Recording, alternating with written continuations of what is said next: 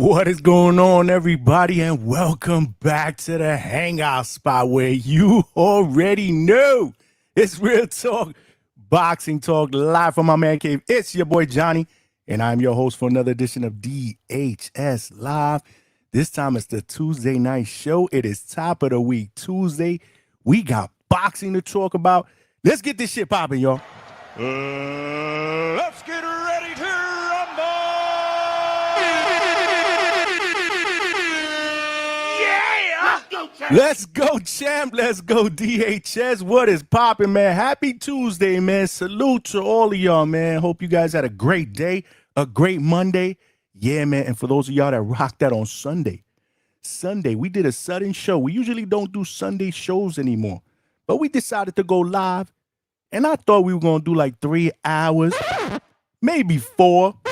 Hell no, in typical DHS fashion, we did 7 hours out this motherfucker.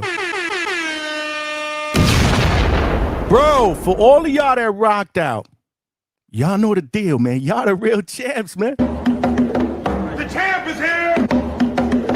The champ is here! The champ is here! Straight cash, homie. Bomb drop for y'all. Yeah, man. 7 hours, man. We recapped the Teofimo Lopez versus Rolly Romero fight and fight card. We had open panel, open forum discussions, man. My man, Two-Tone, the superstar, was in the building. And he all over these Twitter streets tonight. Yeah, man. And we had Coach Bermudez on the panel, who gave us a recap of Yo-Yo Hernandez and Avius Griffin's performance over the weekend. Both of them won. Yeah, I'm actually going to cut that part of the show, and I'm going to place that on a separate video, probably put it out tomorrow, man. I'm going to start cutting up a lot of content from our long-form live shows, man, and put it out there as separate content because we be absolutely cooking, man. We be absolutely cooking, man. But salute to all of y'all, man. Tonight, we just getting started, man. We just getting started because we got plenty to talk about, man. We got plenty to talk about because we got boxing this weekend. This is the thumbnail. We're going to be talking extensively about Moses Itauma, who fights this weekend for a vacant IBF championship. It's going down Saturday, August 29th at the O2 Arena over in the UK. Again, this is for the vacant IBF heavyweight championship. It'll be streaming live on the Zone pay-per-view. Moses Itauma, man, what a lot of people are calling the future face of heavyweight boxing. He's explosive. He's young. He's 14-0 with 12 wins via knockout. Yeah! And he is going up against veteran Filip Hrgovic. Yeah, man, this is going to be a big step up for Moses Itauma, man. But so we're going to break it down, man. We're going to break it down, man. And I got a lot of questions once we open up the panel. I got a lot of questions for the chat as well. I need to get y'all involved, man. Y'all definitely need to get involved in today's show. Y'all got to bring the energy. It's Tuesday. It's top of the week for us. We got plenty of boxing to talk about. We got boxing this weekend. So, yeah, we're going to get it started with a lot of energy today. Nothing less than the energy that I usually get from the chat, man. Y'all gotta bring that shit Mike Tyson style, baby. I'm the most brutal and vicious and most ruthless champion there's ever been. There's no one can stop me. Lynx is a conqueror. No, I'm Alexander. He's no Alexander. I'm the best ever. There's never been anybody as ruthless. I'm Sonny Liston. I'm Jack Dempsey. There's no one like me. I'm from Nairclaw. There's no one that can match me. My style is impetuous. My defense is impregnable. And I'm just ferocious. I want your heart. I want to eat his children. Yeah. You know the deal, man. We're going to cook it up typical DHS fashion. If you don't know, you better Google that shit, man. Go look up the history. Shit, don't everybody believe in Google? Go Google that shit. See what I'm talking about. You know what I'm talking about, man. Yeah, man. Salute to the Bronze Bomber. Salute to Iron Mike Tyson, man. Love it, man. Way to get us started with the energy. Y'all know the deal, man. But yeah, man, we're going to talk about Moses Itauma against Filip Hrgovic. That is going down this weekend, like I said, for the vacant IBF heavyweight championship. Could Moses Itauma become the youngest heavyweight champion since Iron Mike Tyson, who we just saw in the prior little video clip right there, man? We'll also Gonna break it down. Like I said, I got a lot of questions, man. If he wins, is he on his way to becoming the future face of heavyweight boxing? Is Filip Hrgovic being underestimated? These are all questions that I put down that I need to get the community, man, the panel, man, the chat. I need to get y'all involved, man. We need some answers, man. We need some answers because, again, man, this is a fight. This is a big step up for Moses Itauma, and we really, really need to see if he is that guy. You know, he's never been past the 5th round, bro. You know what I'm saying? I don't believe he's been past the 6th round, if I'm not mistaken, either the 5th or the 6th round. So, you know, and Hrgovic is very, very durable. You know, so there's a chance that obviously, you know, Moses Itauma is going to have to work in order to get this victory. And that's why I'm very, very interested to see this fight, man. Hopefully you guys are as well. But, yeah, we're also going to go over key matchup advantages. I got 5 advantages for each fighter. And there's also other news that broke in the world of boxing today, man. We got ourselves one hell of a card on Sunday, November 8th on ESPN+. Jake Paul's Most Valuable Promotions is giving us MVP 07. And we got 4 championship fights, 4 female championship fights. The main event headliner is Alycia the Baumgardner, who is the current unified super featherweight champion. She is moving up to lightweight. She's moving up from 130 to 135 to face, arguably the, you know, what do they call the IBF champions? The guys, the beast or whatever it is. There's a word that they call them. I'm drawing a blank right now. But yeah, no, she's facing undefeated Elif Turan, man. Yeah, who is the current IBF lightweight champion. That is the main event. Is going down November 8th in Arlington, Texas. And these females are gonna fight 3-minute rounds, 10 3-minute rounds, man. So salute. And this is what I'm talking about, man. Alycia Baumgardner is trying to move up to become a 2-weight division champion. You know, and there's a lot of people like Turan that consider her currently the face of women's boxing. I don't agree, but I certainly think that she's on her way to being there. And this is another accomplishment that she can, you know, put in her belt, in her tool belt, to be able to say, I'm well on my way to be able to do that, because it's all about accomplishments. And that's what I said when we were talking about Clarissa Shields last week, when we were talking about Amanda Serrano.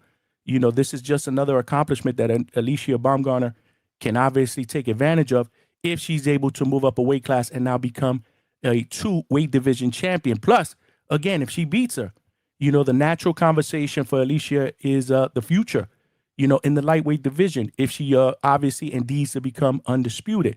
You know, you got somebody out there that wants that smoke by the name of Caroline Dubois, who actually fights this weekend. You know what I'm saying? So, again, man, lots going on.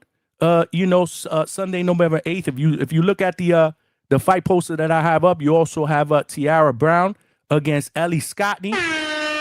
Excellent fight. That's for the WBC championship at 126 pounds. You got Sky Nicholson on the card, defending her WBC World Championship against Mia Yoshida.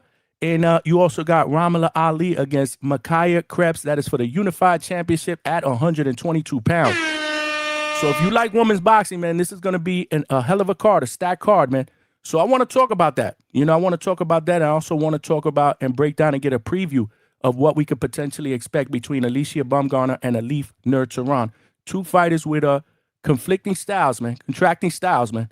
You know, they both do things differently, but they both do what they do very, very well. So we'll talk about that as well, because I think there's going to be a lot of people that are going to underestimate Elif Turan. But again, this is her natural division. Alycia Baumgardner is moving up. But I love Alycia Baumgardner's skill set. I'm a fan of Alycia Baumgardner. I am. I'm actually a fan of Alycia. I'm a fan of Clarissa. I'm a fan of Amanda Serrano. You got to give all these females, you know, their props. I mean, Franchon Cruz de Zern, obviously she's a friend of the show. She's family. So there's a lot going on, man, in women's boxing, man. You know what I'm saying? I'm excited because, like I said, I like women's boxing. You know, we always show the ladies love here at DHS. Let's get a bomb drop for the ladies. Y'all know the deal. So there's plenty to talk about. Like I said, the Moses Itauma and Filip Hrgovic breakdown. Again, I got 5 key advantages for each fighter. If you know, for each of them to become victorious in this matchup, and then we'll also talk about both Alycia Baumgardner and Elif Turan and that fight card. So we will be opening up the panel fairly early tonight. But y'all know the deal, man. In typical DHS fashion, man, we got to show the chat love. Before we do that, though, y'all know the deal. We got ground rules here. If you're watching this live on YouTube, make sure you smash that like button. Yeah! Yeah, man. Straight cash, homie. And help us get this show and this channel out into the algorithm / homepage of other true hardcore laid-back boxing fans so they know we rock out weeknights, baby. Yeah! Live fight chats. Yeah! And immediate post-fight reactions. Yeah! And you never know. We may go live on a Sunday for 7 hours. Yeah! This is what we do, man. This is what we do. We're not afraid to put in the work here at DHS, man. So make sure you smash the like button. We got to get at least 100 likes at minimum. Once we do that, YouTube does its job, throws the show out there into the algorithm. We get new viewers. We get new people in the chat. We get new people on the panel. That's how we cook, and that's how we grow together here in 2026. We're also streaming live on X, man. So salute to my family on X, man. Salute to my family on X, man. If you're watching on X, make sure you guys shoot me a reshare, man. Retweet and, follow on that platform. We are trying to build the DHS family on the X platform. But it takes less than 5 seconds to come on and over here to YouTube. Join the chat, man. Hit the like button and subscribe to the channel. Yeah! Hell yeah! Subscribe to the channel. There are power in numbers. We're trying to get to that next goal. We are oh so close, man. You know the deal. Even if you are subscribed, please tell a friend to subscribe, man. Y'all got text, y'all got cell phones, y'all got friends, man. Text somebody right now and tell them it's going down here in 2026 here at DHS. Last but not least, the most important ground rule will always be about the chat, man. I believe y'all the best, if not the best, one of the best boxing podcast chats out here on the YouTube streets, man, because y'all be absolutely cooking. Tonight, no different. I need that energy. Bring it. You can't have a great show without a great energy. So continue to cook it up in the chat. But don't be so hard on each other, man. Lately, people been going back and forth in the chat, and people are getting butthurt. It's okay to troll each other, man, as long as it's done in a respectful fashion, man. Just because somebody doesn't agree with your take doesn't mean you got to pack them up and time them out. That's not what we want to do, man. The chat needs to cook, man. If it's something, something really, really out of the ordinary, something offensive, something about, religion, homophobic slurs, something about females, something that's really, really offensive or can be offensive to other people. Absolutely. I want the wrenches to be out and protect the integrity of the chat. But if it's just friendly banter back and forth and you don't agree on something, please, let's not pack people up for no reason. We got to be better than that. You got to have thick skin in order to be a part of the Hangout Spot. Y'all know the deal. People on the panel come on here and we get after each other. Even Coach Bermudas, we do it to each other. Y'all got to have thick skin, man. So don't be packing people up for crazy shit, man. We got to have fun. This is what the Hangout Spot is all about, man. Cool, laid back fun. We talk boxing. We laugh. We have a good time. We can't ruin that. You know what I'm saying? So y'all got to be better than that. But you know the deal, man. Hit the like button. And if you have a message or a comment that you want to make sure gets read out here in these live YouTube streets, man, super chat is the best way to go. Straight cash, homie. Because it will come up as a starred message. I'll obviously see it. It'll put some color in the chat.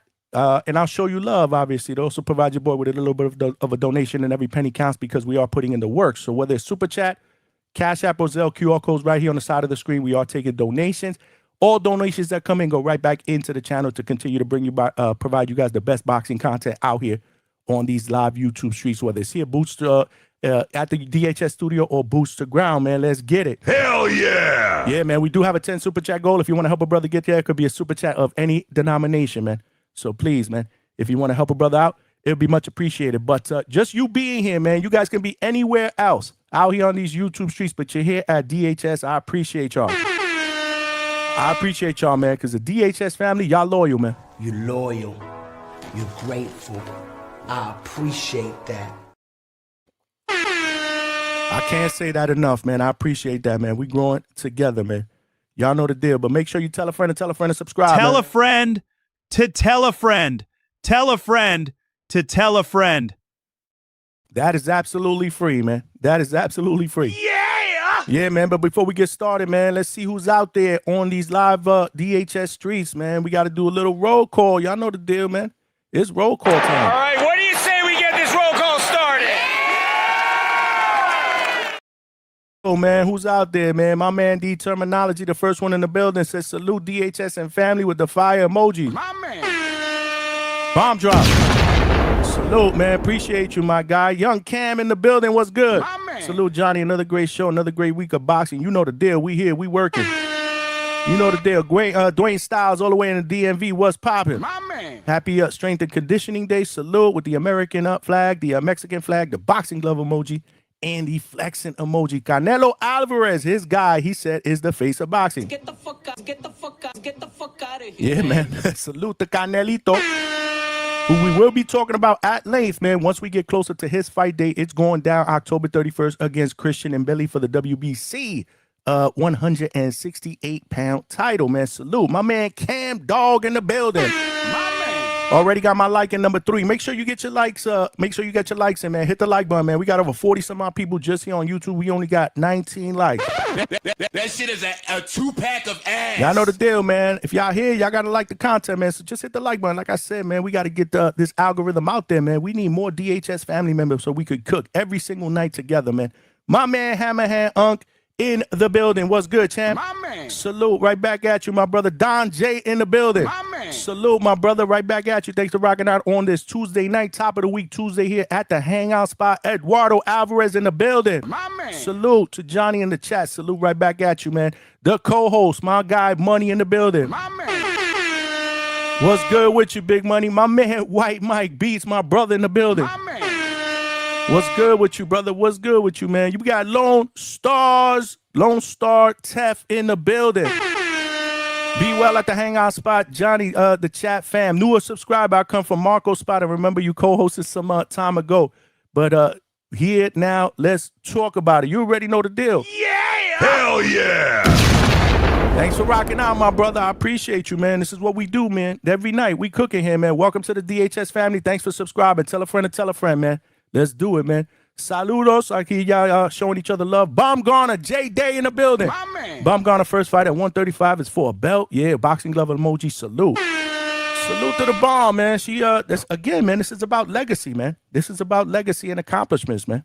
You know, yeah, she got the face, obviously, right? She got the face, she got the body. Obviously, she has the accolades at 130 pounds. Now she gets to move up to 135 and hopefully some bigger fights. If she's able to get this IBF strap, hopefully I want to see a fight with Caroline Dubois. They did talk to Caroline Dubois today on the Ring Magazine. She did an interview. She had a lot to say about Alycia. We'll play that interview later. Also, later on, I believe Two-Tone the Superstar, you know the deal. The president of the Alycia Baumgardner fan club will probably be in the building later on. Lots to talk about there, man. Lots that went down on TBV with him and Ness. That's crazy, but I'm glad they were able to squash their beef, man, because both of them is my brothers. Y'all know the deal. DHS, TBV, and the Hatrix. We blood brothers out here in these YouTube streets, man. We stick together, man. Luis Hernandez, what's good? He said, whose side are you taking, Johnny? Between who? Whose side? Elif Nerf Turan and Alycia? That's who you talking about? Well, it's early. We'll do a quick preview and breakdown, but I like Alicia's boxing skills, but this isn't by far going to be her toughest test. I don't think we should underestimate Elif Nerf Turan. She punching, man. She punching, and this is a natural weight class. This is a 10-round, 3-minute round fight, and Alycia Baumgardner has done that already. She always has great conditioning, so we're going to see what type of conditioning Elif Nerf Turan brings to the table, because more than likely, if she can't hurt Alycia and put her away, this fight may go 10 rounds. If it does, I favor the bomb in this fight. But again, we'll talk about it. We'll talk about preview style matchups and, you know, like I said, advantages for both fighters. Salute, man. Dwayne Styles in the building, man. People get mad at me when I untime people out. Yeah, don't be untiming people. I don't know if it was you, but somebody got untimed the other day because of a difference of opinion with Zuffa. Come on, man. We got to be better than that. We got to be better than that. If people disagree because someone's a Zuffa guy and someone isn't, we can't be timing people out for that. Now, if it gets super disrespectful, then that's a little different. You know what I'm saying? Again, the chat is about having fun. You know, we want as many people in the chat cooking.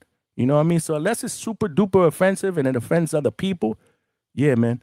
You know, we gotta let people cook it up, bro. We gotta let people cook it up, man. Salute. Let me check my phone. I thought somebody was sending me a message here. Give me one second. Yeah, what we got? Big Money set up. My G, long time, bro. Salute. Okay, showing love. Shows, what's good with you, man? What's good with you, man? Salute to Shows, man. Salute to Shows in the building with the 100 emojis and the salute right back at you. We got DHS's round 1 in the building. Lost money on Bellamere. Salute. Already, family, very nice job putting your own content out and wishing you the best week of your life. Be well. Okay. Salute, man. We got new family members, man. Salute to Lone Star, man. Make sure y'all show him love, man. Salute, man. Salute. Hit the thumbs up button, man. Shows is letting y'all know. Hit that thumbs up button, man. It'll help grow the channel, man. It'll help get the show out into the algorithm. That's what we need to do, man. That's what we need to do to grow, man. So make sure you guys hit the like button. We are streaming live on YouTube and on X. So salute to everybody that's watching live on X. Salute to everybody that's here on YouTube. My man Trini BX in the building. My man. What's good? Salute DHF 1 of 1. Jab the like on your way in, fam. Absolutely. Jab it, uppercut, body shot it, whatever, man. Make sure you hit the like button. We only got 22 likes. It smell like a toilet full of nasty ass shit, okay? We need some more likes, man. Let's get it up, man. Salute, man. What we got? Shout out to Alycia taking to Tough Fight. No Cherry. Salute. Tough Fight, man. If you gonna move up a weight class and fight the beast, man. Elif Nerve Turan, man. The boogeyman. That's the word that I was looking for. That's what we call the male fighters, especially the IBF champions, man. It seems like all the IBF champions find themselves to be the boogeyman in each division. I think Malcolm from AZ brought that up one time, and he's absolutely right. She's not the boogeyman, but she may be the boogie woman at the 135-pound division. She's also the current IBF champion. So, again, Alycia Baumgardner is moving up a weight class and not taking a cherry, man. This is going to be a very, very tough fight, man. Salute to the bomb, man. You got to give credit what credit is due, bro. That's what I do. I show all fighters love, bro. Y'all know the deal. I show all fighters love, bro. You know, I show all fighters love, man. So salute, man. This is what we do. Make sure wrenches, man. Make sure you guys are out and pack up these retards that are in the chat trying to troll. I just don't get it. People making all these bogus accounts to come here, watch me, give me a view, but then they want to troll and get packed up. That's stupid. Get a life, bro. These are dudes that don't have no fathers, bro. Like Turan said, bro. They probably don't have no fucking parents, man. Definitely no role models in your life. Get the fuck out of here. We don't need you. If you don't like the content, bye. Get the fuck out of here. This is a private party just for family members. Pack up these assholes, y'all. What an asshole! Hey, man, get the fuck out of here. You hating ass niggas. Fuck you niggas. Fuck you niggas. Hey, report these nuts. That's what you could do. Trini BX, what's good, man? IBF rehydration clause, the real boogeyman of boxing. That's, I guess, why they call these fighters the boogeyman. I never forget, man. How many of these fighters have been called the boogeyman, bro? Who was the last one that got called the boogeyman as an IBF champion? Was it Subriel Matias, the 140-pound champion? Salute. Yeah, you can report whatever you want because I'm not doing anything different than other people, you dumbass. Get the fuck out of here. Pack these motherfuckers up, please. Thank you, wrenches. Salute. Alfredo, what's good, Alfred? What's good, man? What's good with you, man? Al Money, I see you, man. What's good with you? I think Matias, man. Wasn't Matias called the boogeyman at 140 pounds when he was IBF champion? I think it was, man. Lone Star said IBF is the only sanctioned body that attempts to do things right in the game. Salute. Hell yeah. Yeah, man. That's why a lot of these fighters stay away from the IBF, bro. They got that 10-pound rehydration clause, man. They're not allowing motherfuckers to get up to like 20, 25 pounds on fight night, so they had that type of advantage over another fighter. Salute at all of y'all, man. Hit the like button on the way in. Let me throw the link out there so that we can get some dialogue going on, man. I want to open up the chat early today. It is Tuesday, top of the week Tuesday. We got a lot of boxing, bro. We got a lot of shit lined up this week. Let's not forget, on Friday, we got a card right in my backyard, man. At Caribbean Royale Orlando, man. We got a Matchroom Box Lab promotion card that is streaming live on DAZN. You don't have to have the ultimate DAZN subscription to get that fight. It is free. It's not a pay-per-view. You can have any subscription and you will see that fight for free. If you want to sign up to DAZN, again, use the DHS DAZN link that is currently pinned to the chat. It is right there. I'm going to try to get y'all guys a discount if you want to purchase the Moses Itauma and Filip Hrgovic pay-per-view and future pay-per-views at that. You know the deal. We working. We got a little partnership going with DAZN. Salute to my guy, Mike Leon. Where's Mike Leon's meme, bro? Sign up to DAZN and be the first to get your pay-per-view on demand. Use discount code DHS.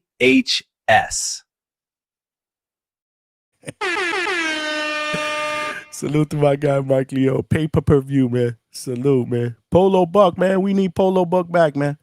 The man, the myth, the legend with the means, bro. Hitting us up, man. Salute. Where's that energy, man? Where's that energy in the chat, man? Chad will jack your dog.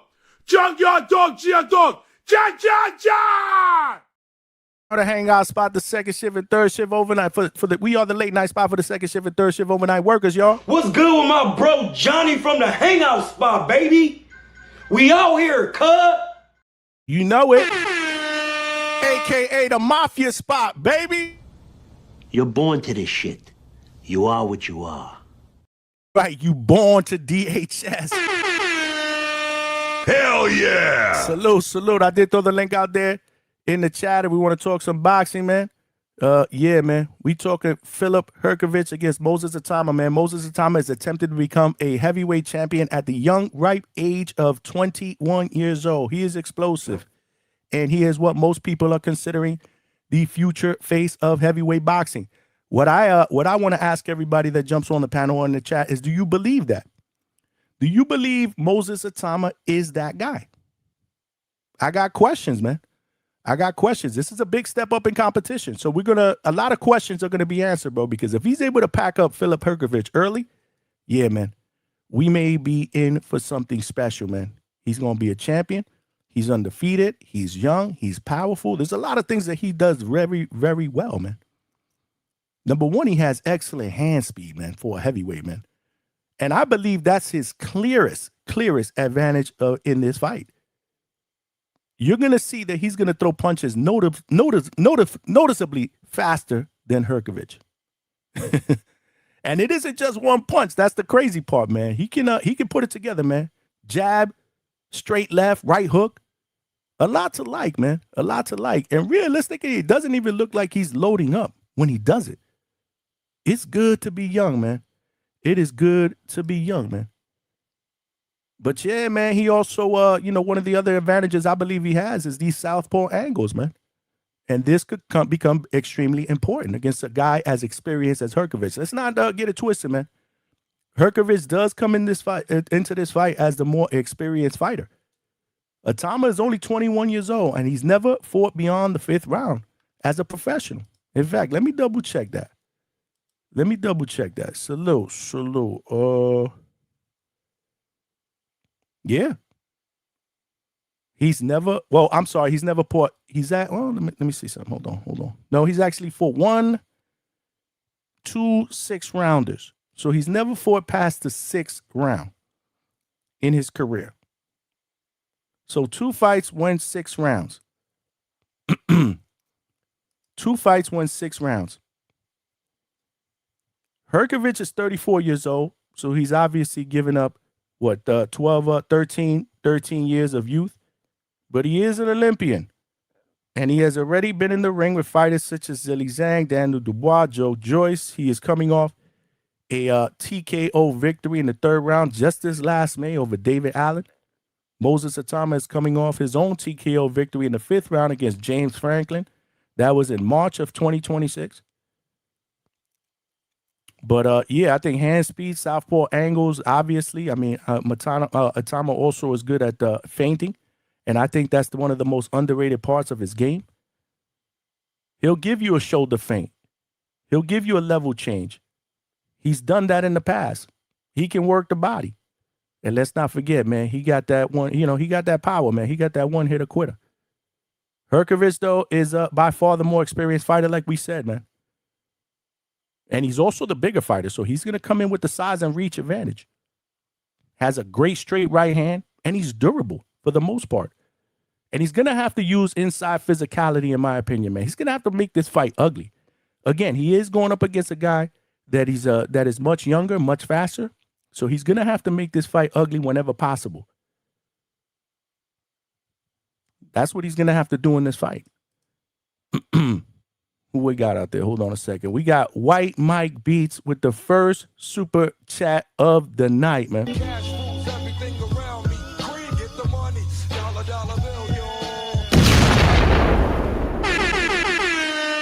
Salute to my man, White Mike, man. Always loyal, man. Salute. You're loyal. You're grateful. I appreciate that. Salute.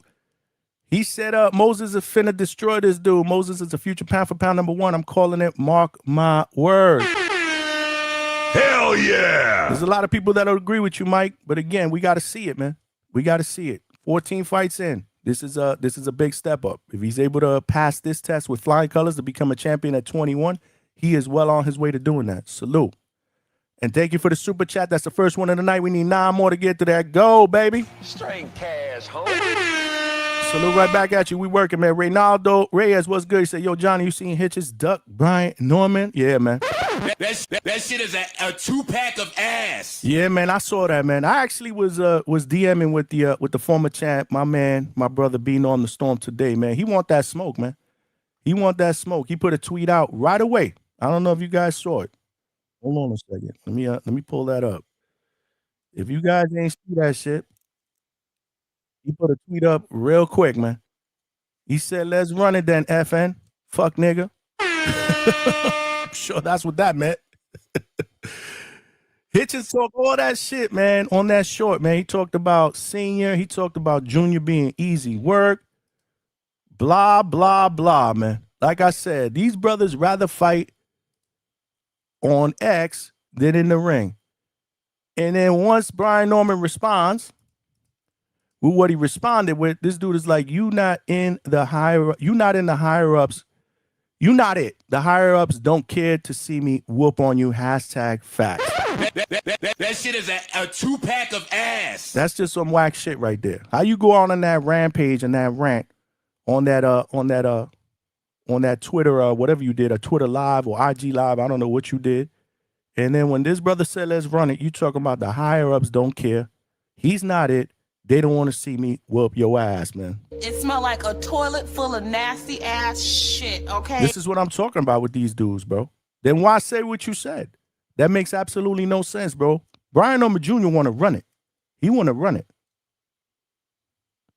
That shit is crazy, man. But yeah, I did see it, Ray. Thank you for the reminder.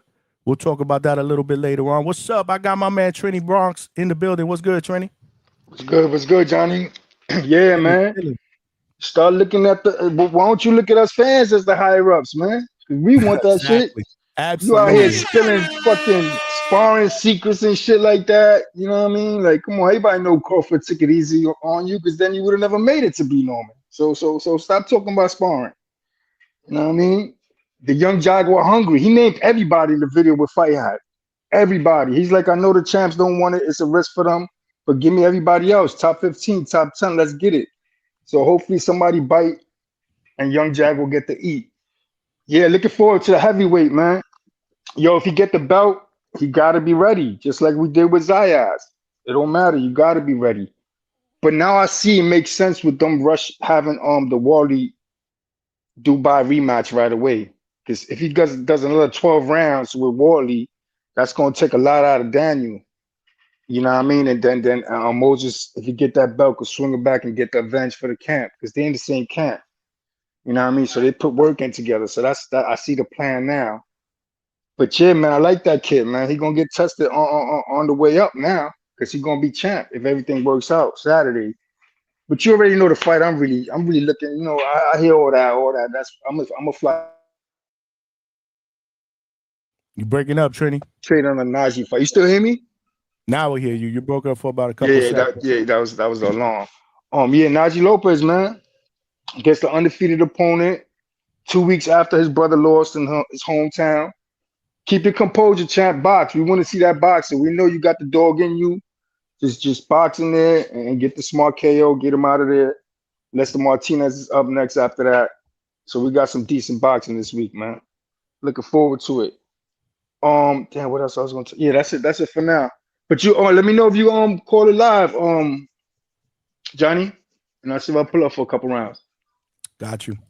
All right, y'all stay up. Everybody be safe. Yeah, man. Salute right back at you, Trini Bronx, man. Again, man. Either he's getting ready for work, he's on his way to work, or he's at work. Always finds time to contribute, man. Salute.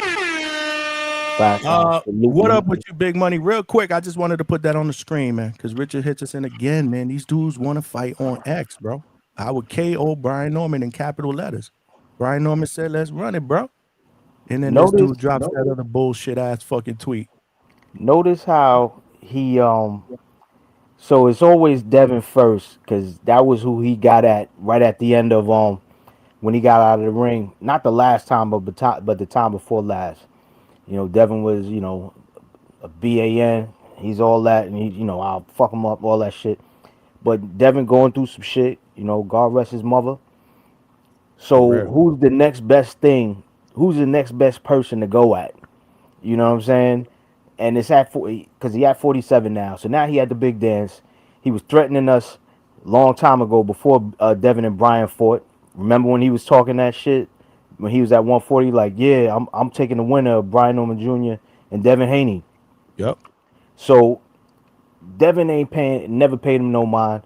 Now all of a sudden he over here scratching at Brian Norman Jr. door, chasing clout as always.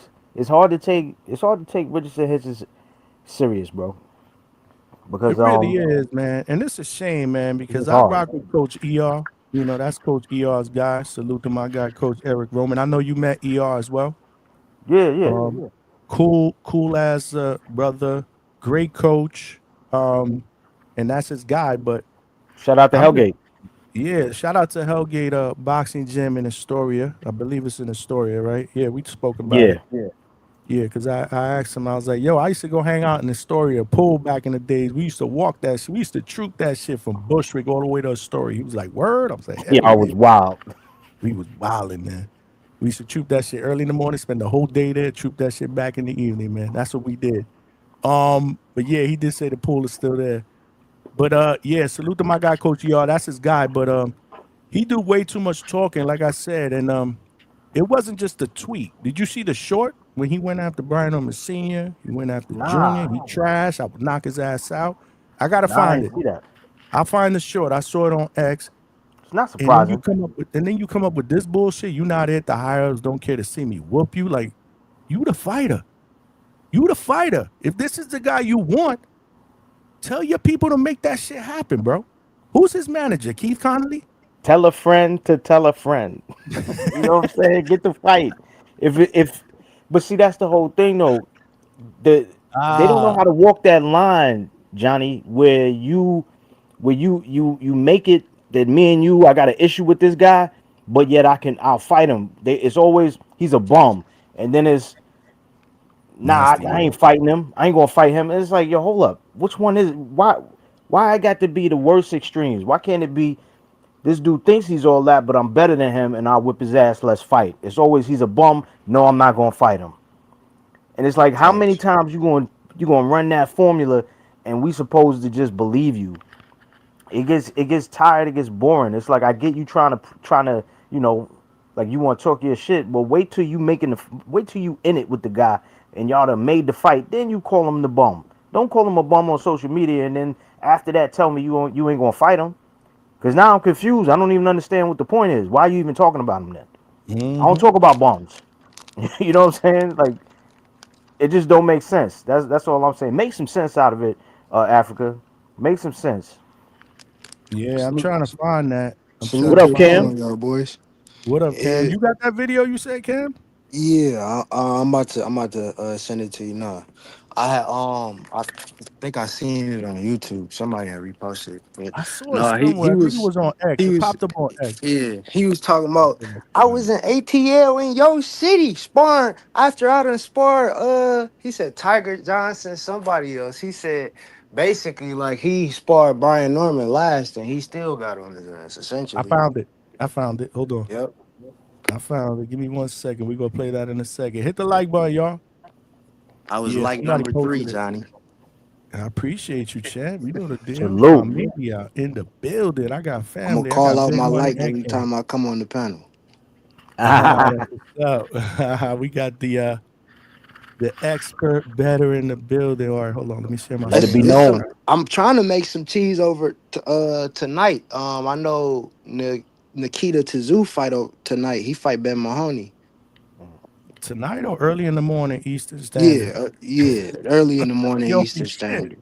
7 in the morning. Show mad late. I want to go right to bed, and these fucking fights like on 3-4 o'clock in the morning.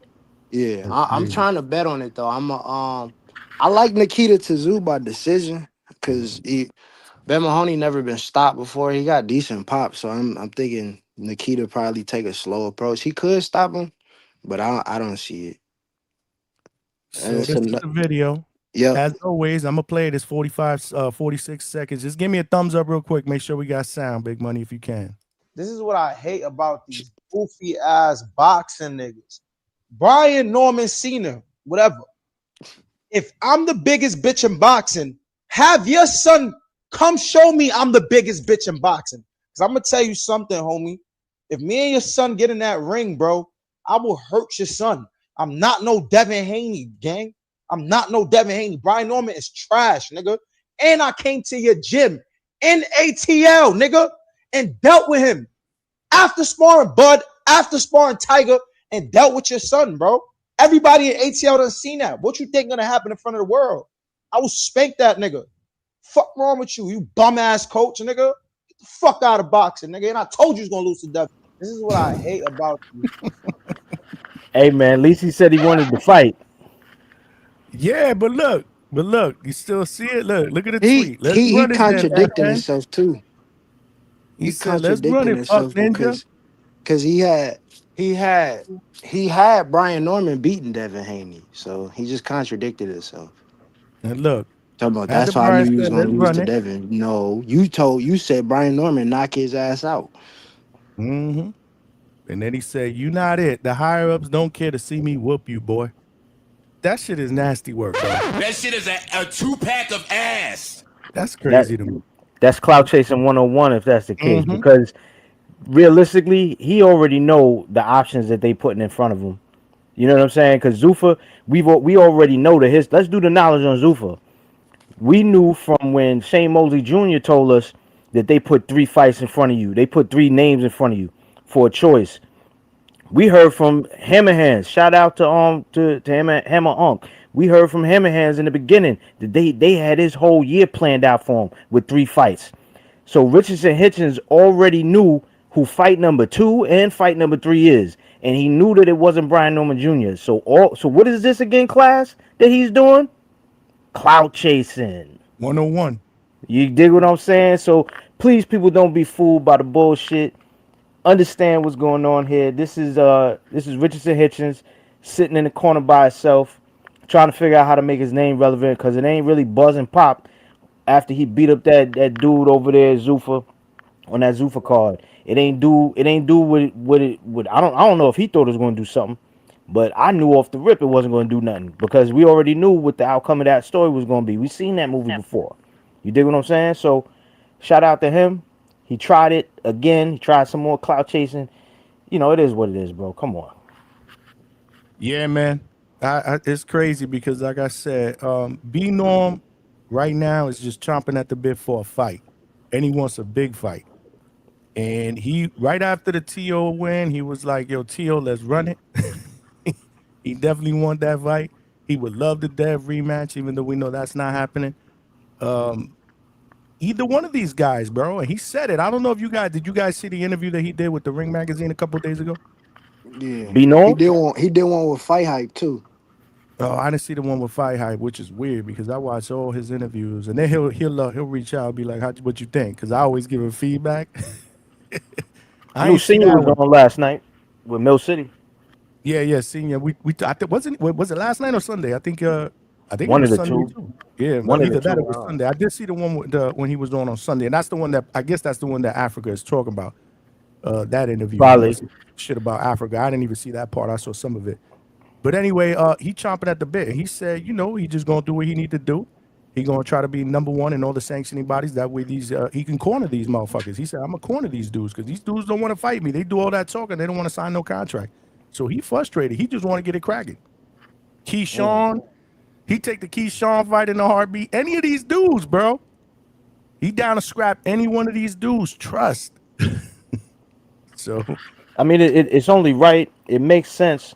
You know, a lot of times people try to like people bitch about when you get guys that were former champions getting another shot at the championship after they lose. And you got to understand, a guy like Brian Norman Jr. got a name. It's a big enough name where people gonna put money behind it. But putting him in front of the right dance partner, somebody else that's high level, they're not gonna be so enthused about putting money behind him if he's starting all the way at the bottom of the totem pole, because it don't really make sense. We know what's going to happen there. He going to smack whoever it is around, and then it's going to be what I mean? It's going to be like, all right, now who's next? And naturally, we always going to be thinking of high level names. So it makes sense that anytime a guy like a Brian Norman Jr. is in the position he's in, that the next fight is going to be a high level fight. We can't change our mentality about that understanding just because we don't like the fighter, or we like, or we like the fighter, because we like Brian Norman Jr. So it makes sense for us that he fights a Richardson, Hitchins, or another high level name. But if it's a guy we don't like, then we like, I don't understand why he getting another shot at the title, because it makes sense for business. You dig what I'm saying? So I want to see Brian Norman Jr. fighting a high level name. I think it's high time that he gets it. They put him in there with homeboy. That was a quick little tune up. I wish he got a little more rounds in, but you know what? It also showed the level that he's at. He got homie up out of there quick, fast, in a hurry. You dig what I'm saying? So shout out to B Norm Jr. We need to get a good fight. That same dude that he stopped in the second round, I watched Harlem Eubank struggle with.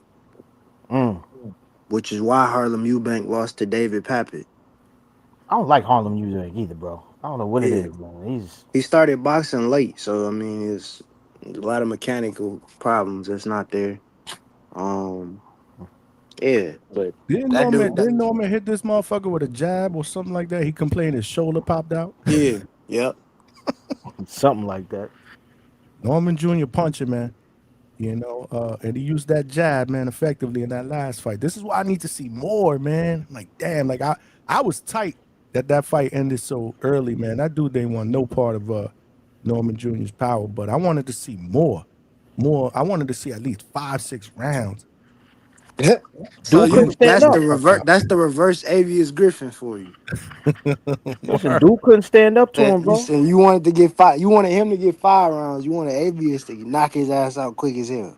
I know, isn't that crazy? But it's only because I knew that this was a new camp of Ronnie Shields, right? And I wanted to see some different wrinkles in his game. You know what I mean? Because again, man, we saw that jab, and he's always had that jab. People act like that just came out of nowhere with Ronnie Shields, but it was just, I don't know, it was just fast. He even said he looked faster than he thought he was. You know what I mean? Like he was like, damn, I was really fast in that fight. Like I didn't even realize how fast I was. I remember when we talked about it. So that's why, you know what I'm saying? I wanted to see more, and then I wanted to see him take him out. Avius, Avius is young. You know what I'm saying? So I want Avius to go out on that stage. TikTok, how old is Avius? And just he's young in boxing. He's only what, 19, 20 fights in or whatnot. You know what I mean? Yeah, I wouldn't say young in boxing. I mean, he's 20 fights in, but even coach himself said, like he feels like he needs to work with Avius a little bit more. Like he said that on the Boxing Boys. Like he wishes Avius would move into the firehouse so they could spend, a lot of time together, just year round. Yeah, exactly, year round. So Tabo here said that before too. Mm-hmm. Coach said that. I mean, I'm not saying that. Coach said that. He said that on the boxing, but I believe he said that on here one time too, before that. But he came on here when he said it. He came on here and said it when I had brought up Armando, because he said he made a lot of progress with Armando because Armando moved in the firehouse. As they supposed to, you know what I'm saying? That's the whole point of the firehouse, bro. It ain't just come to the gym. It's come to the gym, stay at the gym. You live at the gym. Take advantage of that. Like how many fighters, have the opportunity to be able to do that, right? Like to me, if you taking your craft serious and you want to eat, sleep, shit boxing, you can literally eat, sleep, shit boxing there. You got a great boxing mind there available to you 24/7 if you're there. If you really want to be great, man, I think it's a no-brainer. But I get it. A lot of these guys obviously have things that are going on outside of boxing. Some of them have families. You know what I mean? So I get that, but shit, man. I mean, not just that, bro. If you got an apartment or a lease that you in the middle of, you might not be able to just jump up out of that or find somebody to take it over for you. You know what I'm saying? So it's a clean break for you. Because me personally, you give me that opportunity, I'm going. Because now I'm saving on them bills. You dig what I'm saying? The money gets to stay in my pocket. We could talk about investing shit for a little while. And I'm sharpening my shit up with my skill set. Please. I'll jump on it. But I don't know these guys' situation. It's different for everybody. See, this is what I'm talking about right here. Hammerhand Punk said Hitchins belongs to Hammerhand. That's what I'm talking about, man. Let's get it, man. Let's get that fight announced, man. Will over here letting us in on secrets. I don't know. I kind of listen. If that ends up being the fight, not because of Hammerhand's Unk, I just feel like we all kind of like manifested that, right? Because we were all saying after the Hitchins fight, Hammerhands is there. It's just a makeable fight on Zuffa. Why not? Why not? Why not? So I wouldn't necessarily say it was the worst kept secret if it happens, because realistically, Richardson Hitchins could have other options, but that's the most obvious one. Like, it's just there, bro. Like, Hammerhands, I know, wants that smoke tomorrow. Let's get that shit popping, man. Taylor Walker Divine family in the building. Showing love with the $5 super chat. Straight cash, homie. Appreciate you. Yeah, man. I hope we get that fight. That'd be a nice yeah. I would love it. Then we gotta get Hammerhands on after that. It's something we want, but at the same token, just touching back on what I said a little while ago. Hammerhands told us his year was set up with 3 fights, and that was before Richardson Hitchins signed on. You dig what I'm saying? So unless they change something midway, I mean, maybe it is. You know what I'm saying? Maybe it is, for all I know. But unless they did that, it might already be set. But hey, man, it's not to say it ain't coming. Both of those guys have been winning, and the way that they've been moving, they're gonna keep winning. So let's get it. Yo, Roger that all the time, bro. Especially when I'm talking fast, man. I just got to get accustomed to just calling them Hitch.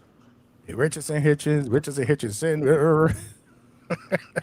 It's a lot of boxing. Richard Hitchinson. We'll just call him Hitch, man. That's like 5 different cards this week for boxing. Shit, man. That's what I'm talking about. Like, today was funny, right? Today, when I'm thinking about what we're going to talk about, I'm like, damn. Today's a good problem to have. There's all kind of shit to talk about. I just don't know which one to prioritize. Tuesday, Wednesday, and Thursday. So I was having issues with that. So I was like, you know what? Let's get started with a timer, man. Let's get started with a timer. We'll move into Thursday. We'll do our betting show where we talk about the Friday card and the some of the fights on Saturday. And then tomorrow we'll do Pro Box. We're gonna talk about the Pro Box. We'll talk on Thursday. We'll talk a little bit about the females. We got females fighting. So there may be some betting picks that we throw in that equation. So Thursday will be more of an open. We talk about all of them and we talk about the bets. Tomorrow, Pro Box, today, Itauma and Hrgovic. And I did want to show Alycia Baumgardner and Elif Turan some love as well, because honestly, I like that card, man. If you like women's boxing, that's actually a solid main card. There's 4 title fights. 4 title fights and 4 title fights. Name recognition on there. A couple of them are for new unifications. Like, I think it's solid. It's a solid woman's card. I know Big Money's looking at me like, woman's boxing. They Paul putting on for women's boxing. I can say that. Hey, listen, man. We got the bomb, man, trying to move up in weight, man, and get a title in a second weight class. This is what I'm talking about. See, this is what I want to talk to Tone about. Right, because Tone is quick to say, well, you picked a side. No, I didn't. I fuck with Alycia. I've been said that from the get-go. I fuck with Alycia. I fuck with Franchon. I fuck with Amanda. But I'm going to be honest when asked. Today, Clarissa Shields is the face of women's boxing. Why? Because she's the most accomplished. She's the most skillful, especially across different weight classes. And she's the most fucking talked about. Hands down. As evident today at the Boxing Voice. Again, that's for a different story, right? That's for another day. That story is for another day. I'm just glad. I just want to say one thing. I'm glad that they were able to hash it out. But to be fair though, crazy. To be fair though, Johnny, a 2-pack of ass. That shit was out of control. Fucking Papoose. Did you guys see Papoose clip that shit and posted it on IG? My name is Paul. That shit's between y'all. Exactly. Like, we're not gonna hop on it. What you want to say, Cam? No, I was saying Ryan from the 6 said it. That Ellie Scotney Tiara Brown fight is a great fight. It could be. I don't know who. Like, I lean towards Tiara because of her combinations, but Ellie Scotney got better footwork than Scott Nicholson, and she got good body. She got a good body attack. So that's gonna be interesting, man. No, absolutely, absolutely. Salute to Ryan from the 66666 who's in the chat. Ryan. I got Ryan, on top of that, Ryan had a front row seat to what went down today at TBV, and he bounced. He was like, I'm out. He pulled it. Listen, I don't know what was going on, man. Leave it alone. Ryan said, you know what? I'm out of this shit. He just bounced, bro. I was dying, bro. Let me tell you something. I wasn't listening. Obviously, I was working. I was working on something and I wasn't listening, but I got a message. Somebody told me there's some wild shit going on TVV right now. I'm like, what? I tuned in. I was like, what the fuck? I had to go back and watch the rest. But I saw Ryan said, I'm outie, bro. You're Ryan. All I know is the ref is supposed to stay in the ring. You're never supposed to step foot off the apron so he could call the action and make sure the fighters are safe. And what was going on there, there's no such thing as a referee. Nobody was going to be able to step in the middle of that. Ryan from the 6, jump on the panel, man. Not just for that. I don't really want to talk about that. I'm just laughing at that. We're gonna start another fight, Ryan. You can't go nowhere. You're gonna stay up there. No. Listen, we're not getting into that. I will tell you, I'm gonna say this again. Ness is my brother. Turan is my brother. I hated to see them do that, but they hashed it out, and from what I see, it's over with. So that was good. But Ryan, jump on, man. Talk about this card or Itauma, man. If you got some time, man. You know Ryan from the 6 is always welcome. But what's the full card for that card? Oh yeah, I just put that up there. So this is the main card. This popped out on Most Valuable Promotions IG page. No, I was talking about for the Moses Itauma card. Oh man, the only other fight that I know on that card is Sam Noakes against Dennis Baranchek. Yeah. Baranchek. Other than that, I'm really not familiar with the other fights on that card. I'm not gonna lie. Let me check. I'm about to check. Not too familiar. I mean, I could put the box rec up, and you could go over it real quick. But however, I did want to put this up. Right? Ryan said I had to let my brothers figure it out. Ryan said I'm out. Smart move, right? Elif nerf Turan against Alycia Baumgardner, who's trying to move up to get a title in the second weight class. This is what I'm talking about. If indeed she is going to become one of the faces, or if not the face of women's boxing, it's all about accomplishments, right? So this is a good step in the right direction for Alycia Baumgardner, but she's fighting the Boogie Woman, right? I guess a lot of people can call her the Boogie Woman based on what she's done to some other females at 135. She could punch. Elif nerf Turan, who is undefeated. She's a current IBF champion. That is taking place at 135 pounds. That's the main event. Tiara Brown against Ellie Scottney for the WBC 126-pound title. That's the one Ryan's talking about. I like that fight. Scott Nicholson. Knocked out. We get to see her against Maya Yoshida, and then you got a unification between Ramala Ali and Micaiah Krebs. That's a good four-fight main card if you like women's boxing. Krebs gonna get her.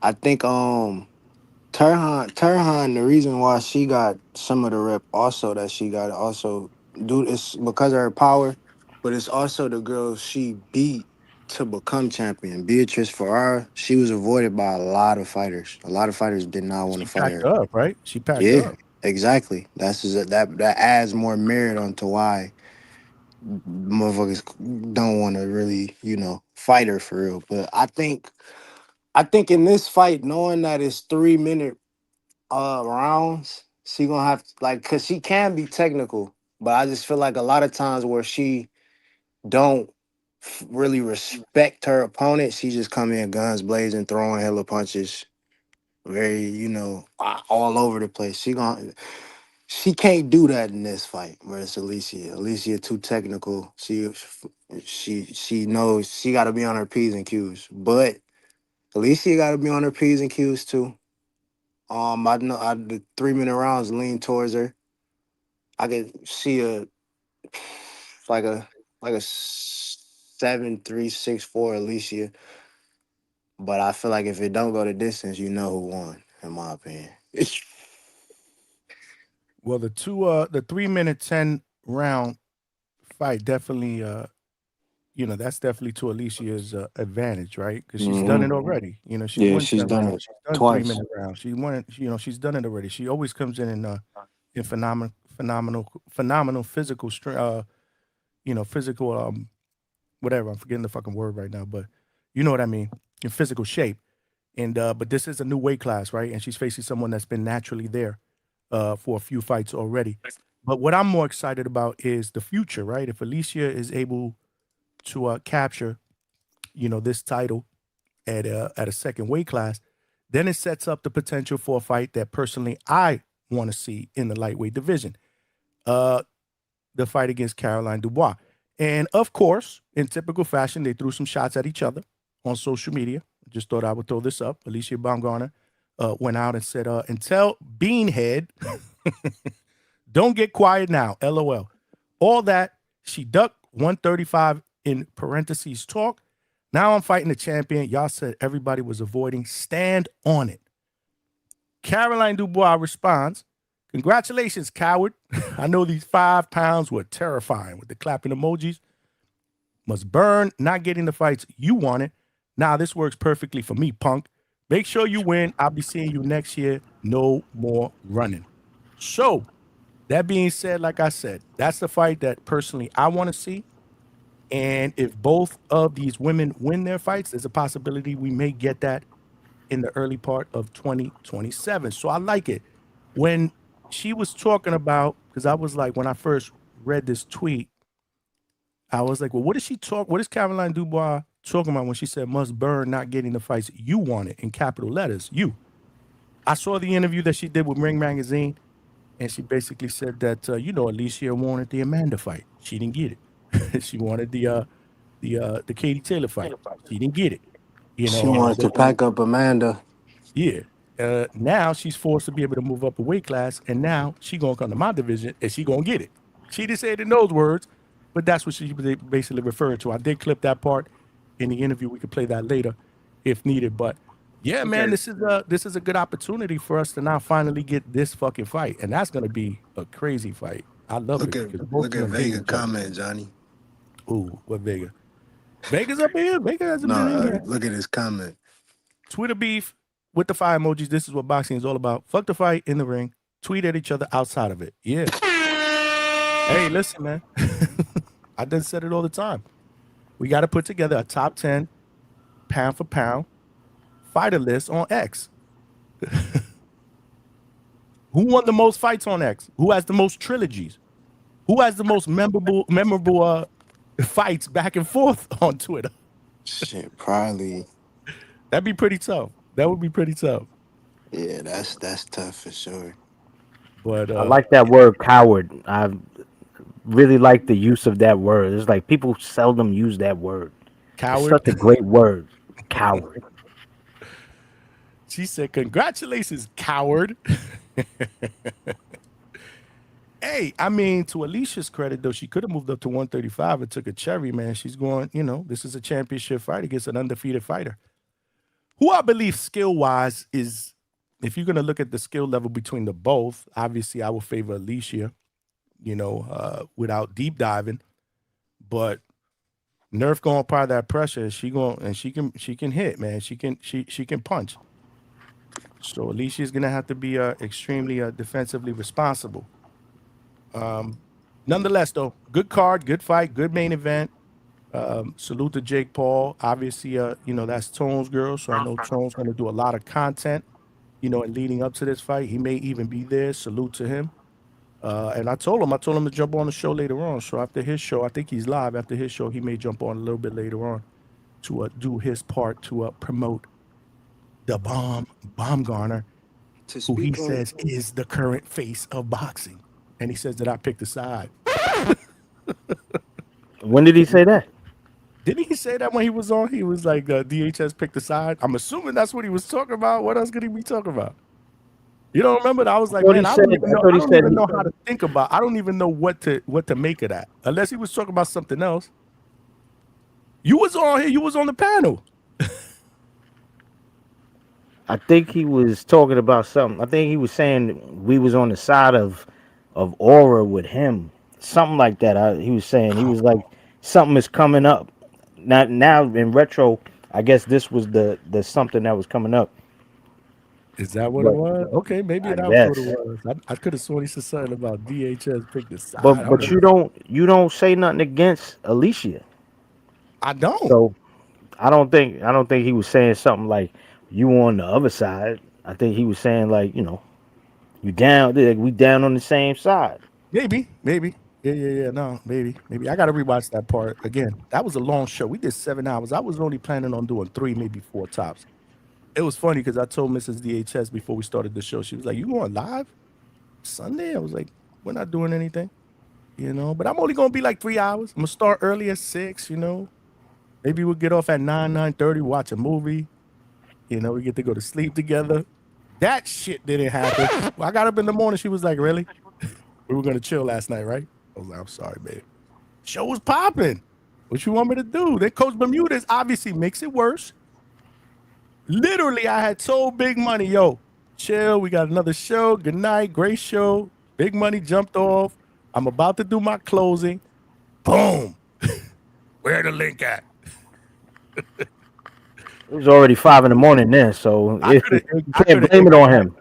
I could have ignored, but I didn't want to do that. I didn't want to do that because I don't like to do that to Coach out of all people. It's Coach Bermudez. You know what I'm saying? Not only is he a supporter of the show, but he's a world-class trainer. Plus, we needed some answers.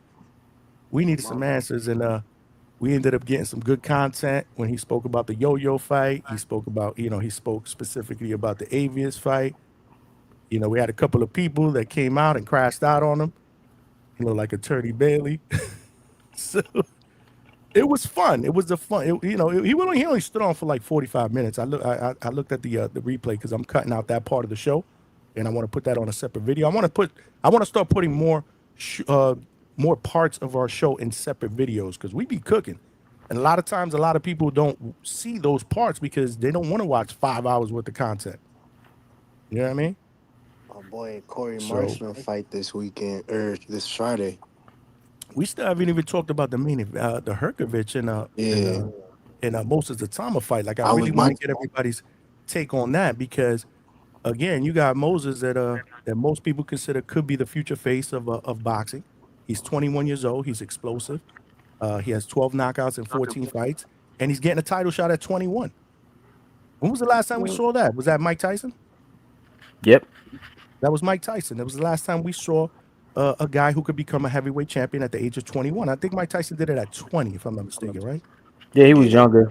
Yeah, he was younger. But listen, this is nothing to sneeze at, man. This will be quite the accomplishment. Filip Hrgovic is a more experienced fighter. Obviously, he's been in there with some pretty good names. He only has 1 loss on his record. He's big. He has the physical advantage. He's going to be bigger, taller. But if Itauma's the real deal, like everybody thinks he is, this is a time to make a statement. This is the time to make a statement. So I want to get y'all take on that. It's for me. I feel as if, me personally, I feel as if Itauma, if he's as skilled as I'm like observing and what I'm looking at, I feel as if he can stop Hrgovic 1 through 7, but I also feel as if I haven't seen him go into deep waters. I don't think he's ever been past round 6. So this is his first 12-round fight. I feel like if he can't get him out of there under 7 rounds, we're gonna see how good he truly is, if that makes sense. Like 8, like the deeper rounds, I feel as if it's gonna be tougher. But it also depends on how those first 7 rounds go. If he fucking landing that wheel and doing what he want to do, shit, it might make it a lot easier for that back end of that fight. But I do question his stamina because I've yet to see it been tested, and I know Hrgovic can test it, but I feel as if he don't do it, if he don't get him to the point where he's not uncomfortable, I don't see how Hrgovic wins.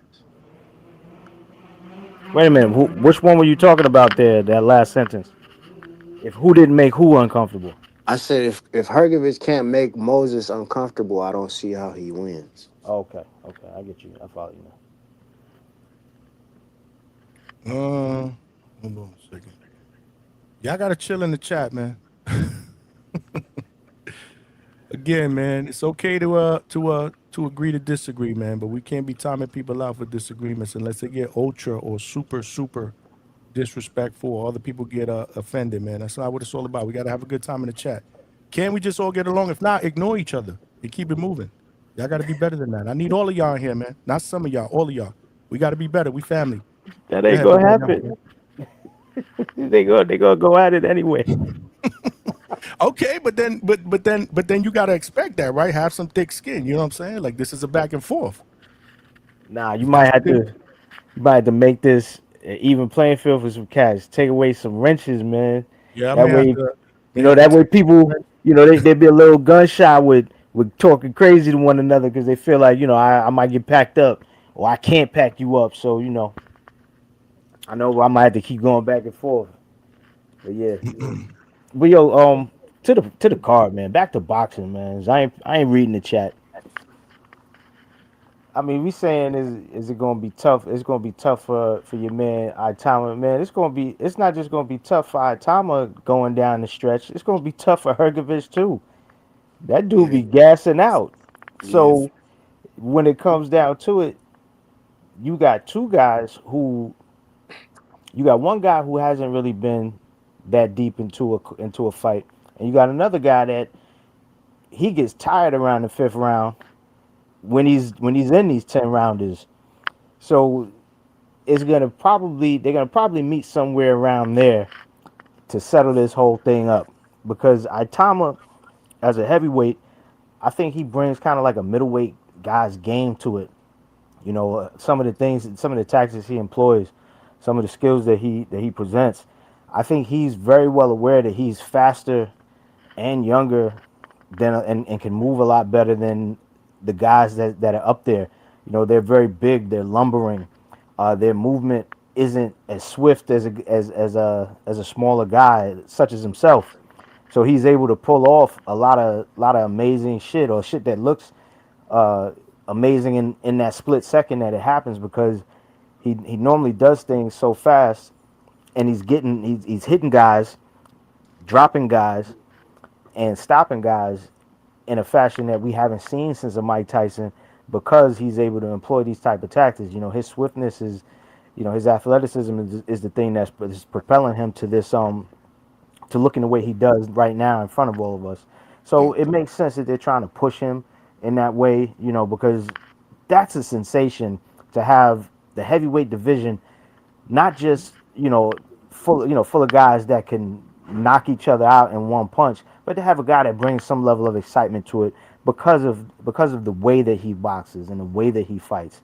It's one thing to just get hit with something out of nowhere and you were boxing really, and the other guy was boxing really good until he got clipped. It's another thing to set up a great knockout in a really fast fashion where guys displaying some skills that look outside of the weight class, because the heavyweight division is what it is. But when you got a guy that's sharp and he's moving and he can throw heavy punches and knock guys out, it just makes the sport just feel a little bit more like it used to.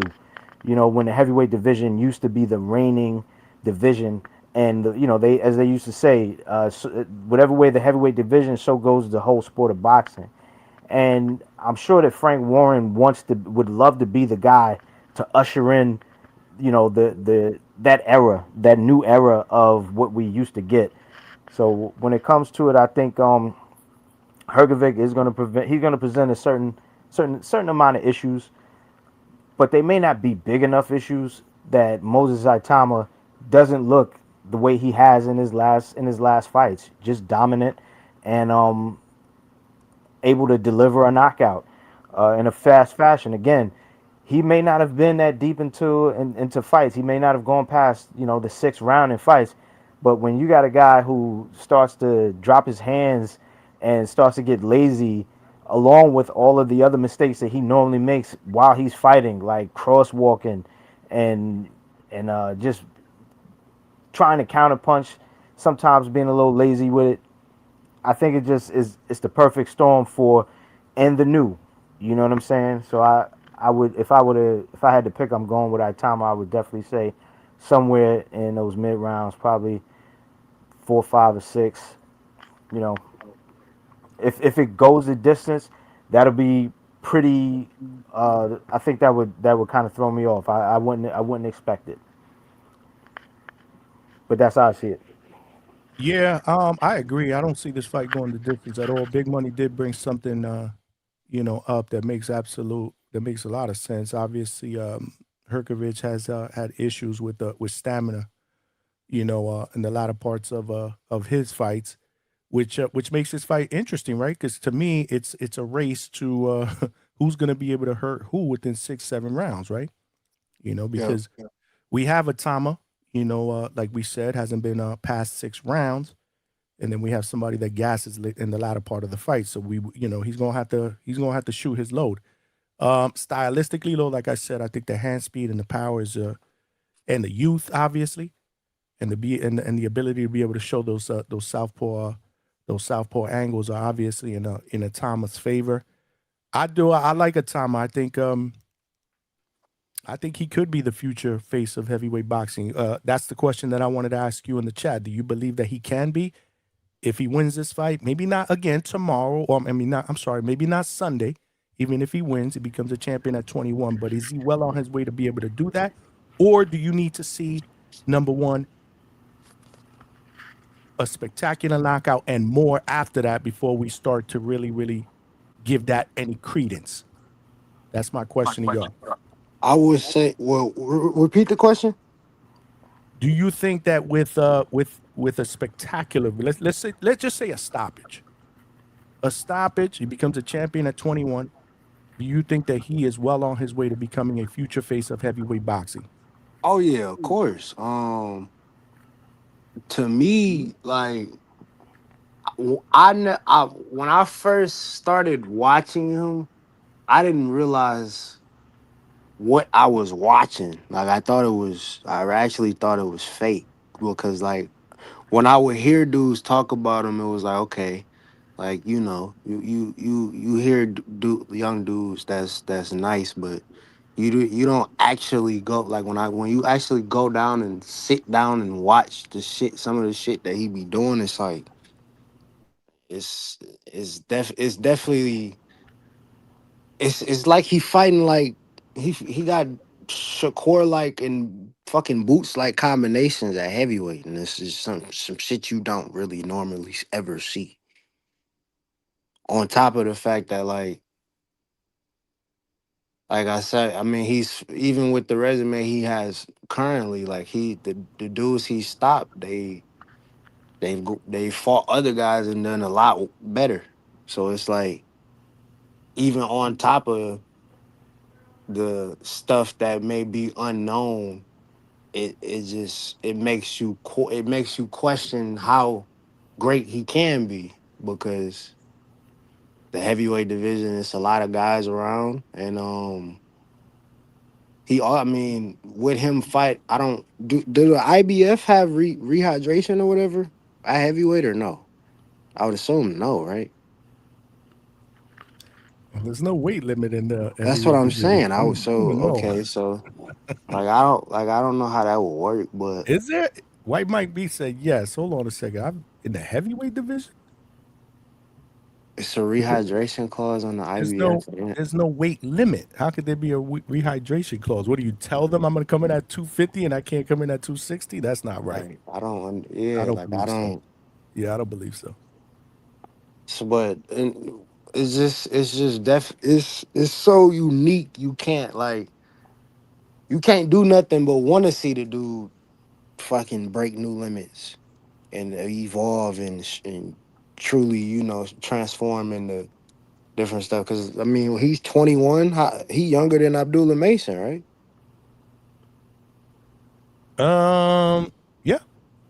Yeah, right. Well, they're the same age. And that's crazy. I think it's 22. That's what I'm saying. That's 22. Okay, so that's crazy. There is no rehydration clause for Abdullah is super, super young. So for him to be younger than Abdullah is insane. Like, say that again, Johnny. There's no rehydration limit for heavyweight division. I didn't think so. As I said, yeah. Sorry, go ahead. Yeah, it's just. Why was that important? Just out of curiosity, Cam. And also, Well, no, I just was asking. I always wondered, because at heavyweight they don't have a limit. So why would you need, why would you need it?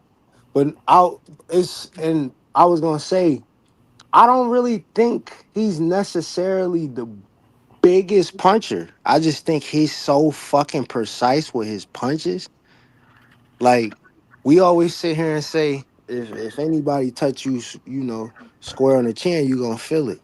But it's like if he touch you flush on the chin, it's like I don't even feel like he has to put that much oomph behind the shot because of how fast his fucking hands are.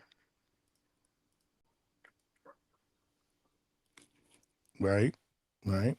I feel like it's more precision and accuracy on top of how flush he does land when he does land clean on guys. Like if you like, I'll give you a prime example. The El, I guess El Diablo, yo. If he catch you on the end of his punches, obviously yo ass gonna feel it. But Verone, when he got in there, he was trying to catch him with looping shots behind the guard, and that shit Verone wasn't going for that shit. So it's like, certain guys, if they he's able to use his attributes to a point where he can catch you flush, and that's what I also like about him. Even if he's not really necessarily the most to me, because like I said, he's not necessarily the biggest puncher, but it's just the torque and the precision with what he's landing on you. It's devastating. Fucking, it's just like a cannon shot out of his fucking arm with some of the clean shots he lands on guys, and it's just crazy to see. Well, I mean, when it comes down to it, he's got to. It's got to. If it was spectacular, because you changed the preface from spectacular to just a stoppage. If it's just a stoppage, then business as usual. It'll probably be what it normally is, and for him, it's normally great. He's the fact that he gets guys out of there so fast. But if he were to go and let's say stop him in the first round, that I would call spectacular. That I would say would make him that would really have his name buzzing. And I think at that point everybody's going to be kind of in a trance. We're going to want to see more of this guy, not just because we want to see the newest up and coming young heavyweight, but because we're going to want to see, okay, if he sparked this guy out like that, who else can he do it? Like that was part of what drew us in and Mike Tyson when he kept sparking guys out in a few seconds of the fight. You know what I'm saying? Like that was part of the marketing gimmick. Don't walk away. Don't go to the bathroom. Don't go get a drink. Don't blink. Once it starts getting to that, like they try and employ that kind of stuff nowadays with other guys when they're fighting, and they say stuff like "Don't blink," and it's like those guys don't knock anybody out, much less that quick. Mike Tyson was like one of those few people that did that. So for Moses to do something like that, first round, first minute type stoppage, that would be amazing. That would create buzz. That would bring us back to that feel, of that heavyweight era where Mike Tyson was dominating, and then they could really play into it. They'd be able to lean heavily into it. But it would have to be something like that. It would have to be spectacular like that for us to start. And again, I wouldn't need to see it.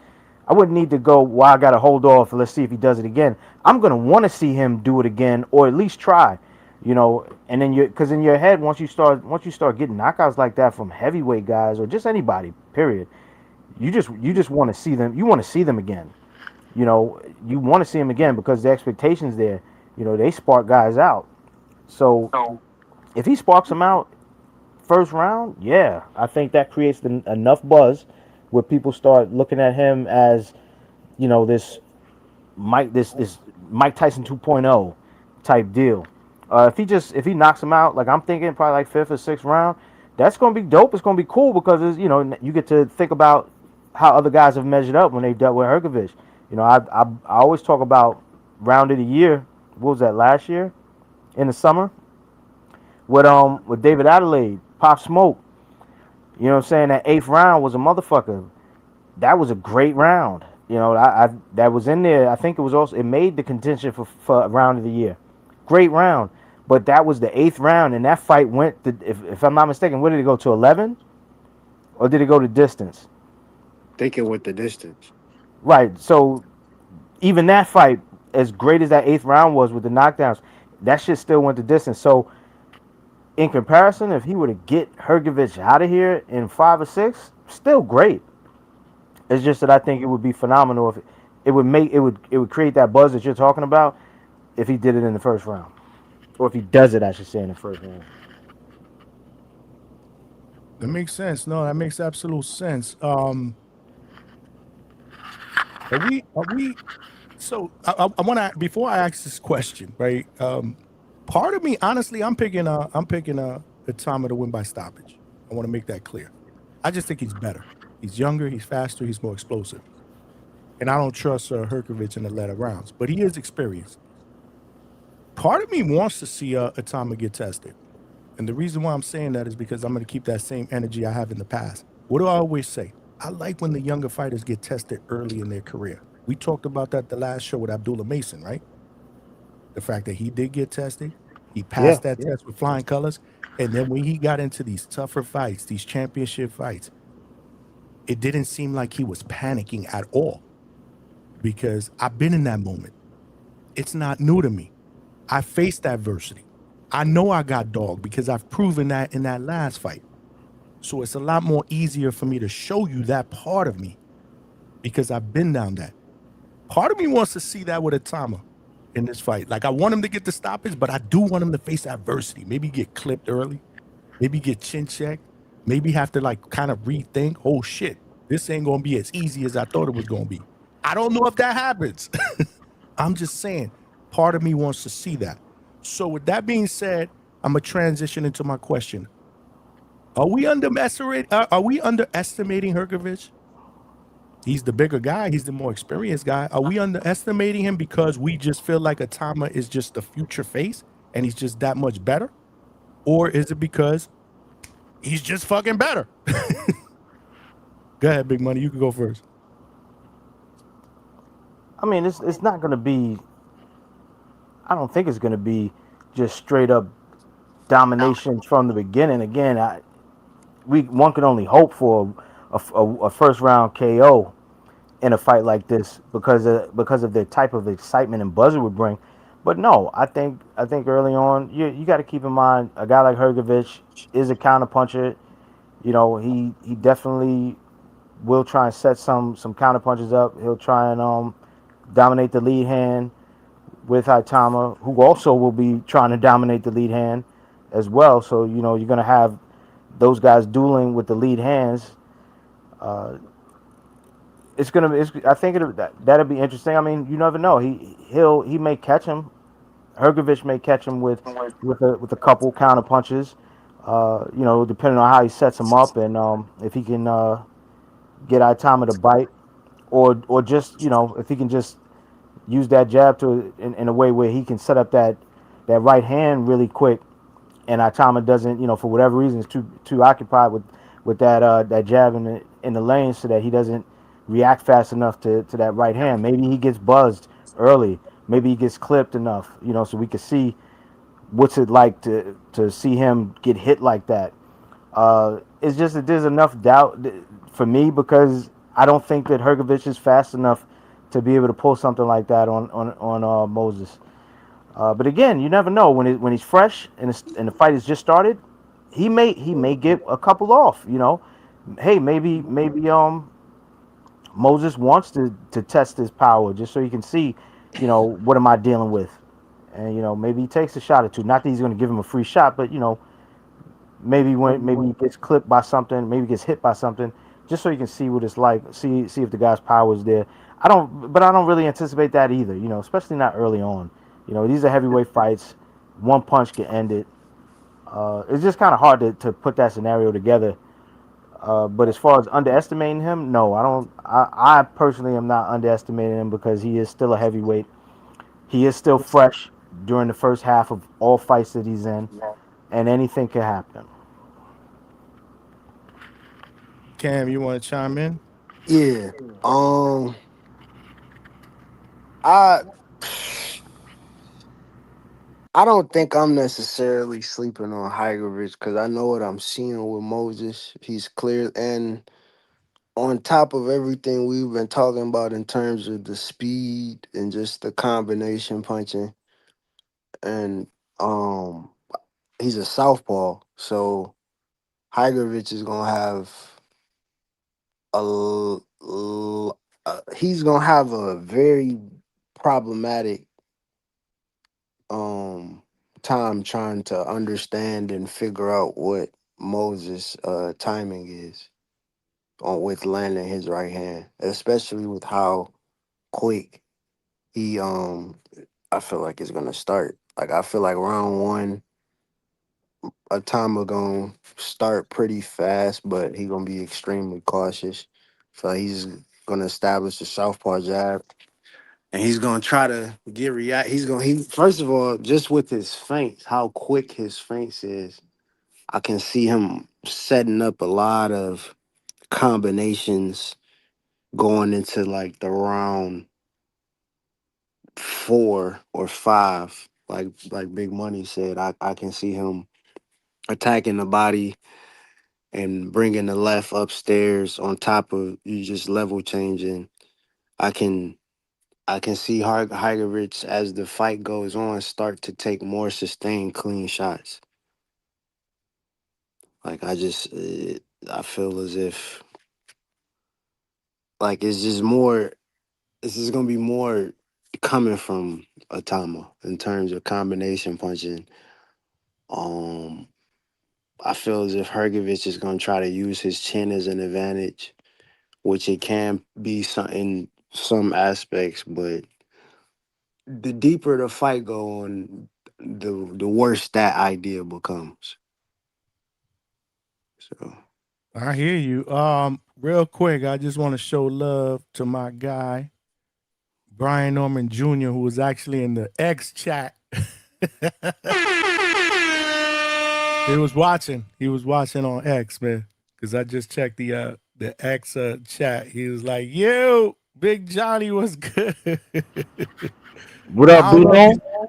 he's, what's good? What's good? I don't know if he's still watching, but he was. He was up in there, or he's still in there. Maybe he's still in there. Salute, champ. If you watching, man, that's my guy. Champ, pull Yeah. up, champ. Yeah, I told him. He said he gonna pull up. He said he gonna pull up. He don't need we don't need no schedule. He could pull up whenever. All he gotta do is be like, "Yo, send me the link." So yeah, he said we gonna put something together in the next couple days or the next week, man. He letting shit marinate, man. He want to fight he want to get a fight, man. He want to get a fight, man. So he letting shit marinate. He letting shit marinate. I respect him. We gonna get him on here. You know he family, man. But salute to my guy Being on the Storm, man, who's watching on X. Yeah, salute to all of y'all. Make sure you guys hit the like button here on the YouTube channel. We are cooking. We are talking about Moses Itauma and Filip Hrgovic. That fight is going down this Saturday, August 29th, over in the UK. The Zone pay-per-view for the vacant IBF Heavyweight Championship. Moses Itauma is looking to become the second youngest heavyweight in the history of the sport to become champion behind the great Iron Mike Tyson. One thing that I was thinking about when I asked that question, and I love that Big Money broke it down. Like, you know, if it's a quick, fast, explosive, early knockout, then yeah, you know, obviously we're gonna get more excited about him potentially being that future face. But me personally, I don't want to see that. I don't want to see. I think it'll be more impressive, and this is just me. This is my opinion. I think it'll be more impressive if he doesn't chase the knockout. He's facing a guy that has more experience. If he's able to box well and set up the knockout, and then maybe take him out in like 4 or 5. You know what I'm saying? Like, I would like to see that. You know what I'm saying? Me personally. You know, I want to see him work. I want to see him work. I want to see him. I want to see him jab, use feints. You know, I want to see him work this dude, and then I want to see him step it up when he needs to and take this motherfucker out. This is a dude that's much older than him, much more experienced. If he's able to do that, get a title, and do it within 5 rounds, I like that. I like that. Am I off base? That would make him seem more like a face of boxing to you if he did it that Yeah, way. man. Because what if this dude just comes in there? I mean, yeah, but here's the deal. I guess this is me coming from me. If I was to answer the same question that I asked you guys, I'd say maybe in the future, but not after this fight, regardless of how it goes. That's how I would have answered that. And the only reason why is because he's 21, and I still need. This is probably. Is it fair to say this is the toughest test on paper that we've seen in his young pro career? 14, 15 fights in. Yeah. In order for me to be able to comfortably say yes, I do believe he can be the future face, I need to see at least 1 to 2 more of these type of opponents do what he needs to do. Then I'd be able to say, okay, there's traction here. That's just me personally. Yeah, that's valid because the winner got to fight Frank Sanchez. So is that what they're saying? What they saying? I think they were saying something else. No, am I wrong? Frank Sanchez is the mandatory. So Frank is the mandatory? Yep, because he knocked out Richard Torres. So this is what I'm talking about. So if he sparks out this dude, he goes in there and look at what Frank Sanchez did to Richard Torres, and he's able to walk through not Richard Torres, Frank Sanchez. If he's able to walk through Frank Sanchez, now we talking. Right, but let's not put the cart before the horse. Yeah. I don't think you just do that to Frank Sanchez the way if hypothetically he were to do that, so to speak, to a Filip Hrgovic. Frank Sanchez is a different animal. Now, if that thing with his knee is like an ongoing issue, I think it wasn't so much, like he moved a little bit, but we didn't really see a whole lot of anything from him because he sparked Richard Torres out pretty fast. What was that? The second round? Second round. So it's not like we really got to see what would happen when whatever he has, on his knee, whatever cortisone shot he got to take wears off. We didn't really get to see how he was going to move after that second round. So you never know. Maybe he still has an ongoing knee problem. But that to say, I mean, I'm just saying, whether he's 100% or not, I think that he's definitely more of a challenge. He's the challenge that I would say is the one where if you really wanted to say, well, what fight do I need to watch to see the future face of heavyweight boxing in action, it would have to be Moses Itauma with Frank Sanchez over Filip Hrgovic. Filip Hrgovic, as much as he's definitely his biggest challenge, he's not a bigger challenge than a Frank Sanchez for Moses Itauma, because you got a guy that is crafty like you, that can move somewhat like you, maybe not as fast, but he can definitely move like he's gonna make Moses have to think through a lot of things in a way that may make him feel like, I'm dealing with somebody on my level. And as far as boxing mind and how he executes his game plan, so that I think is going to make it way more challenging. So for you, if you want to see him boxing somebody before he steps it up and knocks him out, I would say that would probably be the fight where you get to see that, if it happens. If he's able to pass that test, because there's nothing saying he's going to pass the Frank Sanchez test at all. It's just that would when he sits down at the table and he pulls his pen out and he's about to start writing his name at the top of that test and writing the date and everything, is he going to be able to answer those questions and get 100%? And that's still going to be the question. But I still think that that's the fight that we get to judge him in that way, if we wanted to judge him like that. I just still think that no matter who he's in front of, if he's the buzz comes from the ridiculous knockout, and that's because they're trying to associate Mike Tyson's name with him. So because they're associating Mike Tyson's name with Moses Itauma and his youth, and that being a heavyweight and getting the knockouts, it's only right that I should feel that a buzz will come from him sparking anybody out quickly, to where we're disappointed that we didn't really get to see much, or that we went to the bathroom, or that we went and got some popcorn, or that we started to nod off really quick and then woke up and it was over, so that, because those stories, people lived on those stories. People used to love telling how people say stuff like where were you when JFK was assassinated? People think about all the times you've heard or even told your own where you were when Mike Tyson sparked the guy out faster than you had a chance to really sit down and watch it. Especially if in the days when we didn't have DVR and we couldn't just rewind the shit, or if you were at the live fight and there was nothing you could do other than be caught up swept up in the wave of everybody's emotion and still feel disappointed in the midst of that, because it's like, fuck, I turned my head, fuck, I looked at my watch, fuck, I did whatever that caused me to miss it. So that kind of excitement, I think, is what makes you what starts to put you on that path of being the future face of heavyweight boxing. Not just being able to outbox a guy or whatever.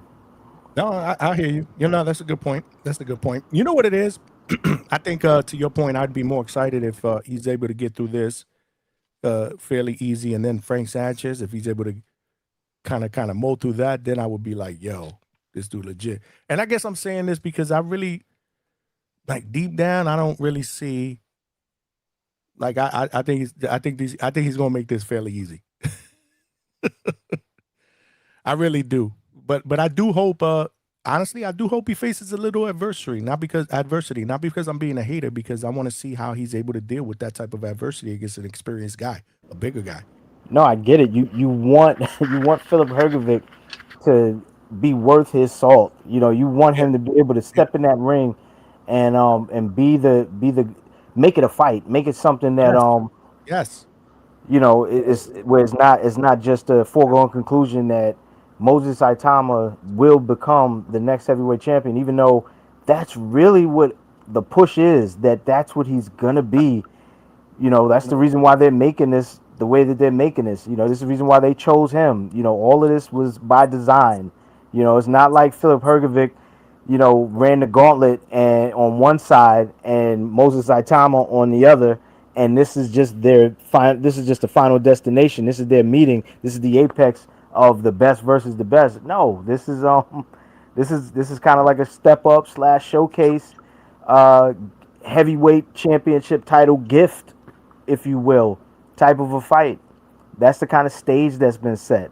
The only thing that Moses Itauma wouldn't do himself a disservice if he were to underperform. If he would have, if this were to go the distance and he were to look like he got roughed up, it would just make him look bad. Then we start questioning who and what he truly is, if that was the case. So, but I get it. You want to see him go through some stuff, but I don't think that this was the fight.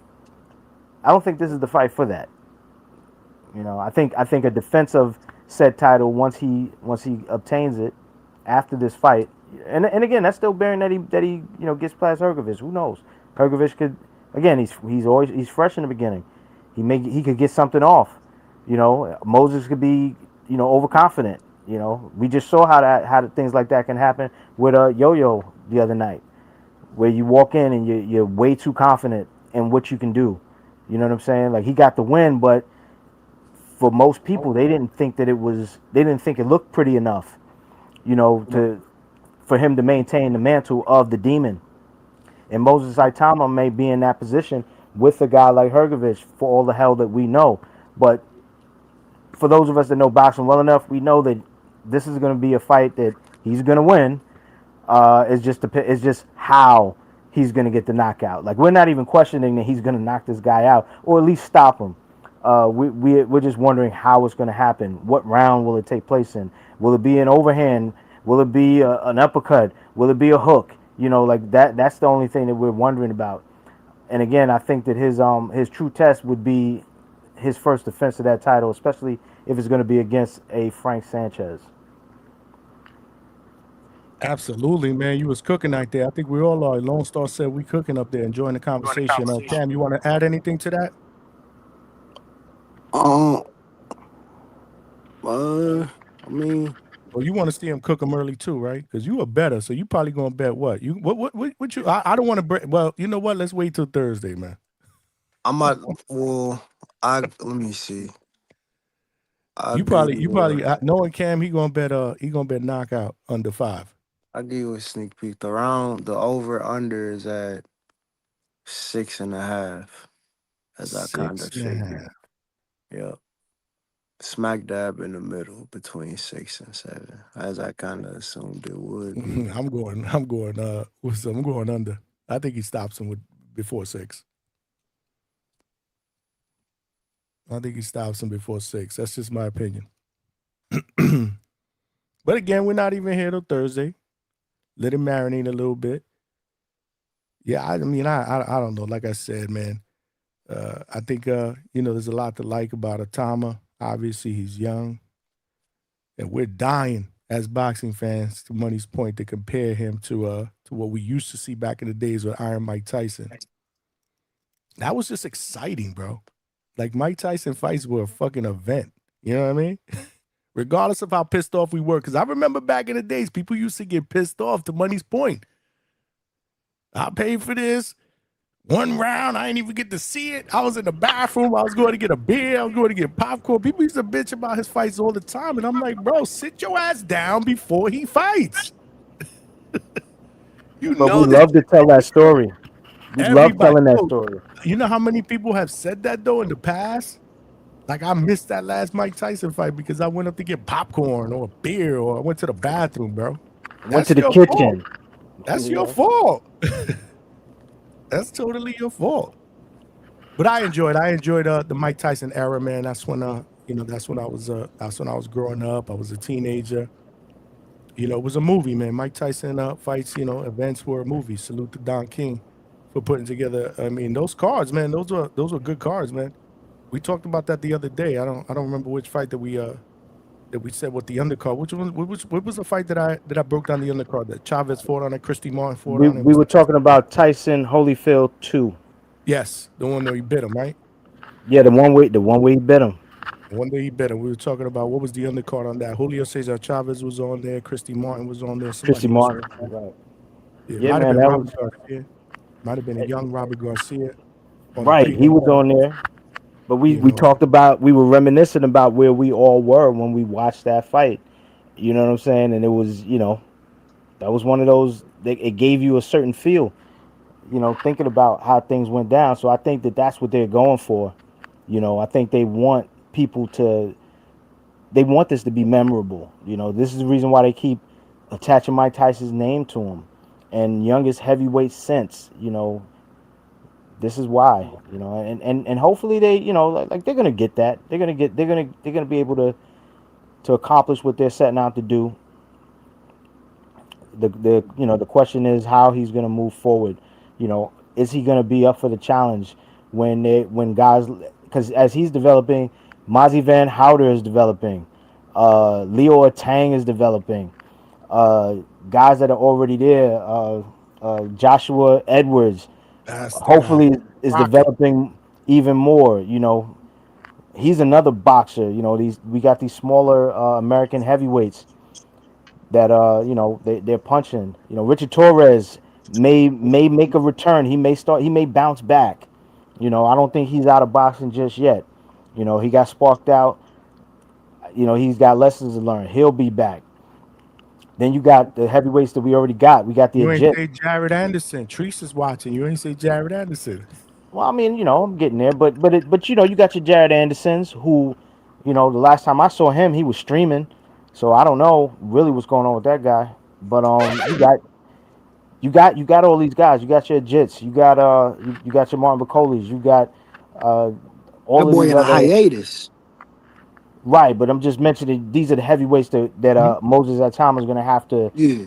That's the gauntlet he's going to have to run through in order to really solidify that type of Mike Tyson lineage with when we look back on on his box rec and we look back on his resume, and he's got to be victorious, and he's got to make these guys look like they should have never been in the ring with him. If we really want to get that Tyson thing. Now, hopefully they don't really want to emulate Tyson completely, because Tyson did lose. Tyson did have issues outside of the ring that, like just his lifestyle and the things that he would do. I mean, shit, I knew a girl that used to mess with Mike back in the days. I'm not gonna say her name because she did pass away. Rest in peace to her. But I remember she used to tell me about Mike, and the things that Mike would request in order to, to give her a BMW, and sure as shit, she had that Beamer. You know what I'm saying? But we talk about young Mike Tyson when he was young, wild, and free. We talk about Mike Tyson before he got that white tiger and things of that nature. But still, man, that dude was he had a lot of issues outside of the ring that spilled over or led to issues in the ring. So I know that they're not looking to emulate all of Mike Tyson completely. They want the good parts. They want the good without the bad, and hopefully Moses Itauma, this doesn't go to his head the way that it did. Hopefully he has the right guidance in his corner. Again, I'm assuming that they want the best for him, especially being that times have changed. We already have the history of Mike Tyson to look back on, so that we know what mistakes not to run into, what potholes to avoid, how to get around things like that. And Moses Itauma is his own man. I don't think he's really pushing the I'm like Mike Tyson thing so much as everybody else around him is, because they're just trying to create the hype train, because that is what brings the dollars. Salute to my guy Will in the chat. But yeah, man, I think that's where all that comes from. So do I think he completely emulates Mike, especially in the bad? No, I don't think he does, and hopefully he doesn't. Because man, when you got so many people around you telling you how great you are and how much you're the next best thing and you're the new it guy, if you're not grounded in your personal life, man, that shit could definitely take you to places that maybe you're not used to. But I don't know how Moses grew up. Like I don't think he's the same type of person as Mike Tyson was, in his youth. I don't think he's the same type of person. I don't think he came up the same way. So I don't think that he falls into any of those traps like Mike Tyson did, or just be more, like kind of susceptible to his own whims, like Mike was, where kind of anything went. If he crashed his car on 8th Avenue, he would just leave that shit there and give the keys to somebody on the corner. You know what I'm saying? And then somebody on the team would come double back, like in a couple of days or something, like, yo, we need that back. Mike wasn't, he wasn't really supposed to do that. You know what I'm saying? So, yeah, man. Yeah, man, for sure, for sure. Is one more question I got about Itauma. Does anybody think that he's being moved too quickly, or is this the right pace for him based on his talent level? Because again, 14 fights, 21. We live in a day and age where we're like, why rush it? Why rush it? I don't think so. I think that I think Frank Warren knows what he's doing. Moses Itauma is not this outspoken guy. Again, just when we going back, because when they compared him to Mike in the packaging of what they're trying to do with him, compared to Mike, he's not vocal. He doesn't say a lot. He talks when they put a camera in front of him, but he doesn't have that kind of personality that's so just explosive or polarizing as a Mike Tyson, where the things that come out of his mouth are what pushes the narrative. Mike was like that. He was that kind of guy. So you would hear him calling for stuff, calling for fights, and what he'd do, he wouldn't care. He's gonna fuck up whoever. I think that this is part. Moses is not that. So this is a package deal that they're putting together. I think that he's moving him exactly on pace for a guy of his caliber of boxing skills, his age, what he's capable of. I think that they're doing just right. Like they're not how can I say it? and I don't want to make it sound like there's no danger, because there's always danger in the heavyweight division, but you know, it's not the kind of danger where it's like, holy shit, we don't know what could happen if he steps in the ring with this guy. It's kind of like it's controlled to a degree, and which is what leads me to saying I don't think that they're moving him too fast. You know, now moving him too fast is if they had him in there with somebody that was way more dangerous at heavyweight. You know, it would have to be somebody way more dangerous in order for me to feel that way. And I don't know that I look at Filip Hrgovic as that. I don't think he represents the danger that I need to see for me to be afraid that Moses Itauma's career ends faster than it began. Well, That's fair. What do you think, Cam? To answer your question, Johnny, I think it's a little bit of mixture of a yes and no. I don't think he's being moved too fast in terms of level of competition and the fighters we want to see him fight. But you could also say yes, because originally this fight was a title eliminator. Now it's for a world title. So the stakes are a little bit higher. And it kind of put Moses in that same position that Abdullah Mason was in when he fought Sam Noakes. Like, a lot of people forget that Abdullah got that fight because of what Keyshawn did when he missed weight. That would have never happened. That he would have never became champion that fast if that event never occurred. So it's like, yeah, I say no, but I also can see how people can say yes. Okay, I got you. Just wanted to throw that out there. Make sure you guys hit the like button. We do got the link out there if anybody wants to jump on and give their take on this weekend's fight for the vacant IBF Heavyweight Championship between Moses Itauma and Filip Hrgovic. That's going down Saturday on the Zone pay-per-view. What's good, Javon? Hey man, you know what I think? I think that this fight is a very respectable fight, but I'm not gonna lie. Like, I think this is an alley-oop. I think this is kind of like a title that's being handed to Moses Itauma. You can say what you want, but fucking Hrgovic, his best win was what Zhilei Zhang, and everybody thought Zhilei Zhang won that fight. And even in that fight, they were both gassed the fuck out. Everybody knows Zhang gasses out, but so does Hrgovic. Now you're talking about a young guy who has shown that, hey, man, this guy looks like he has stamina. I don't know, once he fights one of the more elite guys, if they're going to be able to, wear out his energy some. But Itauma's young. He's energetic, explosive, strong. So, look, man, I honestly think this is a belt being handed to Moses Itauma. I don't think they're moving him too quick at all. I think they're kind of catering to the fact that they want him to get this accomplishment under his belt. I don't know if he's still going to be like the youngest champion now, or now they're selling it as the youngest British heavyweight champion. Whatever the case might be, I think they're giving him this fight. Hrgovic gasses out. He's slow. All his punches are very predictable. Yes, he has punching power, but outside of that, very slow, very predictable. Gasses out. All Itauma has to do is either see an opening early or kind of wear him out, stall him out, 3-4 rounds, go for the kill. Easy belt. I mean, so shout out to Itauma, but I just don't see it yet. Other than Hrgovic, like what they had him go up against Franklin, and that's somebody who I was never impressed by.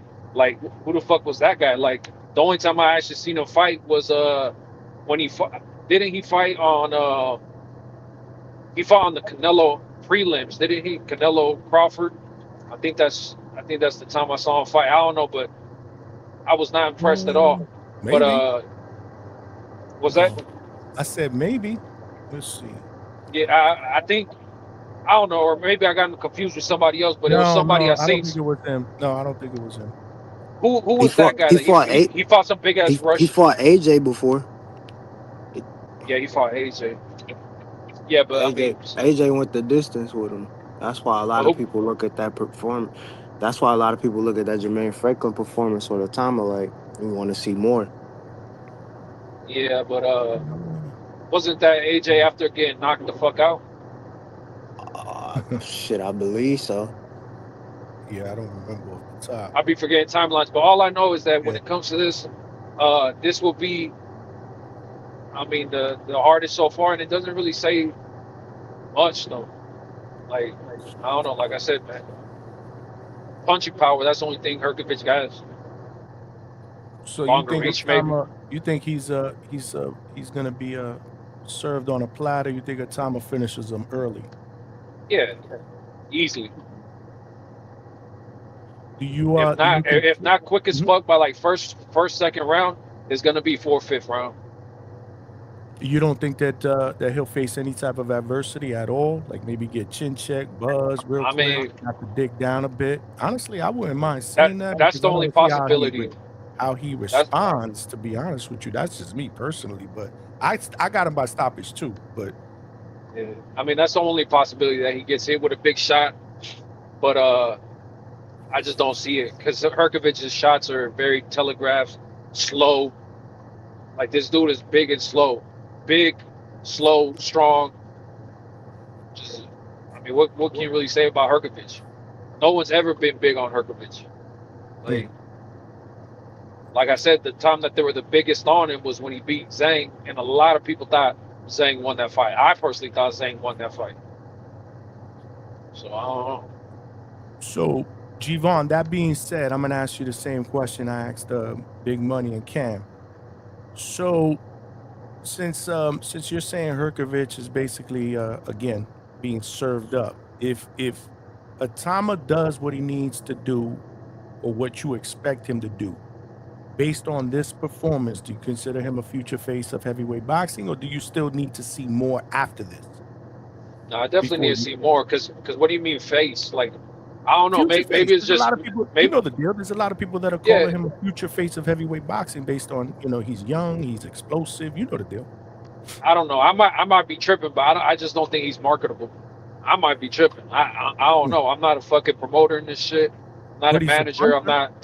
12 yeah, of course, fights. That's marketable in itself.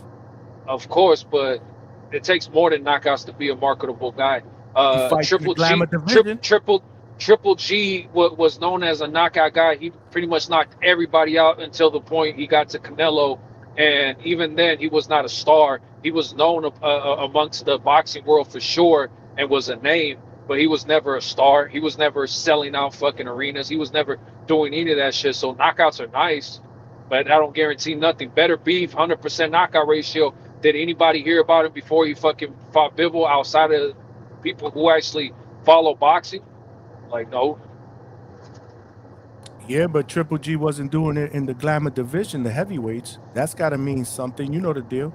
The heavyweight division, I don't knockout know. Guy. Like I said, I might not know what I'm talking about.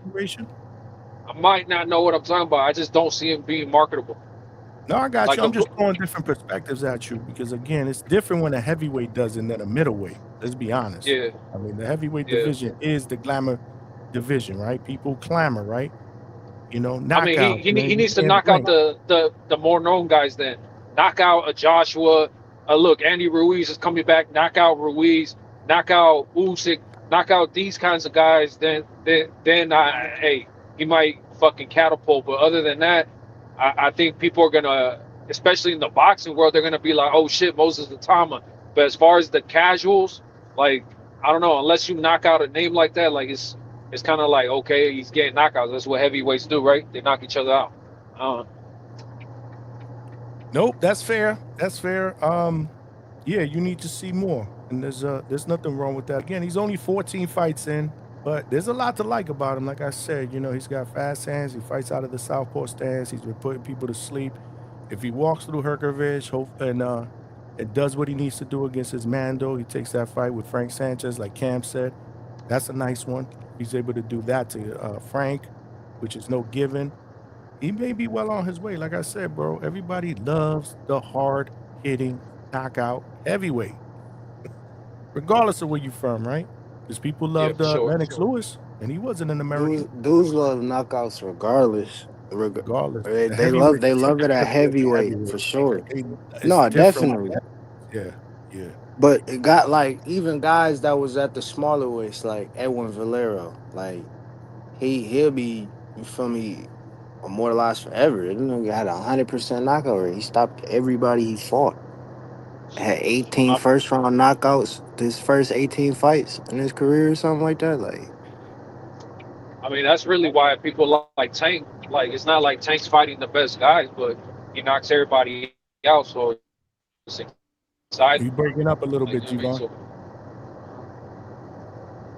Looks I was like just saying that Javon that's is why everybody driving. likes Tank. I That's why heard everybody some. likes Tank. Tank is not even fighting any names, but he's knocking everybody out. I've been hearing some fights being surfaced to be announced above the horizon. Like, I've been hearing Adam Azim is in negotiations with Sabril Matias. I've heard that Arno Barbosa is about to fight Oscar Duarte. Yeah, I seen that. What else? What else got not announced? bad. Not bad. Why they're talking about Duarte Barbosa? They're talking about Opataya and Yeah, David finally, Opataya and maybe in David May. in May. Yep. Both Opataya of and them. David in And May of 2027? Yep, both of them yeah, get through their fights. Yeah. Yeah. Jose posted that, but I mean, I don't know what direction they're trying to go with it. I don't know if right now they're just trying to keep the name relevant. You already know that's the fight I want to fucking see. So I hope that they're not just pump faking, because the same day that Jose Benavidez posted that, he also posted screenshots of him messaging Turkey to go ahead and try to set up Yeah, the fight Usyk Usyk. fight, Yep, and and yep. and and, and then I seen that Usyk liked the post and everything. But I mean, all this is just talks right now. You know, it's just And if he, to me, if he go back, if he does take that Usyk fight, ain't no coming back to cruiserweight. You saw nah, what you saw nah. what I you mean, saw what I happened when wouldn't Roy tried recommend that it. shit. Yeah, I wouldn't recommend but it. I wonder if they would actually do it. Like I said, I hope this shit isn't just pump faking and trying to keep David's name relevant while he, just takes some time off. Because I don't know. Right now it's looking like who's he fighting next if it's not Opataya. You know what I mean? And I think Usyk he's fighting in and He got a December. fight in December. He's fighting in and December, bro. That's why he said that stuff. allegedly. Yeah, Allegedly, right. that's why he said what he said in May though. Because I mean, if they are being consistent, Jai gonna fight McCullen, and then Benavidez gonna have his fight with Dog, and then they'll both have tune-ups or whatever. So it ain't no excuses going into the May fight if they Yeah, standing on what they say. You feel me? I Stand. just I just don't know about the see Opataya. I could see that for sure before Usyk, because the thing about Usyk is, I mean, unless they're really falling for the old man shit. Because I personally don't think Usyk showed up for that fight. I think he overlooked Rico. I've never seen Usyk slouch. He slouched before the fight, before the bell rang when they were standing in the ring. His stomach was past his chest. You get what I'm saying? And this is no bullshit. You can see it.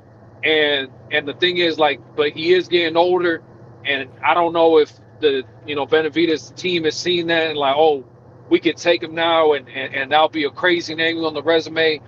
I still think even right now, if Usyk gets in the gym, takes it serious, like, I just think he'll knock out David. Like, that's heavyweight we're talking about. You know what I mean? Like, David's been dropped at 68. He's been dropped at 75. He showed that he could take punches from Ramirez, but Ramirez is not necessarily a knockout guy. He had 60-some% knockout ratio. So he's not like a big hard hitting guy, even though he is big. Like, Usyk put Tyson Fury on his ass, fucked up Joshua, knocked out Dubois twice. Like, Usyk's hitting hard, and besides actually having skills, you get what I'm saying? He has legit skills. Like, so I just don't see him beating Usyk. There was a lot of wasn't there a lot of people, I think stock chasers and a lot of other people that were saying they wanted to see David Benavidez move up and fight Usyk after that. Yeah, of course. If he were to move up and win, he was the main one. If he were to move up But they and win, were saying that right after the Ramirez knockout. Remember that this is how boxing fans be. Like, their favorite fighter gets a knockout, or or they just have a impressive, incredible performance, and then they screaming like, oh, we're ready for this guy, we're ready for that guy, and then later on when they settle down and the adrenaline wears off, they start thinking about it like, yeah, that guy's still pretty dangerous. Man, I True. hope we do get that fight. That's gonna be a major topic for us, man. Here at DHS, that's for sure. Go ahead, Big Money. You was gonna say something? Nah, I just was agreeing with Javon. If they were to, if he was to move up and fight Usyk and beat him, where would y'all put him pound for pound? Well, where is he right now? Like 7? Isn't he like 6, 7, somewhere around there? Well, I go by the Ring Magazine one. I know there's an. I mean, Usyk is currently pound for pound number 1 on mine. So even age put aside, I would have to easily put him up, if not 1, 2, 3, like, because you're beating the guy who's pound for pound number 1 in my book. Let's see. Where is he? It's got to be like 6 or 7 or something. Pound for pound on the ring. He's 5. He's actually number 5 on the latest ring. Yeah, magazine. he would. Pound for pound. He would have to be top 3, 2. 1, 2, 3. 1, 2, 3. Either way. He would have to. 1, 2, 3. Anywhere in there. 1, 2, 3. I think he would flip flop. I think he would flip flop with Usyk, who's at number 2 right now. That's quite possible. Yeah. Yeah, I don't know how they got anyway number 1, but whatever, bro. Like it is what it is. Yeah, anyway, number 1, Usyk 2, Shakur 3, Bam, and 4, and Benavidez rounds out the top 5. Then you got Bivol, Junto, Devin, Turan, and Koyasu. 6 through 10. So hey man, but hey, all I know is I don't know if you guys were trying to change the subject, but I wasn't here yesterday or the day before. I don't know what's the last time you went live, but Sunday, bro. We did 7. You would. Oh, you know what's funny? We said at the end of the show, the only one I think that didn't show up like on the regulars was you. We did 7 hours, bro. Everybody was all here. Shout out to everybody. Shout out to that, and I needed to speak on it because, like, bro, these motherfuckers be weird. Like, shout out to Stock Chasers, because you know what I mean. Like you said the other day, hey man, we had a long ass show and motherfuckers still went on for a couple more hours in the back call, and bro, like I was telling people like Tio's gonna beat Rolly easy. You know what I mean? Like yeah, Rolly can fuck around and knock out Tio, but Tio's just on another level. And you know what's funny is that I be telling people they have biases, but they just won't admit it, right? And I could easily be biased and be like, nah, I think Rolly's gonna win the fight, and pick Rolly to win the fight because Rolly beat Ryan. Everybody knows I like, Ryan's my guy, right? And be like, nah, I want Rolly to win because I want to prove that Rolly is actually skilled and can beat some of these top guys, and Rolly's actually on another level higher than what y'all put him at, and that could be my bias. But no, I told people from the beginning, I got Tio. Remember when you did the rundown, the 7 traits or whatever you do, what the fuck did I have? It's 6-1. I gave power to Rolly. I mean, I gave Rolly the power. I think you had a 7-1. We do 8 attributes. You had a 7-1. Exactly. I only gave Rolly the power attribute, and we seen Rolly's power. We seen him bust his face. We seen him wobble him. We seen him, shit like that. So yeah, I mean, but other than that, like I said, everything else went to fucking Tio, and it showed that night. And like I said, no biases involved. But like, bro, like this channel, I think is more mixed. Because I don't know, I think you get like a calmer crowd here, but like TBV and other places, depending on what channel you're watching, you kind of know the demographic of people. And I was just thinking like TBV, they had it like fucking 60-40 or 65, some shit. They basically had Rolly knocking out Tio, if not knocking out Tio, winning by decision. And a lot of those dudes I know a lot of those dudes, whether they want to admit it or not, they were doing that shit because of Tio's racist comments. You get what I'm saying? It is what the fuck it is. But understand that, I don't know, I don't give 2 fucks about what nobody says. Even Tank, you know what I mean? Like, I've talked about Tank being a woman beater and all this other crazy shit. But if I think Tank has the physical attributes and the skills to beat somebody, I'm going to pick Tank. You get what I'm saying? Same way that I do with fucking Tio or any fucking body else, regardless of whatever. Like, if I might not fuck with them, but like, bro, I'm not here to fucking lose money. I'm trying to tell you who I am going to put my money on, or who I would put my money on, and that's just what the fuck that was. So I just think it's crazy that afterwards people talking about, oh, nah, we can't give Tio credit for this. We can't. Man, all you motherfuckers were picking fucking Rolly to win. Fuck what Vegas talking about in these YouTube communities, right? Fuck, that's mainstream boxing. That's Vegas betting us because Vegas sees it for what it is. They don't give a fuck about Tio's racist comments. They're seeing it for what it is. Again, they're not trying to fucking lose money. They're trying to tell you who they would put money on. You get what I'm saying? They're seeing it for what the fuck it is. And a lot of people, like, I don't know, they just want to fucking admit this shit. I seen it everywhere. You know, they were calling in, oh, I still can't give Tio any credit for this. You know, fuck Tio still. And oh, that wasn't impressive. It wasn't impressive, but you picked against him? Same dudes, like, shout out to Stop, because I know he came up a couple $100. I don't know what it was, like $500 or even fucking more, because these dudes picking Rolly to win, and then afterwards want to talk about, oh, I had Rolly actually having a draw. Yeah, I know you had it a fucking draw because you put money on fucking Rolly. You know what I mean? And shout out to Kenyo, right? Because Kenyo was one of those dudes talking about, I actually had it a draw for Rolly. Again, it goes back to fucking biases. Everybody knows Kenyo's a Tank guy, right? He wants Tank's resume to look that much better. Oh, you see, Rolly was able to beat a Tio. You know, so that means fucking Tank automatically beats Tio. It don't fucking work that way. It don't fucking work that way. You, like, just because you and that one fucking drunk judge that got slid $10,000 under the table talking about a fucking draw, had it a fucking draw, that don't mean shit. We all saw what the fuck we saw. Like, fucking Rolly was able to hurt Tio, but outside of that, Tio damn near won every fucking round. Maybe you could give Rolly 2 rounds, but that's it. What'd you score it? I had it fucking 10-2. The unofficial scorecards, they had it fucking 11-1. Yeah, I I mean, don't know, there man. were people, man. I Shit just don't crazy. get it. I don't see the draw at all. I don't know what the fuck that judge was looking at, but there were a few people that were bitching and saying that fight should have been a draw. Man, You got people Like I that said, said that it was fixed. fight put money on Rolly. Fixed, yeah. Yeah, of You got course. people saying it was He fixed. carried Tio. What is another one I heard? He carried Tio because they're friends. Shit, it certainly didn't look like that in round number 5 when he was throwing Nah. when he was shooting them I mean, bombs at Tio and he hurt Tio. The only thing I will give people is that the only thing I will give people is that Rolly, his mind seemed to be somewhere else, but I don't think that had anything to do with a fixed fight. I don't even think that had anything to do with them being friends. That's just Rolly. Like, look, people will smile in your face all fucking day and be battling fucking battles that you'll never fucking know of. You know what I mean? It is what the fuck it is. Rolly, you know what I mean? He's always been awkward and weird, but to like not answer any questions after the face off, to have Salas almost have to be ready to slap you. Salas was telling him, hey, are you listening, Rolly? Rolly, look at me. Like, Rolly was like non-responsive.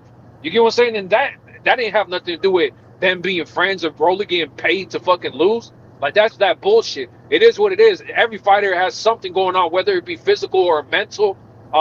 So it is what it is. But I think Rolly, you know, I don't think he came to fucking lay down. He just wasn't there, if that makes sense. But it is what it is. Tio capitalized, and you know, he took control of the fight, especially after that cut, because like he said, thank you to Rolly for busting my face. He said that woke me up and got me into the fight, and it did, because before that it was kind of iffy. You could kind of swing those rounds, but I was still giving them to Tio, right? But you could kind of swing them. But then after that, it definitely seemed like Tio bit down. Even after Rolly rocked him. I mean, it wasn't that he ran.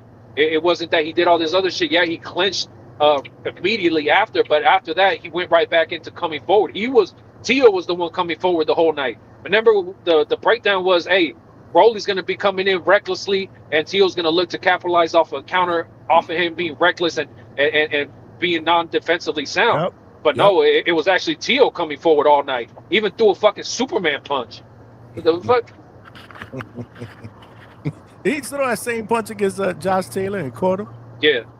He threw that same thing against Josh Taylor. Yeah, you're right, man. You're right. I guess I'm glad you got a chance to get your breakdown, because that's what we did on Sunday. We did 7 fucking hours too. Yeah, and look, Johnny, for the record, see, another one. Motherfuckers be like, man, this dude, all he do is yell, and he don't even have good boxing takes. Nigga, you would have fucking made money. The fuck? All you niggas lost money to stock. Motherfuckers is dumb. Like, bro, it is what the fuck it is. All your takes be trash, bro. But I be telling you who gonna win, and they fucking win. It is what it is. Yeah, my fucking trash boxing takes. Okay, I see what the fuck I see though. I think Stock jumped on here on Sunday and said that Kenyo paid him, right? He said Did Kenyo he? paid him. Yeah, he jumped on here on Sunday for a little while. Said salute Shout to out to Kenyo. Kenyo. You know, he paid his debt. But yeah, no, there was some people calling that fight close because obviously because of the 5th round and the fact that he hurt Tio in the end of the 11th as well. But nah, man, I didn't see it. I didn't see that at all. At best, maybe you could score 9-3 at best. Dude, even if you gave him the knockdown, I mean, I haven't even still didn't rewatched win. that fight because I don't really care to rewatch it. Like it wasn't. There was even a point where Tio. Fight, and it was to me, it was just a Tio victory. So I don't really care to watch it again. There was even a point where Tio kind of had Rolly a little shook, like he stumbled him. You know what I mean? But he didn't really step on it. He kind of like backed up and you know regrouped and shit. But Tio, I think there was a moment where he could have stepped on it himself. Like, you get what I'm saying? So I mean, Tio did a lot better than what people give him credit for. People forget he went up in weight, challenged the fucking champion. It is what it is, whether you think that Rolly, and again, it's the champion that y'all were picking to fucking win. So I don't want to hear none of that bullshit about, yeah, it was the champion, but it was Rolly. Nigga, you picked Rolly to win. You get what I'm saying? So fuck all that dumb shit. He went up and fought a champion. It wasn't like Boots. Look, Boots is a fucking monster. Don't get me wrong. And Boots went up there, handled Xander's eyes, and did all this other shit. But at the same time, we heard what Turkey said.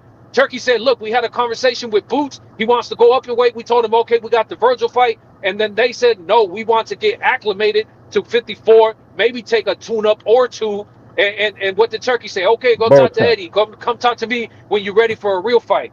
You get what I'm saying? And Tio didn't do that shit off of a fucking loss. Off of a loss, he went up in weight and challenged the fucking champion. You get what I'm saying? So y'all motherfuckers need to give Tio more credit. Y'all not gonna give it to him because of that racial shit. Y'all need to grow the fuck up, nigga. Like fucking the world is bigger than fucking race. Don't nobody give a fuck about none of that shit. Like, yeah, y'all motherfuckers need to grow the fuck up. I don't know what to tell y'all. And for the record, he wanted to fight Boachuk, the same motherfucker that put Virgil on his pants twice in that fucking fight. That's what he wanted. And Turkey said no. He thought that was a tune-up.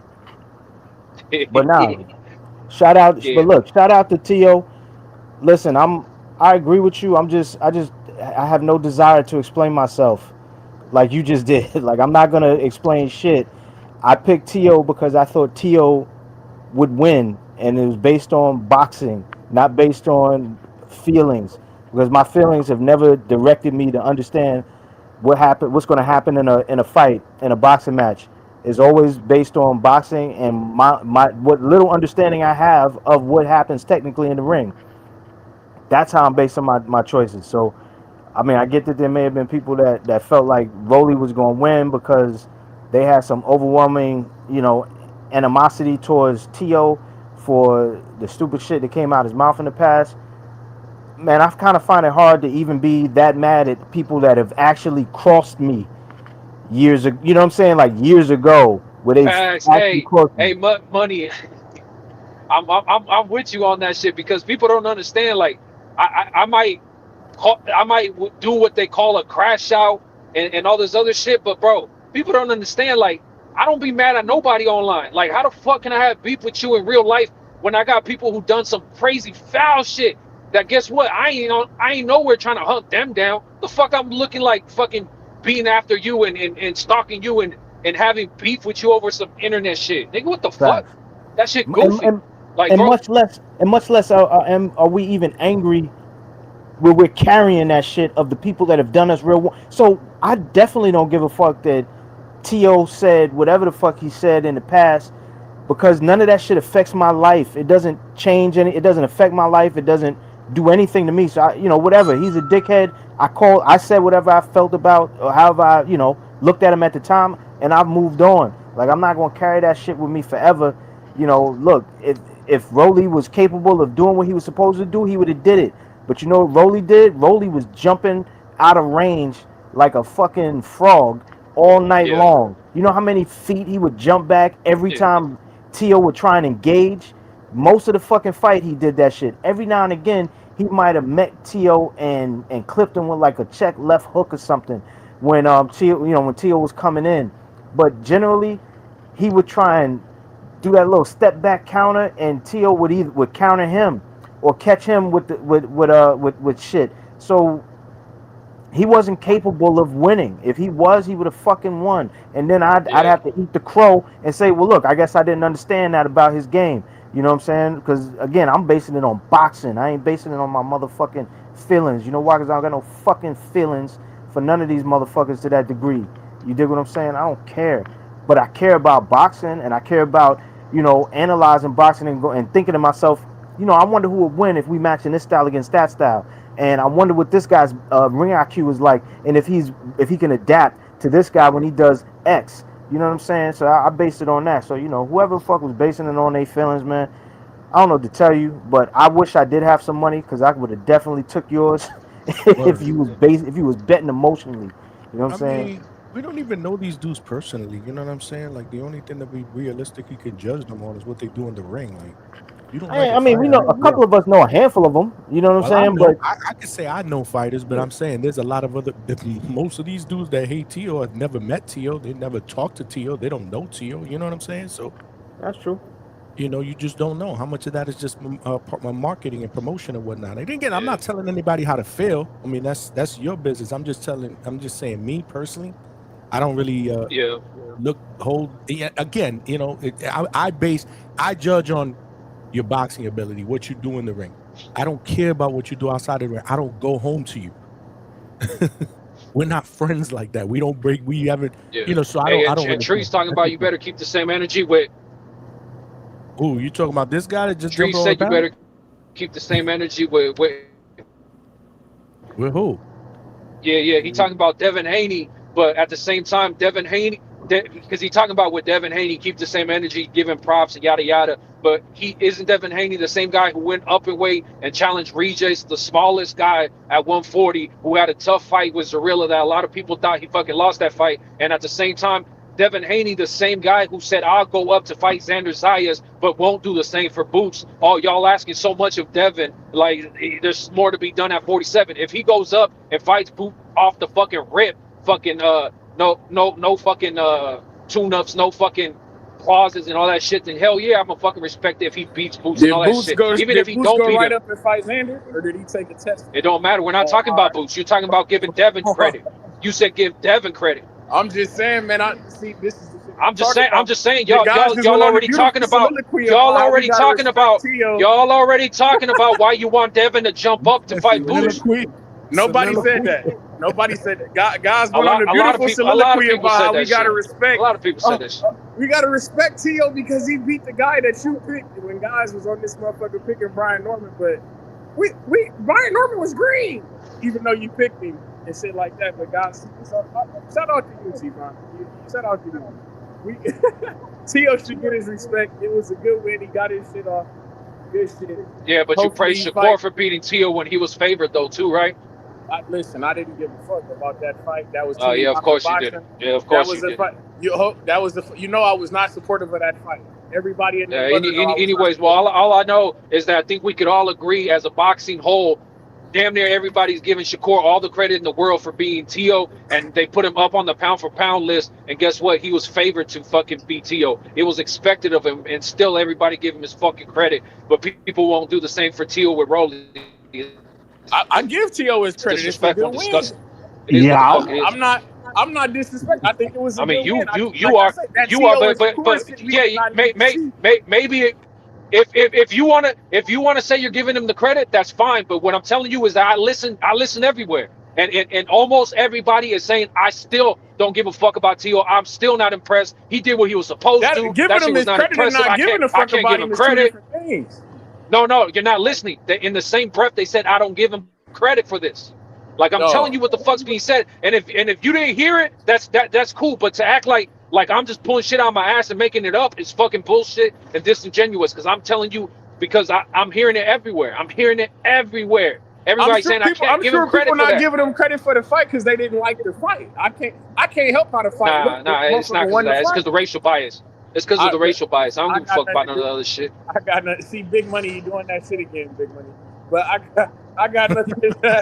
I got nothing to do with that. With the racial shit, the outside of the ring shit.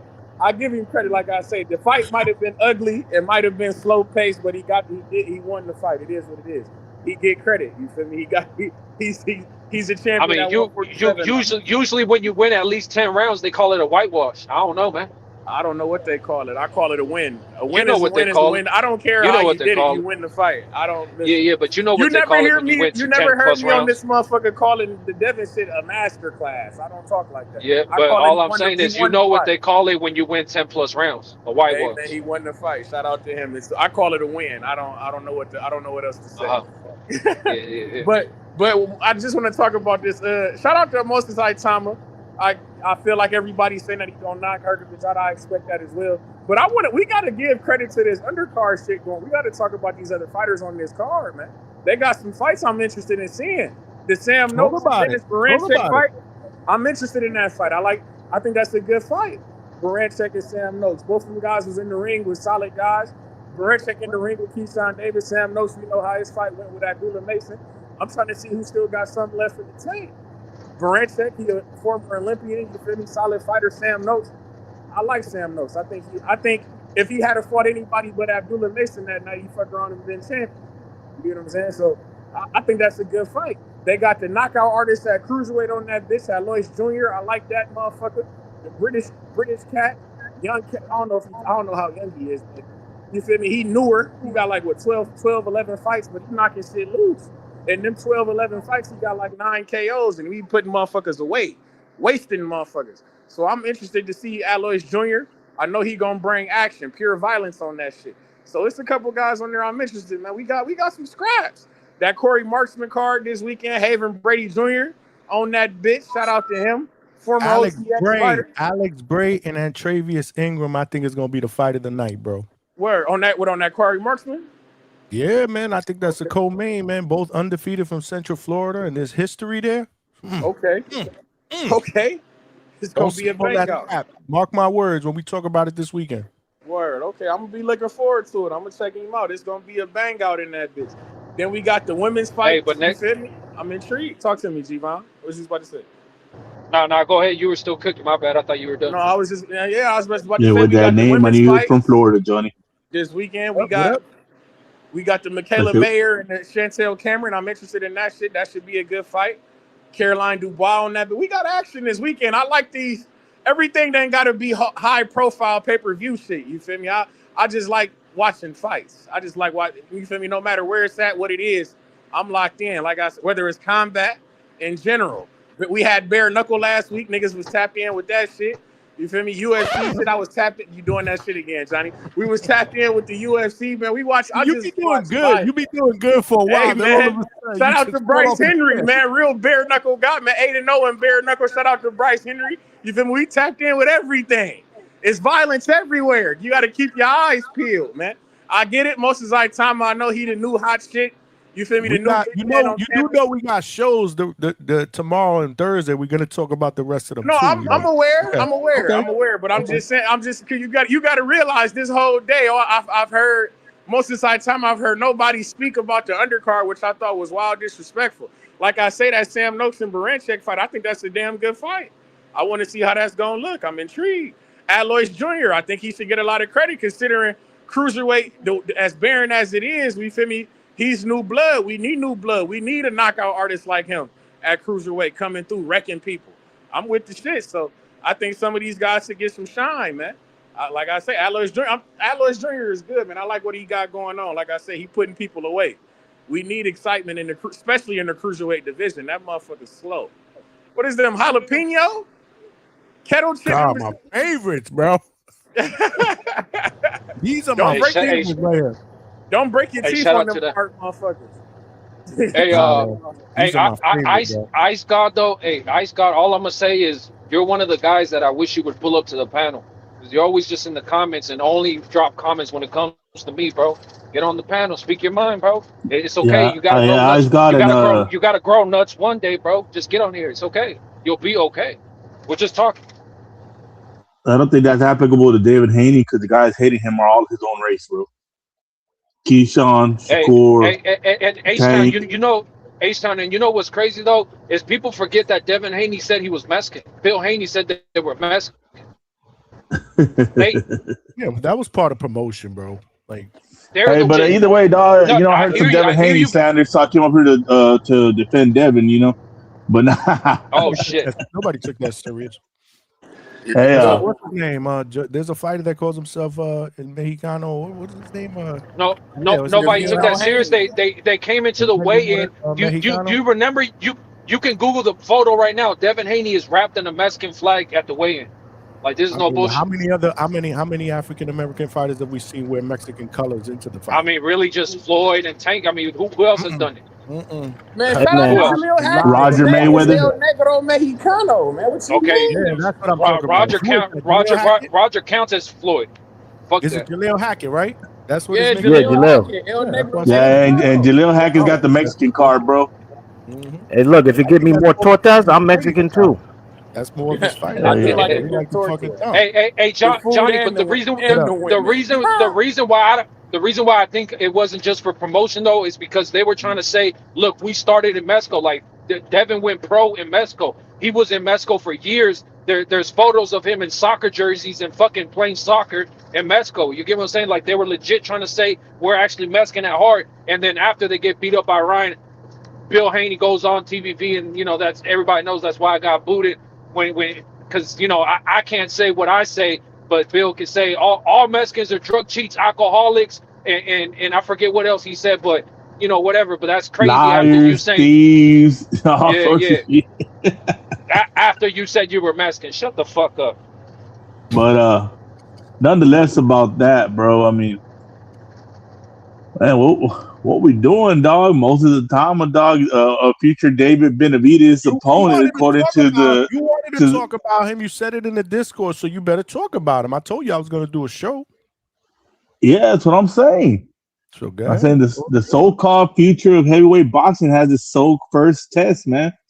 I mean, they're already saying that the guy's old and he gasses out. He should put him out in a couple rounds. So now they're just making the expectations larger. So the young man don't meet those expectations, he'll be met with criticism, and then people will be like, you're hating. But I mean, this is what the fans do. You know, they're saying round 4, 5, 3, you know. Hrgovic is a solid opponent. Yes, he does gas out, but he's been in there with good heavyweights. It's Moses' first test. He's under the bright lights. I mean, we're hoping he passes with flying colors. You know, we need some goddamn stars, young stars, you know, in the heavyweight division since Magnum PI and Anderson done shit the bed, you know. But we'll see, man. Hopefully he does great. He's already got a Nike deal. He's already in Nike commercials. I mean, it looks like they're preparing him to be the main guy over there on the other side of the pond. And maybe he'll get some transition in America and just become the main guy, period. I mean, I hope, man. I hope something happens because heavyweight's kind of dead. Everybody's going out. Usyk's gone. I mean, AJ's on his last leg. Fury's on his last leg. Wilder's, you know, somewhere blaming everybody for why he lost to Fury still. I mean, who we got? Dubois? That's it? You can never understand. Hey, Wilder was crazy. You can never understand. Yeah, nobody wants to fight a G Cabial. He's being blackballed from the heavyweight division. He's going to talk about it in his documentary. Y'all doing that shit. Chill out on my guy, man. Wilder's still a Usyk need to look the fuck out, man. If we do get that fight, y'all need to chill out. Usyk knocks out Wilder, bro. I don't know about that. I was the guy who told you Rico Verhoeven was gonna come in that bitch and shock the world. Yeah, and Rico got knocked out. That shit, we know that knockout was bullshit. That was after he got knocked out. Wait. Hey, Johnny, hold on. Look, this is what I do, right? I be telling people all the time. They always end up cooking themselves.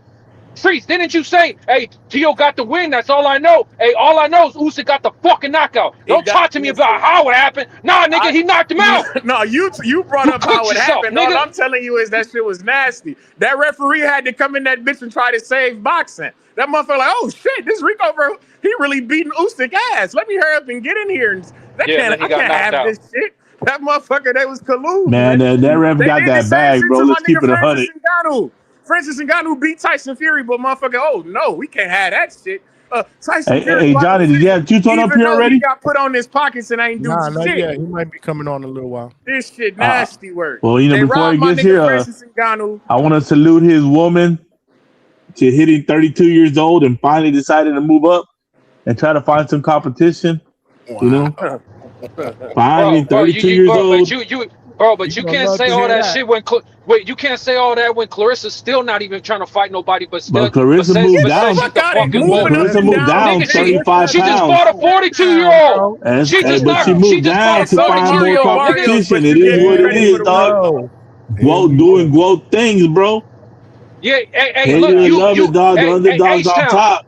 H-Town, you fucking you preach about Caroline Dubois. She ducked this bitch that Alycia about to fight. That's facts. That's facts, nigga. Bro, she ain't got no choice, dog. They didn't give her the fucking washed up Toronto. Man, she ain't got no. What are you talking about? Did you not see that Clarissa messaged her and told her who to fight? Nigga, she taking advice from Clarissa same way that fucking all these other people do it with other people. Bud, you see the way Bud picks and chooses opponents, and guess what he's doing? Giving the game to people like Shakur, people like other people who be around them, and Clarissa always also be around Bud, right? Oh, okay. And Clarissa doing the same shit with Caroline Dubois. Hey, look, don't worry about fighting the real people. Don't worry about fighting competition. Worry about fighting this guy, that girl. Like, man, it is what the fuck it is, bro. And we got Michaela next, bro. It is what it is. Hahn, my nigga, cut the game. You seen Caroline Dubois pull ups after Stephanie Hahn? Who's she fighting? Who's she fighting? Who's Caroline Dubois fighting? I can't help who MVP put her in the ring with on the next fight, nigga. She said that she wanted to fight Stephanie Hahn. It's not who they put her in front of. And told Stephanie Hahn, I would love to get in the ring with you. I would love to make a unification fight. You act like she make the fights. She not the I appreciate the passion on women's boxing, though. You see, this ain't no I hear you, Trees, but then, hey, then why won't you tell H-Town that, look, Alycia didn't even, it's not even Alycia picking this woman, right? So shout out to MVP for stepping her. Wait! You just said you don't pick your opponent, nigga. They don't make the fight. You cut yourself.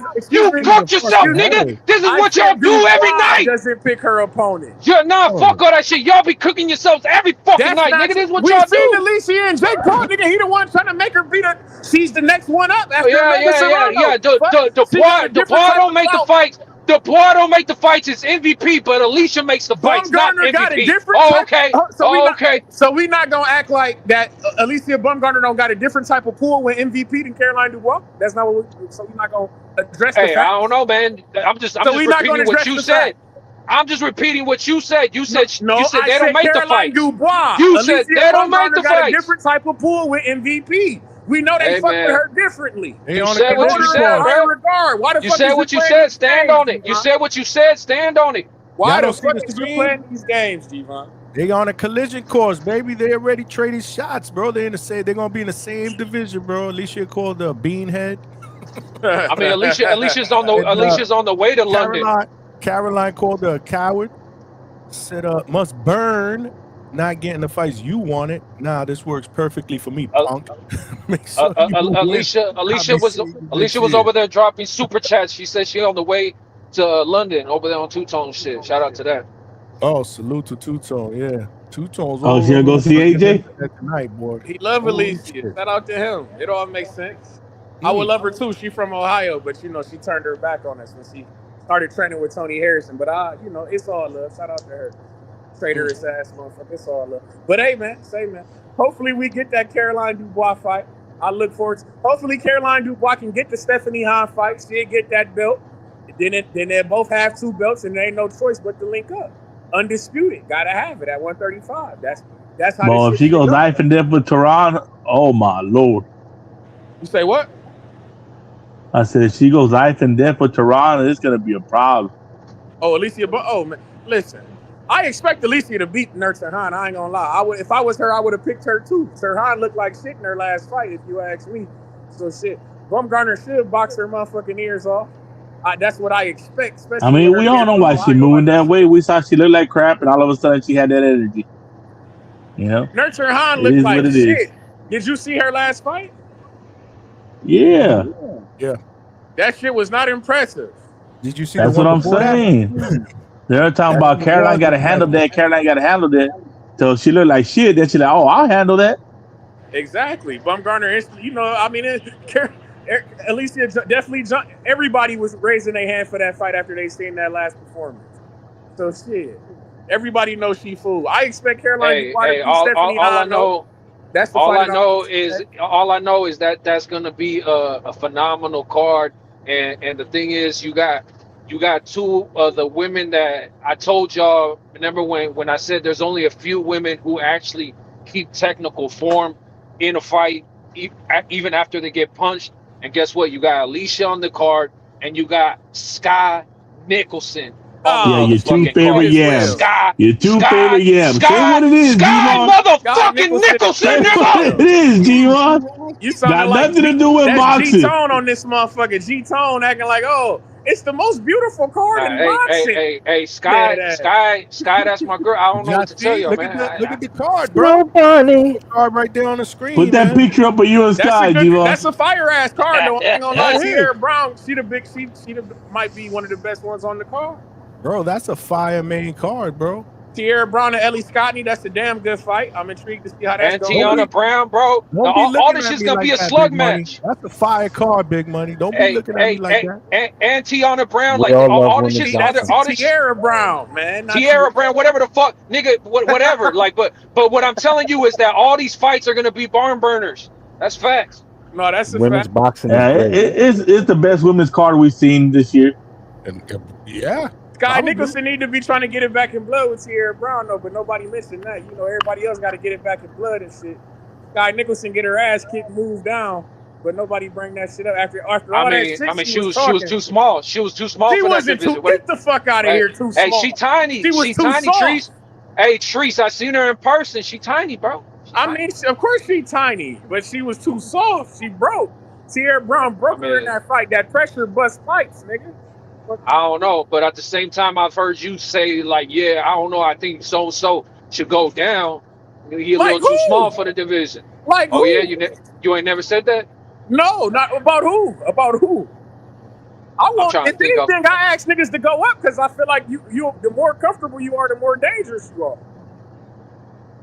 I'm about that. The less weight that you have to cut, I feel like the more dangerous you are. I feel like a lot of these guys, motherfuckers be cutting weight and they not focusing on their technical boxing skill because half. I mean, they're being weight bullies. They want to be the bigger man in the ring. We all know that's the way of American boxing. I mean, I remember you said Roach should actually be at 35. I remember you said Roach should actually be at 35. You a sick individual, and Big Money. You're not a hardcore fan. Remember when Roach fought Pitbull and you said he should actually be at 35? Who said that? You, nigga. No, the fuck I did not. Oh, you didn't? No. Oh, don't worry. He's probably drunk, man. You don't need to forget him, bro. Don't worry about it. We got the content. We gonna hunt this content down, and we gonna display it down. Yeah, we got it.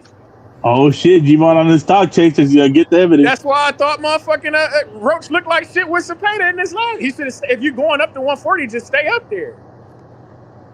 Hey, Big Money, where the hell's Africa from? Where is Hitchins from? Brooklyn. From Haiti. Brooklyn.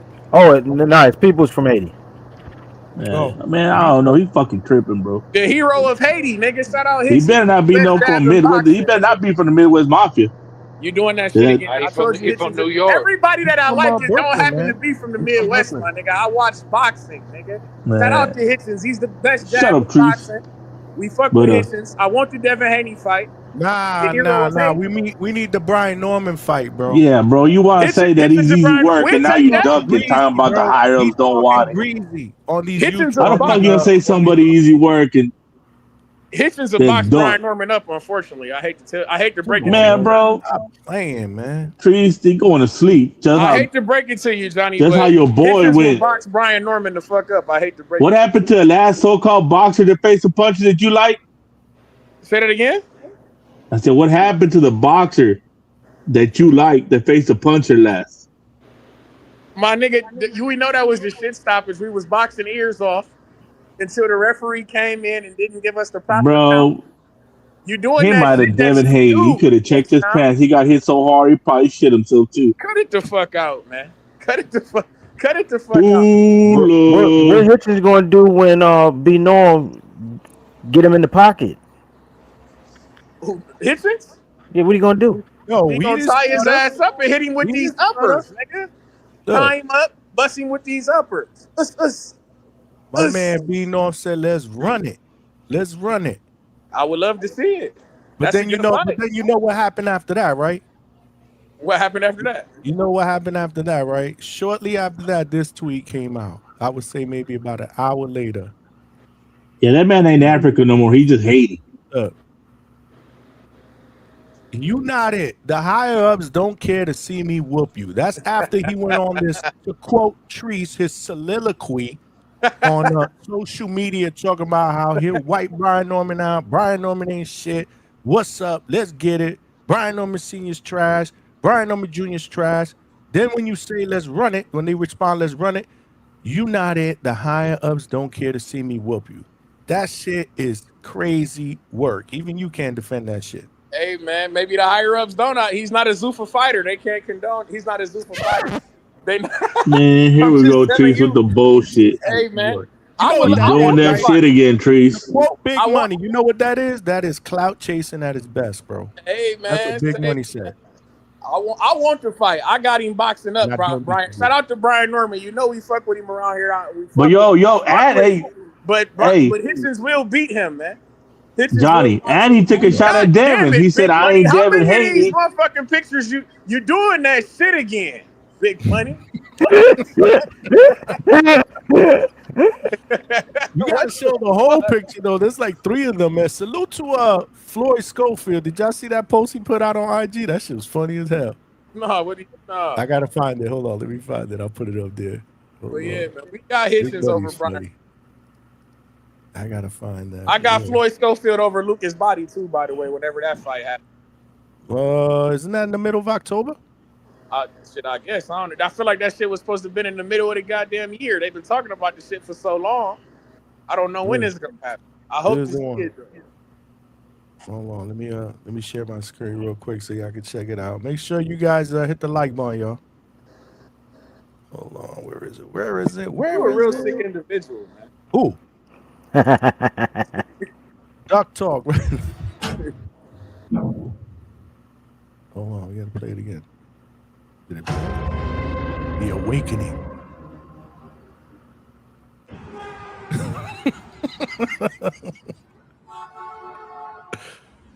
Oh shit! No, look at Shakur with the mouthpiece.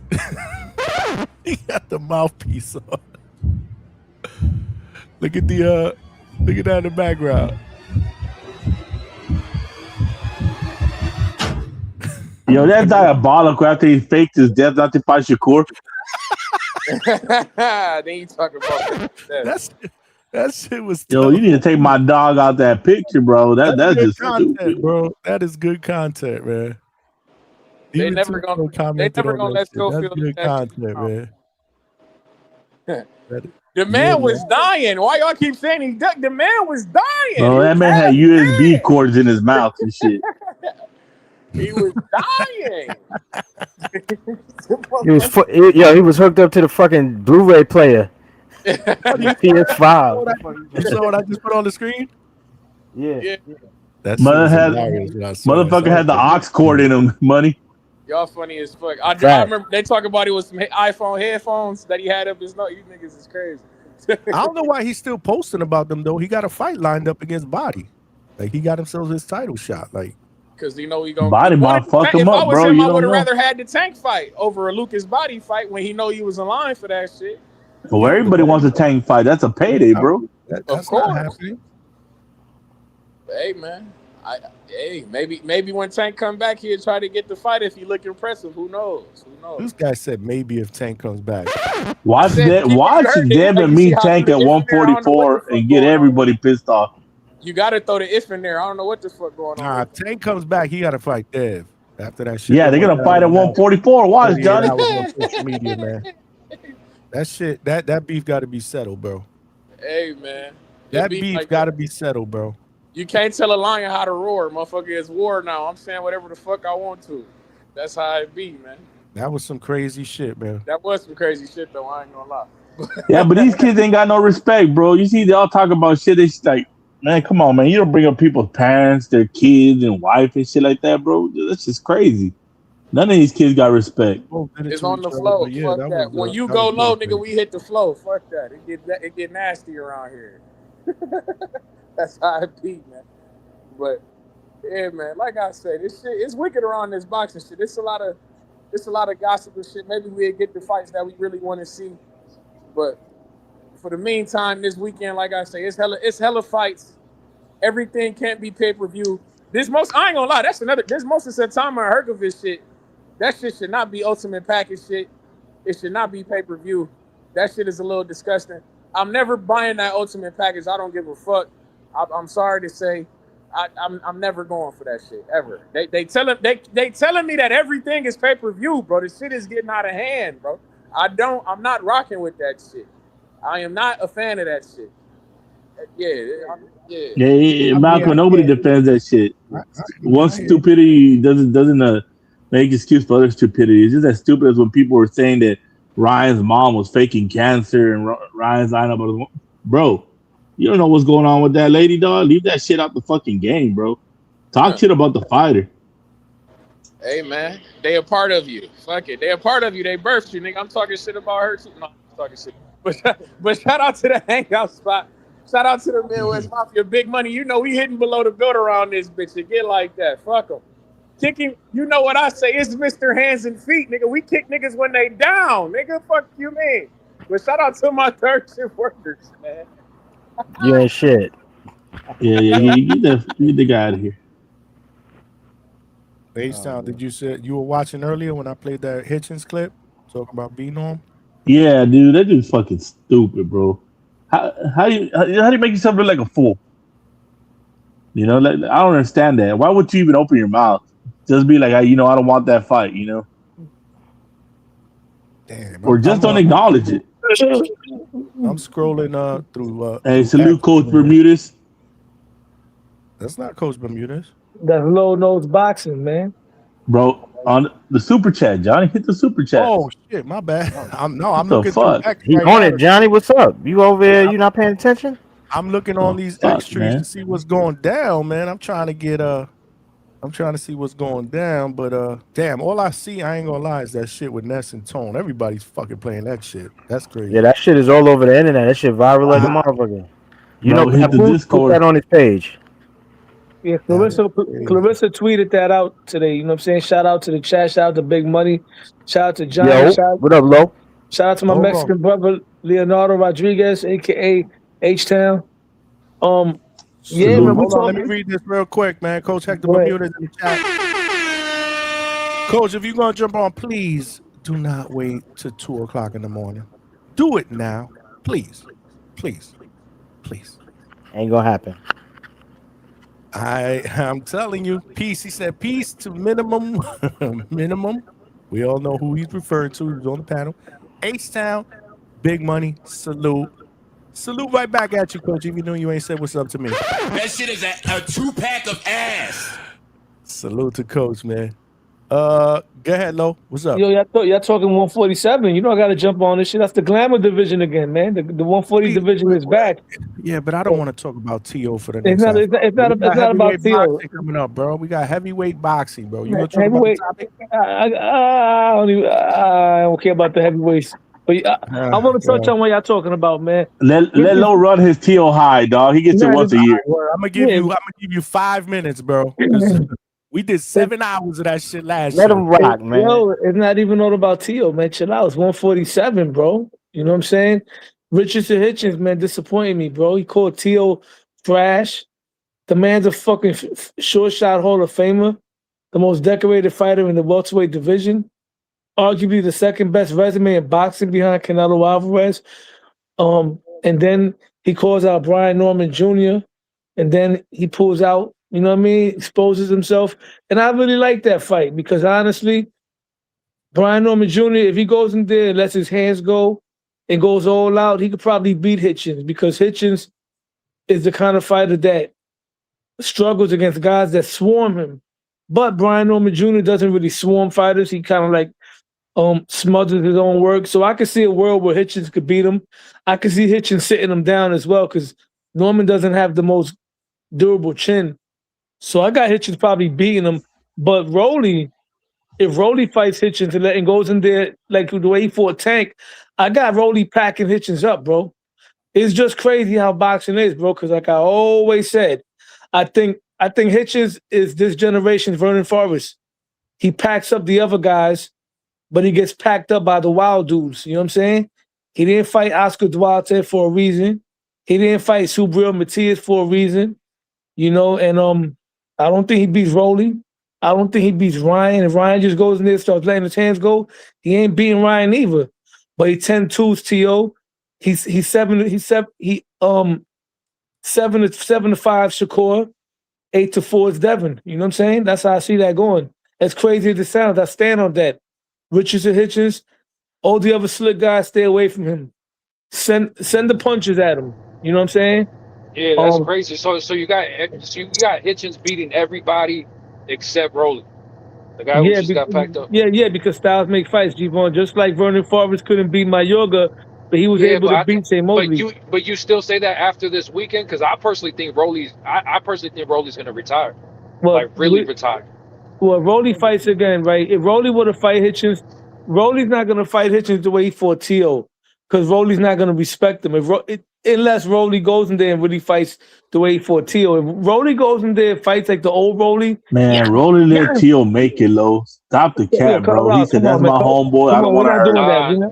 We're not doing that, bro. He was catching him with he was catching him with that left hook. He had him timed.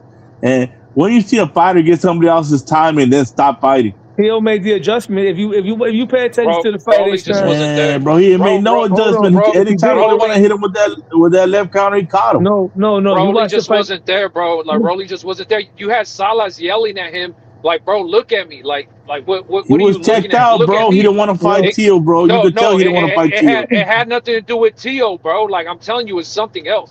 Like I'll give it to you that he was checked out, but I don't think it had anything to do with them being friends. It's like some whole other shit, bro. Like. It is what it is. That's why I think Rolly is done. I don't think Rolly's gonna fight again. If you pay attention right to the fight, when T.O. first started making the adjustment, first he started catching the hook with the right hand, and then eventually he went around it and it rocked him again at the end of the 7th. But then he started subtly going underneath the left hook. That was the best shit he was doing. He was jabbing, and then he was going underneath the left hook, and while he was rolling under the left hook, he was hitting him to the body. That's an old school move that Mike McCallum used to do. That Roberto Duran used to do. You roll under. While you rolling under, you're hitting to the body at the same time. That's what he would have to do against Ryan Garcia. But once again, I didn't call to talk about T.O. Y'all baited me into that right now. You know what I'm saying? I wanted to talk about Richardson Hitchins because, like I said, Richardson Hitchins is one of the most talented fighters in the welterweight division. But, you know, he's not fighting nobody, bro. And right now, and I want to comment on something that Jamel Herring said, you know what I mean? And I agree with him. The slick black fighters don't fight. They're not fighting each other, bro. And that's the reason why T.O. looks like the most flawed guy because he's the only one, right, that fought every single style. He's the only one that went in there with Shakur. He's the only one that went in there with the Sandors that was running around the ring.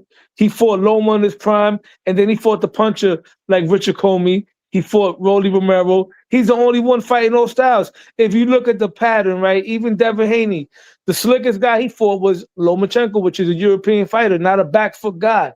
You know what I mean? Shakur Stevenson, he did fight T.O., but T.O. fought a dumb fight. You know what I'm saying? None of them guys fought anybody that move around. So all of these little performances that T.O.'s having is only going to make him better because he's facing different styles. And what I like about this right now, coming off this win, he's going about it more mature. Because when he beat Lomachenko, he turned kind of like into a real he got annoying after that win. He got real cocky. He acted like a young nigga that never got money before. But now he's going about it. No, let me give you some feedback real quick, because you pretend like Ryan and Devin don't want to fight the sick boxers. Well, the sick boxers, they got to put up, stipulations for them. No, Hey no, man, no. let me just Ryan defend fights them him. two real quick, bro. Ryan You Mexican, know, he fight everybody. I'm talking about the slick black fighters ain't fighting each other. They're not fighting each other. They're not fighting the slick ones. but Fighting Brian let Norman me is not a slick let me fighter. defend Devin, Go dog. ahead. He wanted to fight him, but they wanted at 44, even though he did agree. Yeah, I But give Devin he, that. Devin's a smoke chaser. I'll take, you know what I mean? But he hasn't been in there with them yet, though. He hasn't been in there with one yet. Yeah, he wants to fight them, but he hasn't fought them. You know what I mean? T already fought them. He fought Shakur. And then he fought, guys that run. When have we ever seen Shakur fight a guy off the back foot? That's why I say Hitchins beats him. Until you show me you can do it, I don't believe you can do it until you show me. So until I see him cut the ring off effectively against a back foot guy that's taller and longer and knows how to maintain distance. let me keep it real one more time, Lo. Nobody wants the humiliation ritual. That's Shakur's nickname, the humiliation ritual. And we did it at Teal. Yeah, Humiliated. That's why real It is what it niggas ain't is. counting that fight. We not counting that fight no more. Like Tone said, if y'all ain't counting Ryan versus Rolly, we not counting that Tio shit. They did the fucking they did something to his dad. They kidnapped his dad and said throw the fight. You know what I mean? I'm fucking with you. I'm just trolling right now. Man. I was about to They say, didn't what the kidnap fuck are his you dad. His talking dad was about? drunk and got lost. Yeah, man. His dad got drunk and lost some money in the casino. That's what the fuck happened there. What the fuck?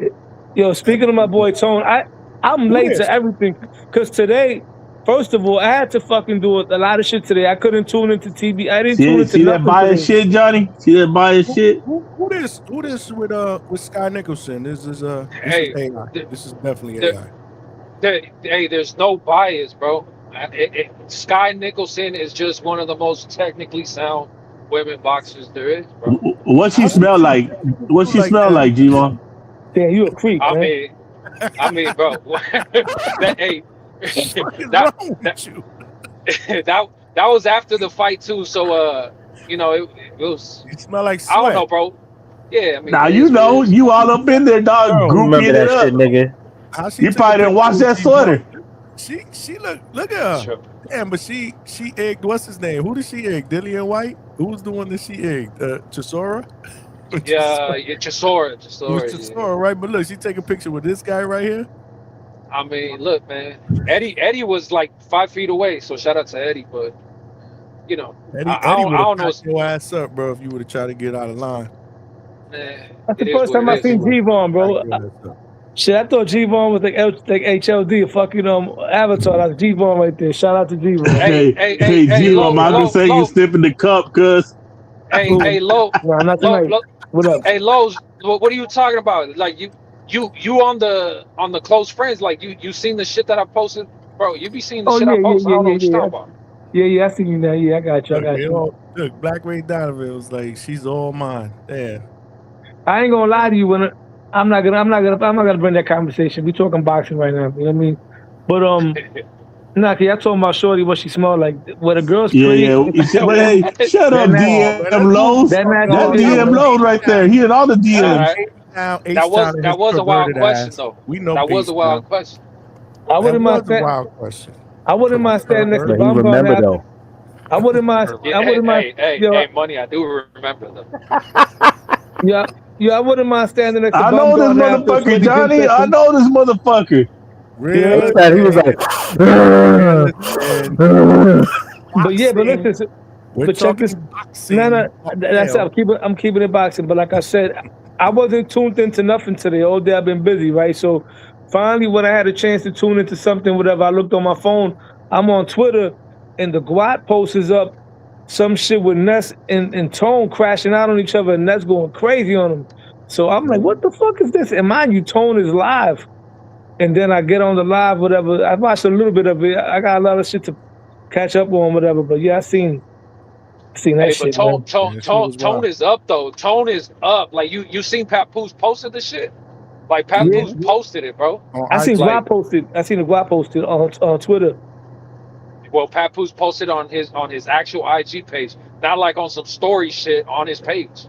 Like, say what you want. Say what you want, but when you talking about Tone this much, and you really only responding to Tone, because thousands of, well, I mean, I don't know about thousands, but all kinds of people make content about Clarissa, about Papoose, about whatever, but they responded to Tone. You know what I mean? They responded to him. Yeah. Yeah. Hey, yo, but the snakes came out on Tone when that shit happened. Yeah, I'm telling you, bro. dog. The snakes right. came out of everywhere. You're right, because right after I seen that, I said, let me check TVV real quick. So I fast forwarded just a few minutes. I watched a little bit of the crash out, and people in the chat were talking greasy. Suleiman called in and fucking threw he kicked Tones back in. You know what I'm saying? Yeah, I ain't finished watching all that. I'm gonna catch on to the Bochinche tomorrow, man. Clarissa said thank you in capital letters because this dude's hate is getting beyond. That was 10 hours ago. Yeah, man. Hey, man, it was what it was, man. The internet, man. Not my business. Yeah, internet. Shout out Tone. Tone was defending himself. Shout out to It Tone. might have been a staged event. You never know. It might have been staged. If that was the intention, which I doubt, but if that was, yeah, it worked. It's all over the fucking place. Damn, I can't even scroll. You scroll like every 4 or 5, boom, somebody, and there's all these people just reposting it. That shit is crazy to me. Shit, I hung up on that. I don't do that. Maybe I hung up on that 2 days ago. I don't do that shit. Yo, 2 days ago, I hung up on that, man. Repost gossip shit. I just don't do it personally, but salute to everybody else that does. Not my style. I hung up on that 2 days ago, man. Yeah, you told us on Sunday, Lo. Yeah, I know. but when you on the panel, you can't hang up. You might as well crash out, man. Speaking of the devil, you just brought him up. Yeah, IBO champion at 147. 147 IBO. Yo, the guy was being disrespectful. Talk about some boxing, bro. We got heavyweight boxing coming up with the heavyweight IBO, the heavyweight IBO champion. Come on, stop Yo, that. You asking me? You asking him, man? You asking me? Don't pay attention to that, bro. Yeah, this guy Brian Jennings gonna be fighting for Brandon Moore, the current IBF USBA champion, the heavyweight champ. He's 6'5", 6'6". That guy, he fights a little bit like John Tate, man. He's a tall guy. He's rangy. Even though he has a loss to Richard Torres Jr., he has improved drastically. They mentioned him that they wanted him to fight Tyson Fury at one time. So if he wins against Brian Jennings, who's very durable, I think he has a good chance of getting himself a title fight. You know what I'm saying? I mean, he's a respectable opponent for any of these current champions. He has a regional belt. He's a big name. He's from Florida. He's real popular in the American circuit. So I wouldn't mind seeing him fighting like a Aja Caballel or the winner of this fight with Moses Itauma. Who is it that you're talking about again? Brandon who? Brandon Moore from Florida. So he's from Polk County, right in my backyard. So word around town is if he wins, they're trying to pair him up against Terramoana. Well, he's tall enough to give Terramoana problems. He's a boxer. So he's tall enough to give him problems. Terramoana hasn't fought anybody with a heartbeat, in my opinion. That's the whole deal. That's what I think would be a really, really good fight. I know Brandon Moore personally, and I know he would want that smoke in a heartbeat. We'll bring him up here once he wins too. Yeah, and about this thing, I called the show. The guy was very unprofessional. He was cursing Nestor on his own show, calling him a whole bunch of atrocities. And then at the end, they started to say, "Oh, it's a West Coast, East Coast thing," and all this. He's trying to blame East Coast guys, that they're the ones talking about the genitalia all the time. But it was him talking about the Papoose genitalia on the show. So that's why Nestor corrected him. He couldn't take the criticism. He never talked about his genitalia. He said that he's fucking Clarissa, which is a fact. Which is a fact. Yeah, but why is he didn't so say nothing about his genitalia, okay, though. But, yes, he didn't say nothing about his genitalia. Yeah, but why is he cursing? Why is he so concerned about who Papoose is messing? That's none of his business, bro. It's just facts, though. It's just facts, though. Yeah. Like, what the fuck? I'm saying that's why it gets to be annoying after a while. Like he like his show is and then he's very arrogant. He says that people are like he's the one that mentioned. He said that we on his shit. We on his genitalia. That everybody's sweating him. This dude two-tone, bro. He's out of control right now, man. I mean, you're talking about him right now for what? He's out of control because he dissed me on the show. He called me a bitch ass nigga. Maybe you are on his genitalia. I don't know. No, Why I you wasn't, about bro. right I could care less about these guys, yo. The only thing is that he got a little computer. He opened his little podcast and he's sweating Alycia on his show. His little podcast with 50,000 subscribers. Yeah, he got His little 50,000 podcast. subscribers because all he do is hate on Clarissa Shields, bro. All he do is clean up I hear Clarissa. you, bro. But Suleiman, but real quick, and Can we move on? Go I ahead, want to change bro. the subject. But before I do, you gotta understand, you called in right afterwards and started going at him, so that's why he mentioned you. You know what I'm saying? But besides that, let me ask you a boxing question. I've been wanting to ask you this, bro. You really believe Shakur Stevenson beats Sebastian Fundora, and I want to hear how, man. Okay, but you don't interrupt me. You want me to answer your question? Go ahead, Johnny, mute this guy because he's gonna ask me a question. I can answer the question. Okay, everybody in professional boxing, two-tone, all you guys say, oh, Shakur's too big. Shakur's mad big. Oh, he has Devin Haney's dimensions, right? And all these dudes are divas. Like the divaism is on an all-time high. Even the panelists, the guys that have podcasts are divas right now. So this man, everybody's saying he's big. He just fought. He has a humongous win over a guy that just beat Rolly Romero. He made him look like a club fighter, like an amateur, right? Now, all these other guys don't want to fight him. It's too much stuff. So I say to myself, yo, F this. Let me move up to 154. I'm big. This other guy's not that good. Fundora is not that good. To tell you the truth, he's tall. He got height, but he's very beatable. He got knocked out, for God's sake. Somebody went up there and knocked his head loose, and he's not that good either. Okay? He went in a do-or-die fight with Erickson Lubin, a guy that Virgil Ortiz comatose him on the ropes. Okay? All right? So he don't want to fight Virgil Ortiz. Virgil Ortiz been interim WBC champion for a minute.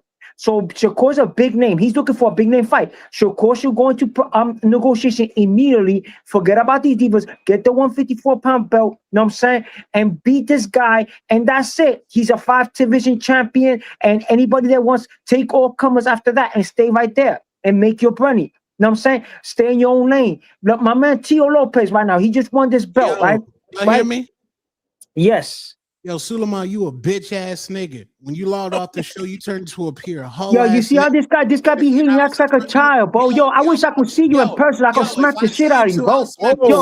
Yo, we gonna go toe to toe, nigga. You know I'm from New York, bro. No, forget that, bro. Yo, I'll fight you in border wars, bro. I challenge you in border wars. You're fat, bro. I'll pound you to the body, bro. Yo, dude, you arrogant, bro. You think you all that, man. Yo, all you call guys. Yo, dude, bro. Why you calling me a bitch ass nigga, bro? Why you calling me? You talk tough, bro. You better be real, bro. Because I'm a real nigga, bro. I'm not one of you. I'm a real grown ass nigga. You want to talk gangster? You ain't no nigga. Yo, I'm a real grown ass nigga. I'll smack the shit out of you, bro. I'll smack the shit out of you, bro. I'm not Nestor Gibbs, bro. I'll smack the shit out of you. I'm real, bro. You know what I'm saying? Yo, you talk all that shit to all these cats out here. You talk to round one. You can't talk to me like that, bro. Your grandma's a bitch, nigga. Yeah, that's all you talk. You talk like a child. That's some little kitty shit, bro. That shit don't impress me, son. You know what I'm saying? I stand on it too, okay, nigga. so we're gonna see, what's up? That's negotiation, border wars, bro. Yo, fat out of shape dude, I will smack the shit out of you, bro. In live, yo, let's film this, bro. I want to see this. Yo, you keep calling me a bitch ass nigga. You're gonna see who's the bitch ass nigga, bro. Yeah, that's all you do, bro. Then you want people to respect you, bro. 50,000 followers for this? For this garbage? Yo, 50,000 followers for this garbage ass dude, though. You should never even be in the panel, the boxing voice, bro. You're not professional, bro. You nigga, you a Yo, bitch. that's all. You call me racial slurs, and I'm supposed to be all, yeah. No, hold on. I still got your call when you was riding my dick, nigga. I wasn't riding you, bro. Yo, dude, bro, you really arrogant, bro. You are arrogant, dude, bro. You don't even know professional boxing, bro. You don't even know professional boxing. Talk professional boxing. Talk professional boxing, bro. Talk professional boxing. Yo, talk professional boxing, bro. Let's see what you know. You don't know nothing, bro. Yeah, man. You talk tough, bro. Yo, dude, bro. You're gonna get yourself. You like to talk tough, bro. Yeah. Yeah, you stand on what, man? Yo, guarantee you, bro. You don't want to knuckle up on me, bro. Let's do this, yo. Let's do this on the border wars, bro. Get yourself in shape, bro. Yo, I don't care about all that bullshit you talking, bro. Yeah, I'm a bitch, bro. Yo, so let's prove it, bro. Let's go on the border wars, bro. Yo, keep talking behind your laptop, bro, right there, bro. And let's talk this border wars. Me and you, bro, one-on-one. Yo, one-on-one, fat boy. Yo, fat boy. Yo, Brownie, let's knuckle up, me and you, bro. This little ass nigga, what's up? I'm a little ass nigga, right? Yo, so, knuckle up on me, bro. your mom and they can fuck yo, you. that's all you do, bro. All you guys is all mouth. I do not call up dudes like you for fun, bro. For shits and giggles, bro. Yo, dude, I knock dudes out like you for shits and giggles, bro. Know what I'm saying? I'm a grown ass nigga. That's right.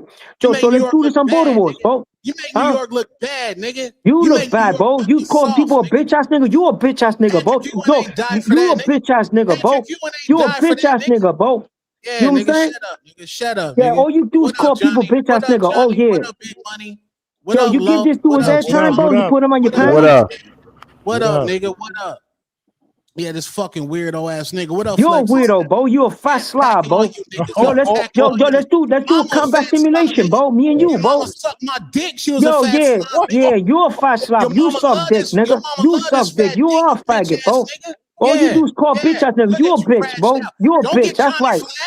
No, don't get Johnny flagged, you weird ass nigga. You're the one calling me a bitch ass nigga. You faggot. No, don't get Johnny flagged, you hating ass nigga. Yeah, you bitch ass nigga, hoe. You a hoe. That's all you do. You curse people and then you expect me to stand up with them. Yo, you better be real, bro, because I'm gonna smack the shit out of you if I see you, bro. Smack shit, nigga. Yeah, don't worry, bro. I'll see you faggot ass nigga somewhere, bro. And I'm gonna, I see you faggot ass nigga real. That's your channel, gang. That's your channel, gang. Whoa, yeah. This neutral corners, y'all. Neutral corners. This dude likes to do curse people out and talk shit. That's all you do. Talk shit. You're like a woman, bro. Listen, you got your shit off. Tone was listening. Yo, you better be real, bro. Get his shit You was off over too. there. Yeah, you was It's over there only fair. sneak dissing. You over there sneak dissing. Oh no, I'm with the dumb shit, nigga. Yeah, I'm with the dumb shit. I'm with Yo, all you of better that. back your dumb shit, bro. You better All back of your dumb shit, bro. Yo, all of that. Cause I walk up to you and smack you right in front of your peoples, bro. I'm not like Clarissa Shields, bro. I'm a real nigga, bro. I'm all of that. You ain't gonna do nothing, nigga. Yeah, man, you talking all that bullshit. You better be real, my friend. Yeah, whatever, nigga. Yeah, you Yo, a so let's bitch, box. nigga. Yo, let's do a combat simulation, bro. You can't outrun me. You can't outbox me. So what's up? Yeah, you a hoe, nigga. You a hoe, nigga. You a TBV. Yeah, that's all you do, man. Send your counterpunch, you bitch ass nigga. You a TBV groupie, nigga. Send your I'm a counterpunch. TPP groupie. I'm not even on the panel, bro. We gotta. You a TBV groupie, nigga. We gotta break Yeah. this up, y'all. Yeah, nigga. I'll go back to the panel and drop 60 on you niggas, man. It's nothing to me. I Yeah, do all this this shit. guy behind a computer, bro. Behind a computer talking all that bullshit, bro. Lose weight, you fat slob. Lose weight, you Oh, fat right. pig. You're not Lose even weight, on man. Jerry, Lose weight, man. Jerry, Stop fucking yourself with donuts, man. You're not even Lose on weight, camera. man. You're not even cammed up. What are you talking Oh, you about? want me to cam up, bro? You know I'm in better shape than you, man. You know I'm in better shape than you, bro. Cam up, You know nigga. I'm in better shape than you, man. I own you, nigga. You know I'm in better shape than you, man. Probably in a motherfucking two-story fucking cot with some fucking grilled cheese in a refrigerator. That's why you can't cam up, nigga. I let y'all verbal spar for a little bit. Let's move on. We got two people back there, so I don't want to have 8,000 people on the panel. So yeah, I'm out, Johnny. Yo, salute to the panel. I can't be on the panel with bitch ass niggas. oh, well, we gotta take a rest. Damn, man, I want to talk to Tone, but take a rest, Suleiman. Take a You rest. didn't want to man. talk to Tone. You just wanted to fucking downplay Lord Alycia. have I know mercy, bro. H-Town, you crazy. Coach, Bermuda ass, man. Reel us in, Coach. Reel us in, bro. Yo, Johnny, let me ask you a question, Johnny. Hey, Johnny, you just heard the man mention my name. How you gonna just overtalk the host? And he just motherfucking introduced a real boxing motherfucker on here, man. I need to give Every- Suleiman a timeout because he's Yeah, wound up right give now. his ass Let a him cool out. timeout. Let him cool out in the back for a while. Lord, man, that Hey, was man, crazy. you feed a man bread every day, and the motherfucker hates you. You let him starve for a month, and he will love you the day you finally feed him. Am I right, Johnny? In Yes, you are right, psychology, sir. in psychology, they call this the baseline trap. Right? Feelings ain't based on what's given; they're based on the distance from the expectation. You raise the bar and you become a slave to it. The better you are at something, oh man, the more dangerous it will become to disappoint. Steph Curry drops 20 points, it's underwhelming. If a bench player does the same, they clapping and cheering. Why do I say all that? Well, anyway, peace, Johnny boy. Hey, Low Nose, what's up, man? Hey, good. Big Money, H-Town, you know what it Peace, is. peace. What's good with you, Coach? What's good with you? Hey, my favorite motherfucker on here, hey, Sacramento Giovanni. Damn, Coach, you were cooking though, because I don't even want to continue on that because I see you were moving on, but that's also why women a lot of time will let go, will overlook the relationship they have with a good man and look elsewhere, because like you said, a bar has been set and now they just see the great things you do as normal, as everyday things, like, oh, that's just what's expected of you. You get what I'm saying? So somebody else comes along, does one nice thing, and it's like, oh, but this guy did this and that. But it's just another perspective to look at. Hey Javon, I got a minute to give you my attention. Go ahead, tell me why you have a relationship problem. Nah, I'm not having no. Out of all the examples. 1 minute? That's all you're giving them is 1 minute? Out of all the examples, I mean, because hey, Johnny, nobody wants to hear no soft ass shit. This is the soft spot. I know, but we're not here for all that. But look, and Tone crash out on each other. How was that soft? Yeah, but you stopped it. That was soft. Well, how long you wanted nobody even got knocked out. That was an early stoppage. Nobody even got knocked out. They went at least 3 rounds, man. Easily. Corrupt ref. Nah, but Johnny, you gotta be careful, Johnny. You can get flagged for that, nigga. You had M bombs, and F bombs dropped all over the place, man. What was that? Hey, coach. There's no problems though. Bro, I just messy. I like that messy shit, bro. Grow up. You don't want there's no problems though, coach. I just wanted. Listen, Tone came on to defend himself. I mean, they talking to each other, so I let them go back and forth. But y'all want me to let them go for an hour? No, but the N bombs and the F bombs, it could get you flagged, bro. You've been through it before. That's what I'm saying. I mean, that's honestly, you gotta go listen to the playback. You probably can't hear either one of them because they were just cursing over each other. Bro, I heard them loud and clear, bro. Hey, Big Money, there's a heavyweight imposter trying to say he's the youngest or whatever champion. You know, Mike Tyson holds that crown. Yeah, he do. Mike Tyson is the Mike youngest. Tyson, the fucking legend. Yeah, it's already too late, right? It's already too late. Youngest. Yeah, he'd be the second youngest. Second? Why we No, the heavyweight, he's the youngest, but all time is Benitez. No.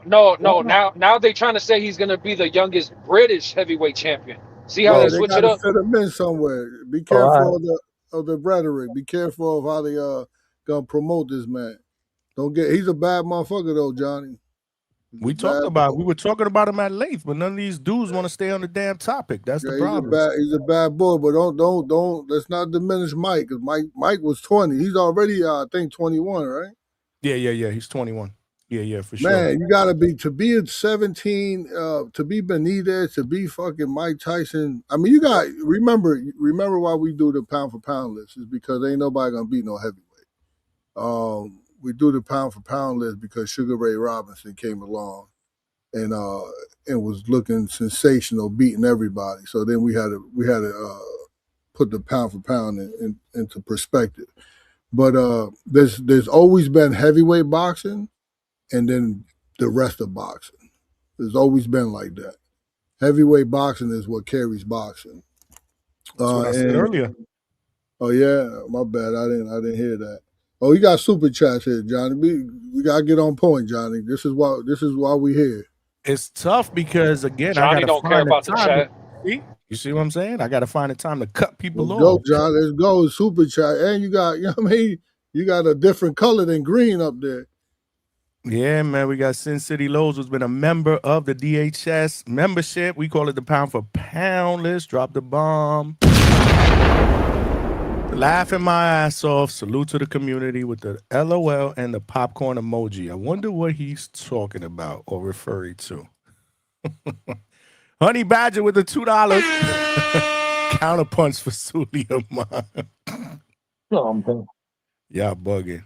Bugging. Nah, enough is enough. Like I said, like Lo said, I may have to go back and clip some shit out. Yeah, yo, Johnny, what Bermuda said about Benitez, right? Hey, Lo, man. No, you don't let me finish. You stepping on the money, Lo. What the fuck? Look, Coach, you see what I'm telling you? It's hard for me to get a break. They don't let me finish. Go ahead. Attorney Bailey with the 20-piece. We got to drop the woo with that.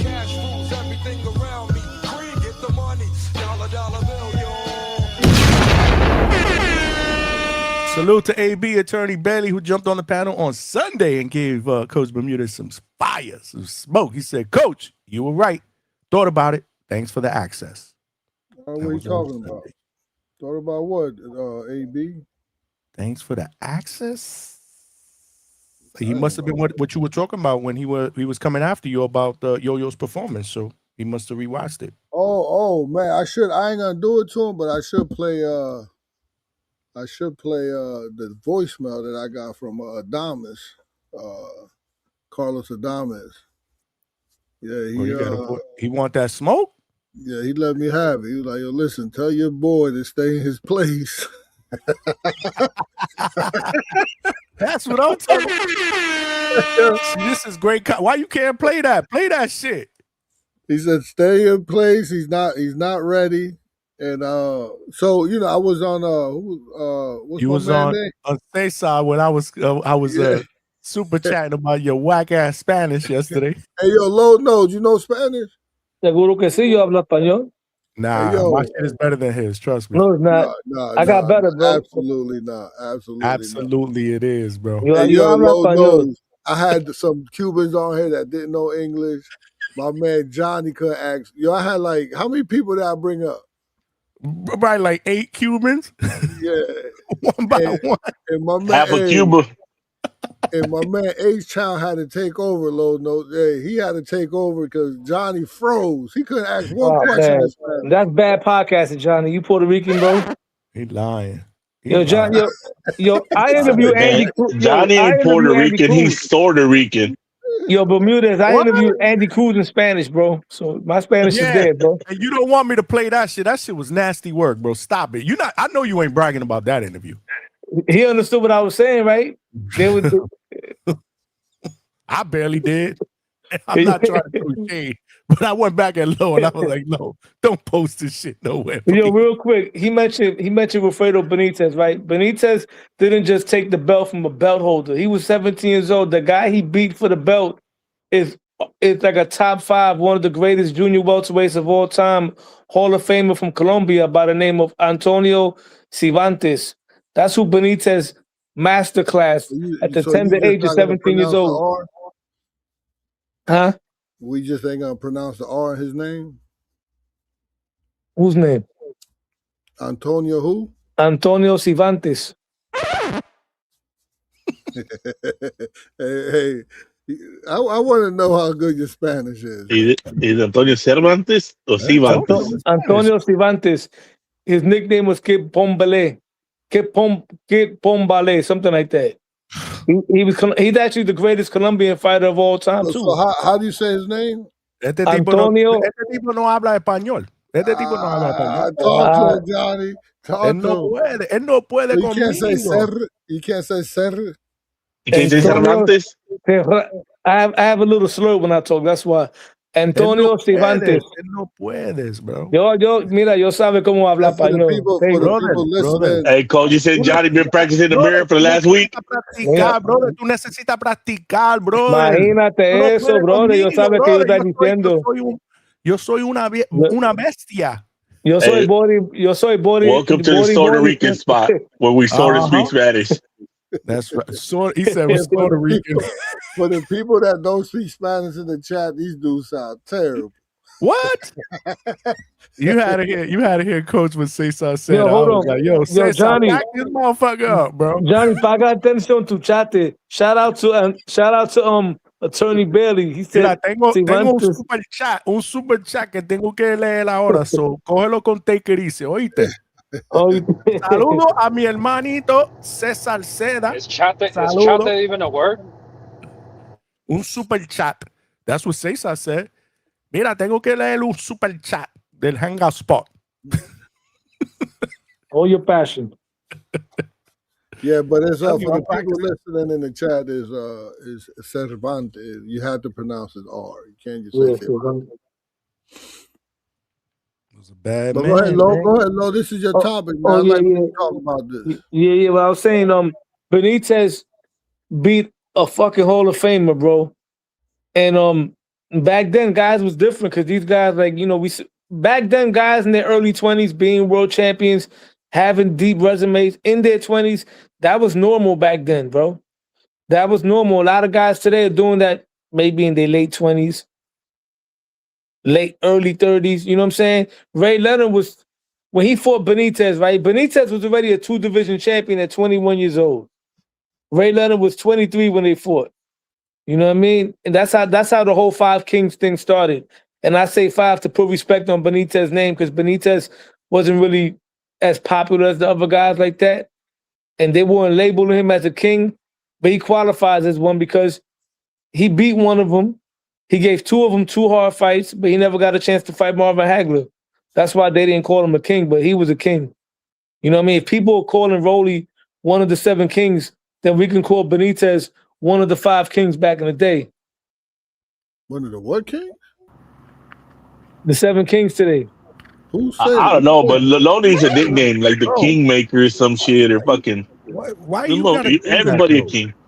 Like why? Los siete reyes. Los siete He reyes. said there's people calling Rolly the 7th king, but who Nobody said it below. Him calling Rolly the 7th king, not people. Him. No, nobody even has more than 4 kings, bro. Nobody even has more than 4. What are you talking about? They got 4 5, kings, bro. People definitely say 5. People definitely say Tio, Tank, Ryan. They No say one was Ryan, calling Shakur, Andy Devin. Cuban Chinko. He goes, they're calling him Cuban Chinko. Like, what? Where's your 7 kings, bro? Come on, bro. You gotta hit him, bro. Where's your power, bro?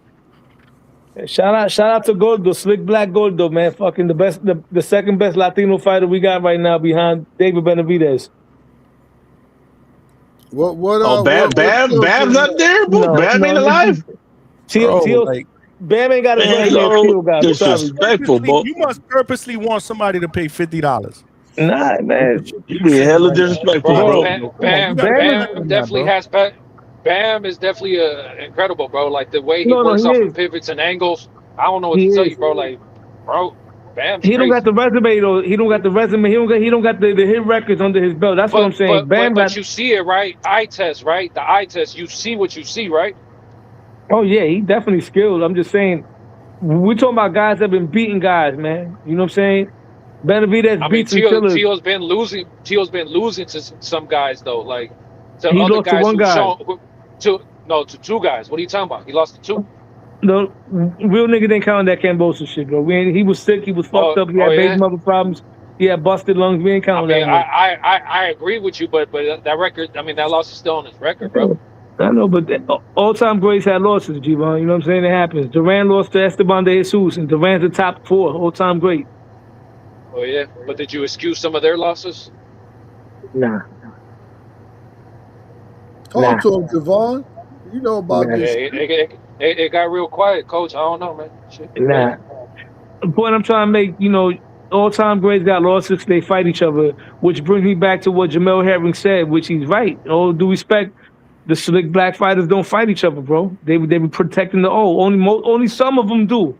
Shout out to Abdullah Mason. Shout out to Devin Haney, who's trying to fight one. But the other ones ain't fighting each other, bro. Back then, they were all fighting each other. Hearns fighting Leonard. Leonard fighting Hearns. Hearns fighting Hagler. Roy Jones fighting James Toney. Floyd fighting Zab. Floyd fighting Shane. Zab fighting Corey Spinks. So you don't see that no more, bro. Hey, we got to give it time, Lo. But listen, I don't know. Did I mishear somebody say that something about Bam resume? No, yeah, what I said was Lowe's was saying he don't have a resume. He don't got a resume like Tio's. That's what I'm saying. Where's his Lomachenko at? Where's his Josh Taylor at? That's what I'm saying. I'm not shitting on Bam. He don't got the names in his weight class. Hold on a second. I don't know, Johnny boy. Hey, Big Money, somebody pull up box right now because I can't do this off memory. Because I know he got Quadras in there. I know he had what's the dude there? Uma. The dude was a beast. Estrada. Estrada's a monster. Gallo Estrada. Gallo, that's right. Gallo Estrada's a beast. Mm-hmm. You can't discredit him for that. You got to give him credit. He undefeated dude from out there that he just started drinking and smoking and some shit. What was his name? The from he out there from England. Sonny. Sonny Edwards. Sonny Edwards, who was undefeated at the time. Yep. Right, trash him. And what's the Asian dude that put my boy Chocolatito to sleep? That broke my heart. Rondusa. Did he beat him?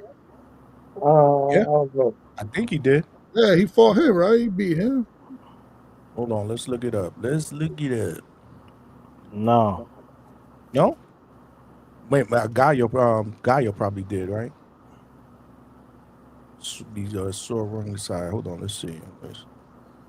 He's right. I don't know. I don't remember his record, but I know the man's a beast. His skill set is far superior than Tio, but usually the smaller weight guys are anyways. Carlos Cuadra. Let's see who else is up in here. Sonny Edwards. Juan Francisco. Pedro Guevara. Christian Gonzalez. Let's see. He has good guys on his resume, no doubt. I'm just saying he doesn't have pound for pound guys, and yeah, he does. Bam is definitely more fundamentally sound than Tio.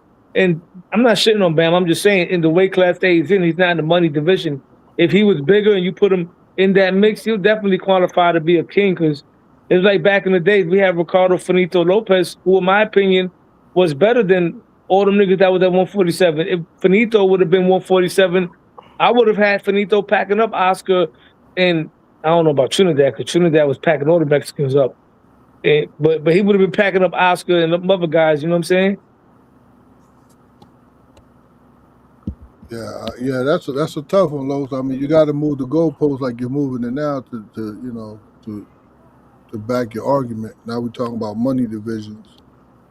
Yeah, Benito's probably the greatest Mexican fighter of all time.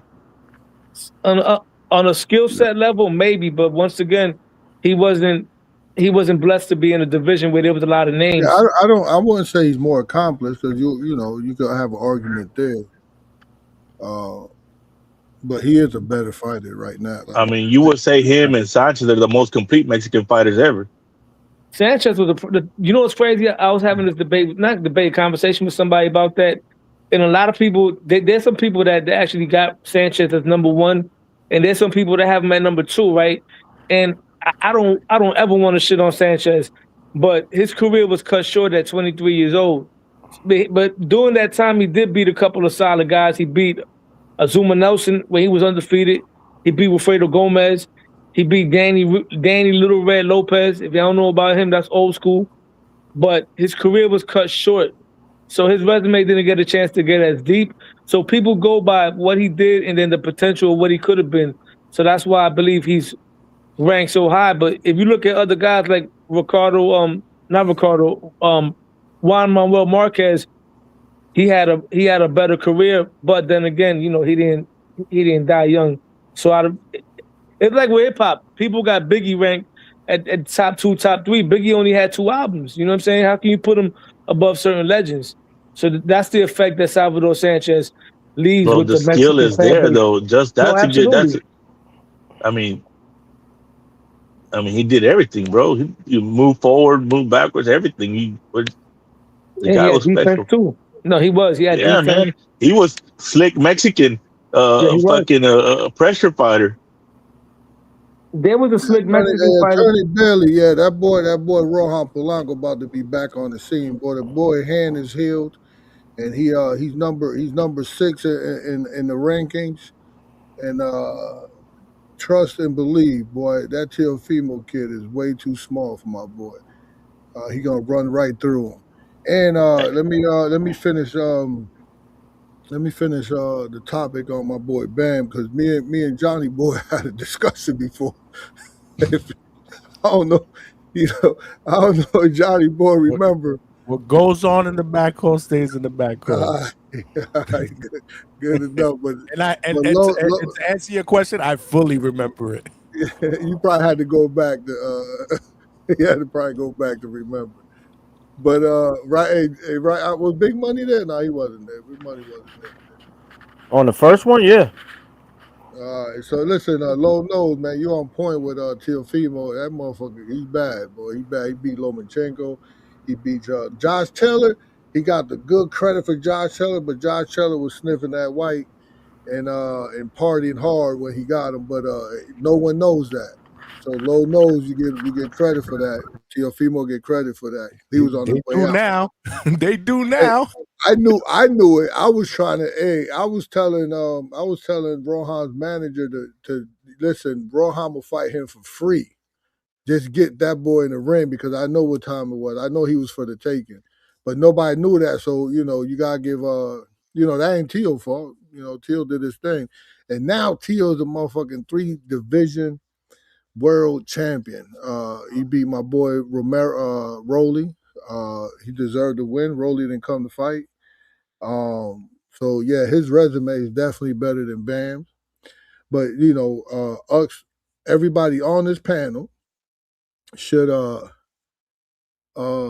look how many different problems a fighter can solve consistently.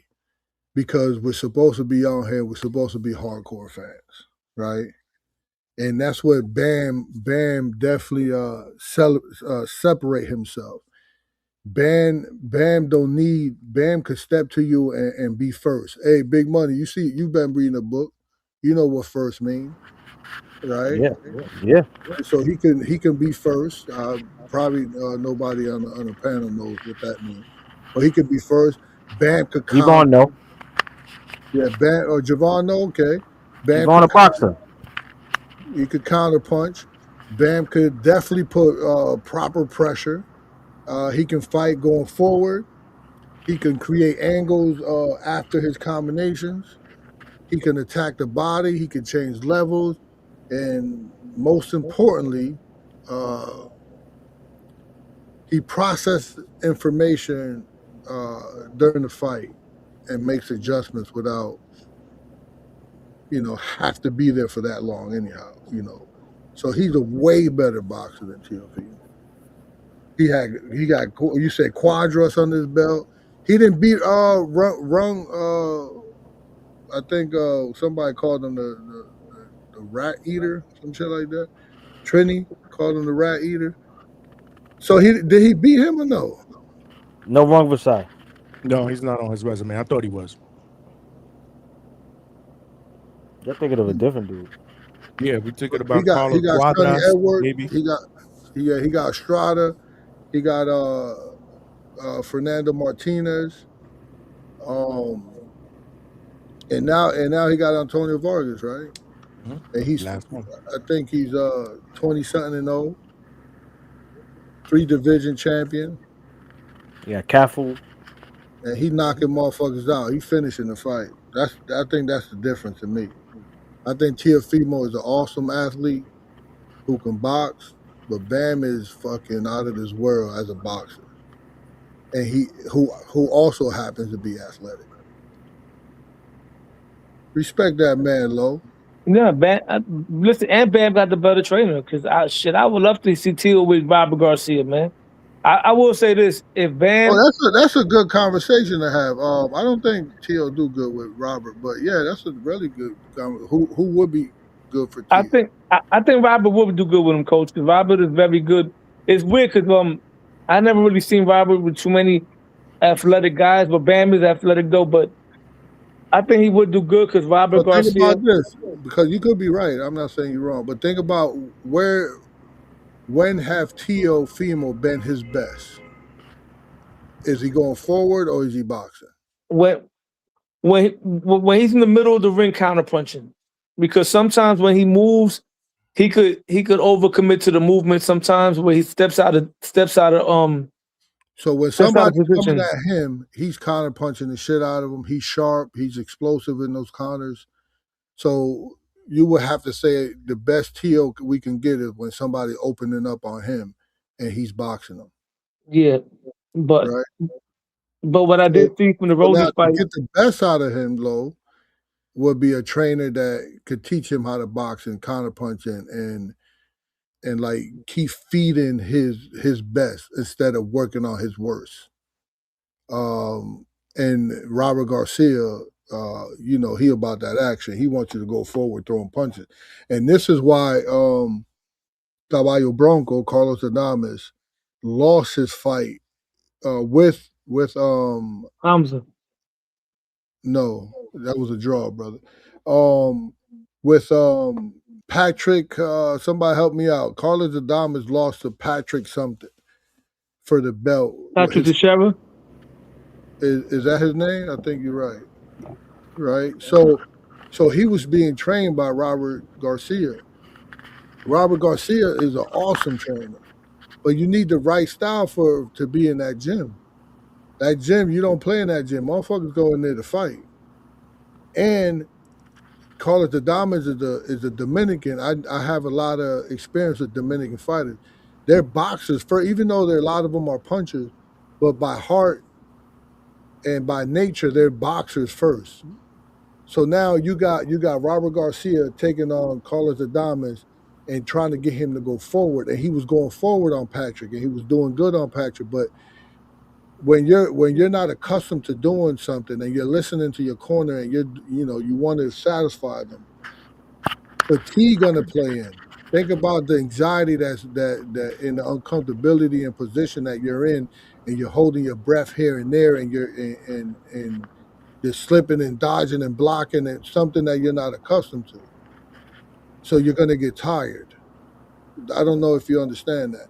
So you're just in an uncomfortable environment, but you're still doing good, but you're still putting pressure when your natural abilities is one to box. And this is why a trainer have to train fighters according to their personalities. You can't just totally switch up their personalities, their character, and make them do something that is unnatural to them. Especially when you didn't start this guy out, you just got him for this training camp. You have to feed into that instead of be like, nah, this is how my fighters fight. This is how I had success. This is how you're gonna fight. I remember going into the Catskills where Mike Tyson trained, and Kevin Rooney was training. It was a 6'5" dude. He looked like he looked athletic. He looked like an Adonis, and he had him dipping low in the peekaboo style. And I'm like, why would he want to do that? Why he just want to stick the jab out and box somebody? You know what I'm saying? So all styles, you can't just fit all styles a particular style into somebody's hardware, right? You understand that, right? Yeah. Their genetic makeup. So, damn, that was a long thing. I don't think Tio would be good with Robert Garcia, even though Robert Garcia is one of the best coaches in the world. Hold on, real quick, before somebody goes. Hadriel Heredia with the $5. He beat him, guys, and knocked him out.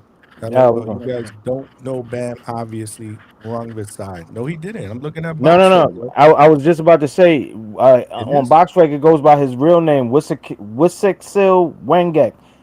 But that's wrong with side. Because I know, just like you, we were thinking like, yo, am I crazy? I thought he fought him, but because his it is. Shout out to Casa Bendejos. He brought that up in the chat. Shout out to the man who who's that super chatted that, man. Shout out to him, man. Good shit, man. Yeah, because I was a little fucked up about it. I was like, damn, I thought I did see that fight, but we did say it earlier. And then when I looked at the thing, I'm like, okay, maybe he didn't fight him. Yeah, that's what I was thinking. I was like, I'm like, what the fuck? Hey, you didn't play the wolf for my man. Word. You see my man sent that $5. Let's drop the bomb, man. We stand corrected, man. I appreciate you. This is what I'm talking about, man. We got hardcores up in here, man. Yo, Coach, what I did notice, what Tio did do better, even though he struggled a little bit coming forward, he did better coming forward this time because he was doing it behind a jab, and I like how he was throwing that Canelo-like right hook to the body. And when he fought Shakur, he didn't do none of that. But then again, Shakur's a left-handed fighter. When you fighting, you're a boxing historian in my mind, right? Because you love talking about the 80s and the 90s. Don't say that. Don't say that Canelo right hook to the body where you got in history people been throwing that forever. Oh yeah. But I'm talking about compared to guys in recent times. So to bring the guys up that's watching now, Canelo likes to throw that right hook to the body to stop the dudes from circling to their left, right-handed fighters. And Tio, right now, a lot of people are going to start trying to fight Tio off the back foot.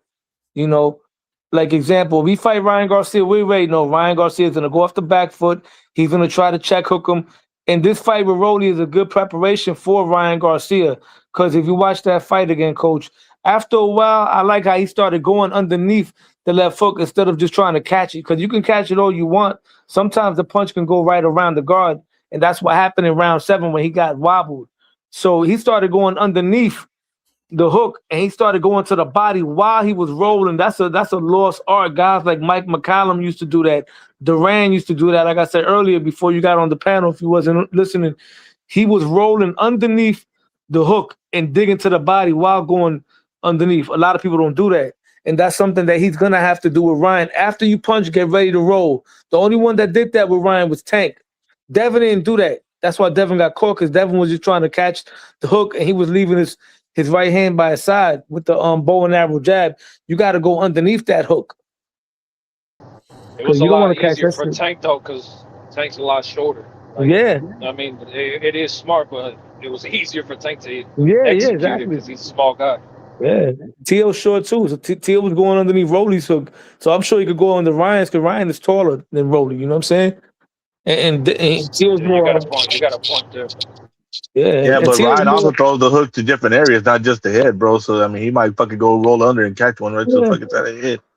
But I tell you one thing, Tio definitely got over Ryan. He got more dog. Because when Ryan got hit, Ryan put his hands in his pocket when he felt that Rolly hook. When Tio got hit, that shit woke him up. He was ready to rumble. I mean, look, everybody, if that's the way you see it, that's fine. But I disagree with that. That's like the narrative. It seems like a lot of times people kind of hear one person say it, and then everybody just because he's repeating it, like, oh yeah, we all agree that that's what we saw.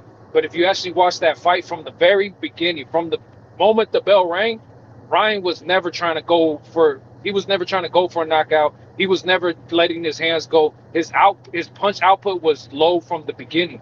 Like just walking to the ring, Ryan didn't even look right. You get what I'm saying? So he already wasn't even throwing. So him getting dropped, like it didn't deter him from dropping. From throwing. He was already not throwing before that. That happened in the 3rd round. Before that, those first 2 rounds, Ryan was inactive. But whatever. I guess people see how they see it. I don't know. And hey, Johnny, you see how those finesse us into a 30-minute fucking Tio conversation? Nah, y'all baited me into that, bro. That was coming, man. Yo, he No, never y'all said baited not me, bro. one thing about the heavyweight topic, bro. Y'all Not baited one me thing. about. I jumped on because y'all was talking about Hitchins and Brian Norman. You know, I'm a welterweight fan. You know what I'm saying? That's my division right there. I jumped in because of that, and then y'all started talking about Tio. So you easily swayed though. You can't tell him chill. I don't want to talk about Tio. Johnny did a 7-hour show on Sunday about Tio. Hey, Coach, what do you think about this Hrgovic fight? They're saying that he's out there training in Big Bear, and he's gonna come in with a good win this time. He ain't gonna gas out. This is supposed to be a step-up fight for Itauma. Is it a showcase or what? Man, I forgot who he said he fucking trained out there with, man. Not with Abel, is it? Yeah, with Abel. Ooh. So, I mean, this young Itauma's Nike athlete, bro. I mean, but my thing is, Hrgovic has been known to gas, and the thing is, like, yeah, it'll help, training at that high elevation and pushing your body to certain limits. But at the same time, Hrgovic is just older from the times that we've seen him gas already. Like he's just gotten older since then. So I don't know. It can help, but I don't think that's going to solve the problem. Like, if you're a guy who gasses, you're he's never been dedicated, G-Von, so I don't know. Maybe we get the first time he's actually dedicated to whole camp.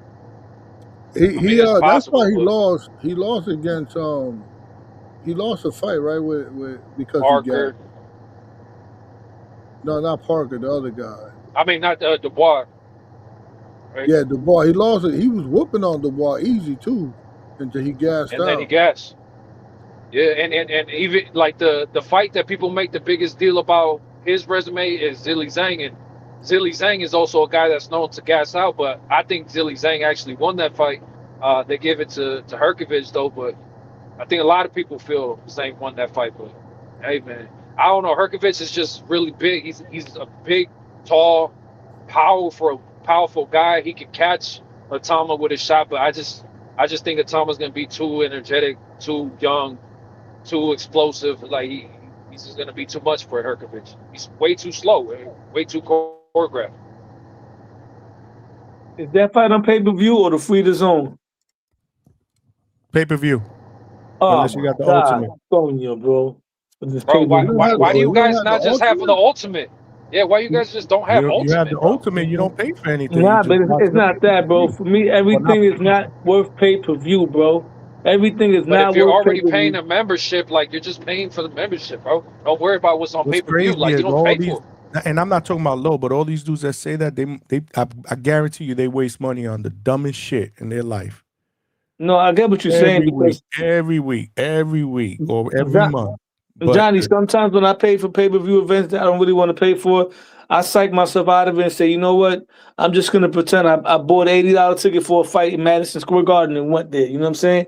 But Hey, Lord knows how many pay-per-view you bought this year. this year so far, 2026, I don't know. Name me the pay-per-views and I tell you if I paid for them or not. Well, Name if you have we're have not the gonna money go down where the you can list. just buy things and not think about it, then why you don't get the whole package? That's what I'm saying. And you don't have to worry about it. You don't have to worry about what link you're gonna get, this, fires, this. No, my link is good, but if it's a fight that I'll pay for fights too. Your fire stick is good. Yeah. I don't got a fire stick. I got another kind of link. But if my shit works, but sometimes I don't want to chance it. But like example, I paid for the TO fight. I paid for the TO fight before that. I paid for the what other pay-per-views we had this year so far? I know I paid for more than I can't Boots and Xander Zayas. I paid for that, John. You know what I mean? I was actually supposed to go, but I didn't. I paid for that. I'm not paying for none of them heavyweight fights at all. But it looked like you almost paid up for the year just by doing those few. Hey, get the whole package, Lo. You're a hardcore fan, man. It kind of makes sense there. Yeah, you're a hardcore fan, man. You don't gotta be doing all this dumb shit. Just get the package. You'll get your money's worth. No, you're right because that's $80. That shit right there grabs up a few months right there, man. You're right. Yeah, indeed. That's you mentioned 3 or 4 of them, $80 a piece. That's you almost there. Yeah. In fact, Teal Shakur, I didn't pay for that. That one I went live. I went to the Teal Shakur live. And are you a fan of other sports? Yeah. Oh, okay. But I don't pay for other sports. Like I watch. I'm not watching baseball now because my Mets they've been dead since June.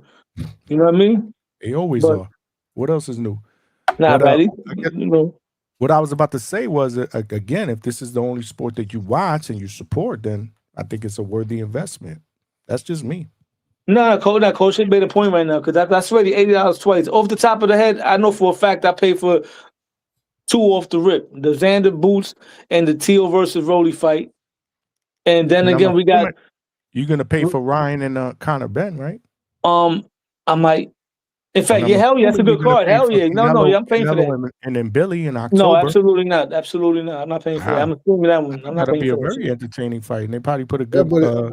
If you get it, you don't have to pay for it. If you get the package, you don't got to pay for it. It's already in. And what I don't understand, I mean, I don't know. Look, everybody's financial situation is different, but I don't get it when people say it's not worth the pay-per-view, but yet you'll still watch it. Like you just don't want to pay for it, but you still want to watch it though, because like you said, oh no, I'm gonna stream that. So you still want to watch it, so there's still value in it. I don't know. I just think we need to support boxing some more because like we always be talking all this shit about. You know, like boxing isn't here. Boxing needs to, bro. We don't really support. I don't know. A lot of dudes don't support like that, and then they claim to be the biggest boxing guys. It's kind of crazy to me. Like, how you expect anybody to get paid? How you expect for the fights to get put on if we ain't fucking? They want their cake and they want to have it too. You know. I mean, I get what you're saying, man, but I come from a time where everything wasn't pay-per-view though, Javon. There was fights back then, and I don't mean to sound like an old man because I'm not. There was fights back then that today will be pay-per-view worthy, and they were on HBO for free. We talking about Julio Cesar Chavez, Meldrick Taylor unification on HBO for free, bro. But how old are you? You're not old at all. I mean, gas used to be $1 a gallon, bro. I could say that. Coach could say that. No, Coach is old as fuck. How old are you, Johnny? Ain't gonna lie. How old are you, Johnny? 80 cents a gallon. How I'm you, over Johnny? 50. I'm over 50 years old, bro. I could I say thought that. you was You're nowhere 47, near Johnny. that, my brother. You grew up in the pay-per-view era. Still, man, I ain't that far behind, bro. Shit, I'm in my 40s, bro. Hey, Yeah, Loma and Rigondeaux would have low been 40s pay-per-view probably. today. Low 40s. Low 40s. I saw that shit. I saw that shit live, man, in the small ass. I forgot what theater that was. That wasn't even the Garden. That was I forgot where that was at, but I saw Rigondeaux fight Nonito Donaire, man. I'm gonna tell you right now. Shit, I remember back in the days when they were doing boxing and wrestling on closed circuit TV. Yo, as a little kid, bro. Oh man, I went to go see WrestleMania 3 as a little fucking kid on a closed Exactly. circuit Same here. TV. In the Closed circuit Ridgewood with Groves Arena. In the Ridgewood Groves Arena, right there between Ridgewood and Bushwick, and they were charging, I believe it was like $15 so you could watch it on closed circuit TV. It was a giant screen TV. I remember that shit. Yeah. So even though sometimes it's not worth like shout out to my man, Incredible. I like that name. Where was he? You mean Uncredibles? Yeah, Uncredible source? Uncredible That's source. Rock. That's Rock. Rock. That's Rock. That's Malcolm X, remember? Oh, that's Malcolm X. You call him Malcolm X. Malcolm X. That's Malcolm X. Come on the show, Malcolm. Get up on here, man. Fuck you doing over there, man? You know what time? Hey, you know you gotta get on here to get your likes up, man. You and Big Money hurting right now, man. Yeah, you need all the publicity you can get, man. Speaking of likes, man, hit the damn like button, y'all. What the hell y'all doing, man? What the hell y'all doing, man? We got over 80 people. What the hell y'all doing? Hit the What's like up button. with Little Spoon, man? I miss the old panel, man. What happened to the Little Spoon, man? Little Spoon haven't been on here for a while. Malcolm, he was in the chat. He's in the chat. I miss Brian Norman Sr. Hey, Brian Norman Sr. He's diabolical. Yo, he was on Mill City. This man, ain't nobody can do it like him, man. I haven't invited him on, to be honest with you. If You I gotta do, invite him on, man. he'll jump on.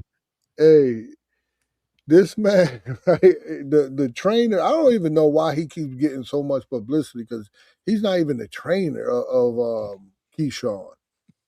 He's not. Oh, you talking about the other dude? Yeah, I don't even know his name, but I know you're talking about. So he like the strength and conditioning dude. I don't even know, but I know that when it comes down to whoever's speaking to Keyshawn in the corner and whoever training it, he's not the one. And I don't know why he's always on Mill City, saying, he's pegged as the trainer. Anyhow, so he was talking something about to Brian Norman Sr. Brian Norman Sr. is a nut. So Brian Norman Sr. was in the truck. Right, so I guess he was like, "You out there towing or what?" I don't know. I don't even want to paraphrase it, but whatever happened, Brian Norman Sr. got out the truck and showed the type of truck he was driving. That motherfucker was bad though. It was. That shit was. I don't even know why would you have a tow truck looking that nice. Yeah. It was official. It was a big motherfucker tow truck. It was shiny. It was nice. It was official. So then he says, like, he went to the dude's roof, right? He said, "You got low ceilings." So he was like, "Show me where you live at, because your ceiling is low. I'm showing you my truck. My ceilings is high." They were just like saying whatever they got back and forth.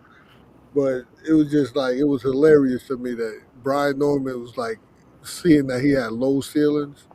And he wanted him to show like where he lived at, and the dude wouldn't do it. Coach Dorsett, that's his name. Yeah. Thanks, money. But that's not his head trainer. No. So I don't know. Nah, it's not his head trainer. But everywhere on social media, they'll say Keyshawn Davis's trainer. Yeah, so I hardly even see him. So when I went to when I had a kid fighting, well, it wasn't my kid, but I was watching the. This was funny too. I'll share this with you because I don't give a fuck about that.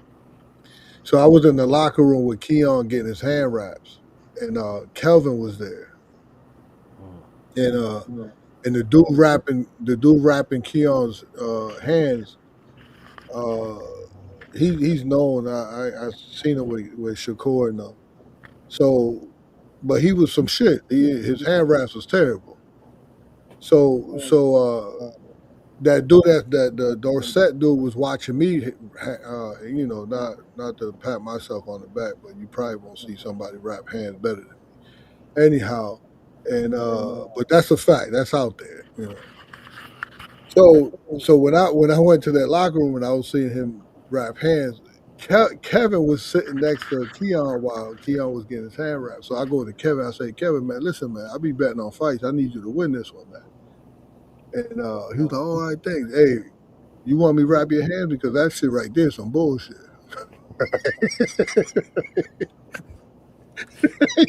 That's good to know that you're like that everywhere, not just here. So I was like, yo, that's some bullshit, man. I'll wrap your hand because I need you to win, man. Right? So he was like, the dude's like, I've been doing this for 30 years. I was like, nigga, you need 30 more years because that's just some shit right there.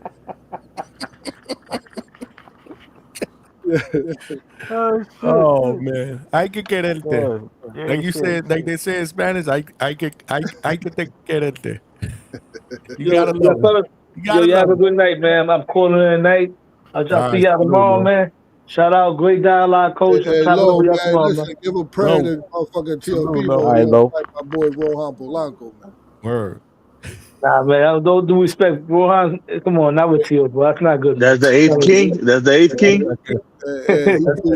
I'm telling you, he's too little, man.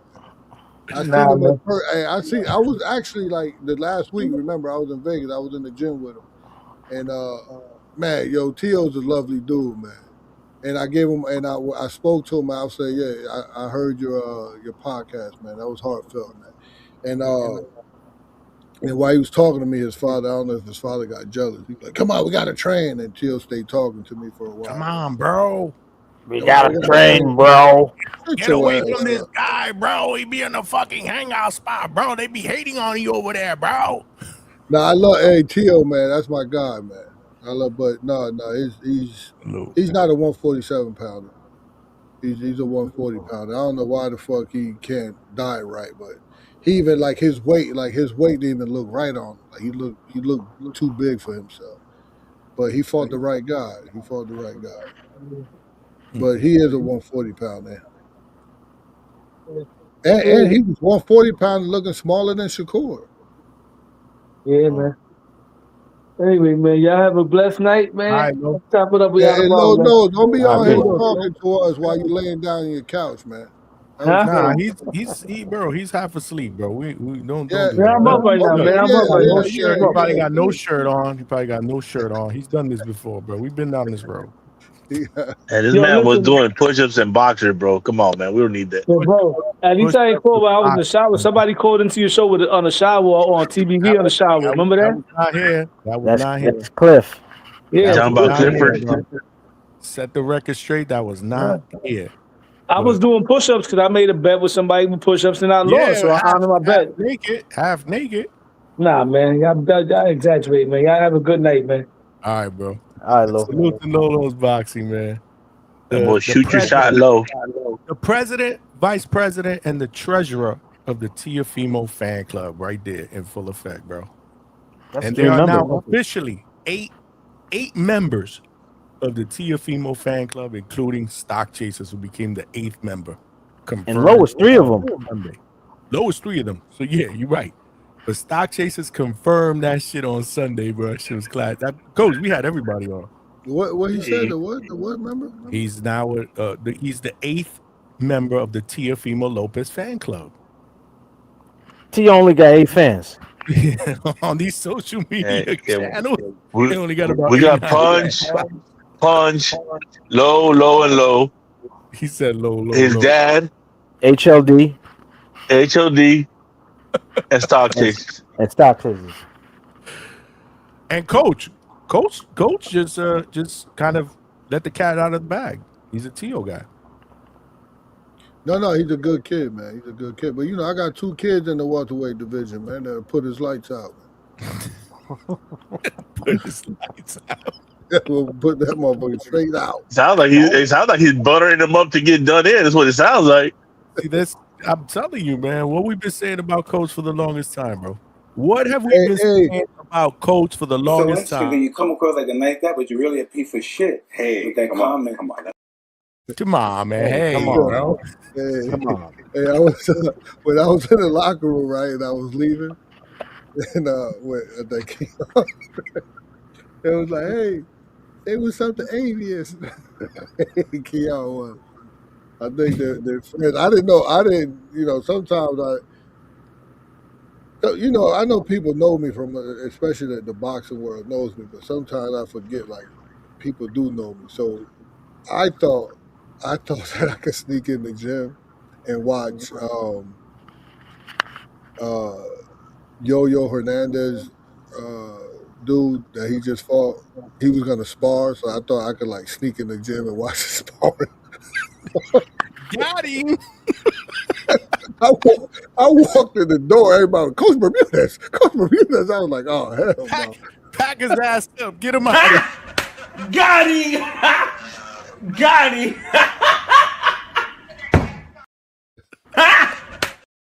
Should have wore a disguise. I know, right? Motherfucker looking like Yogi trying to sneak into a picnic.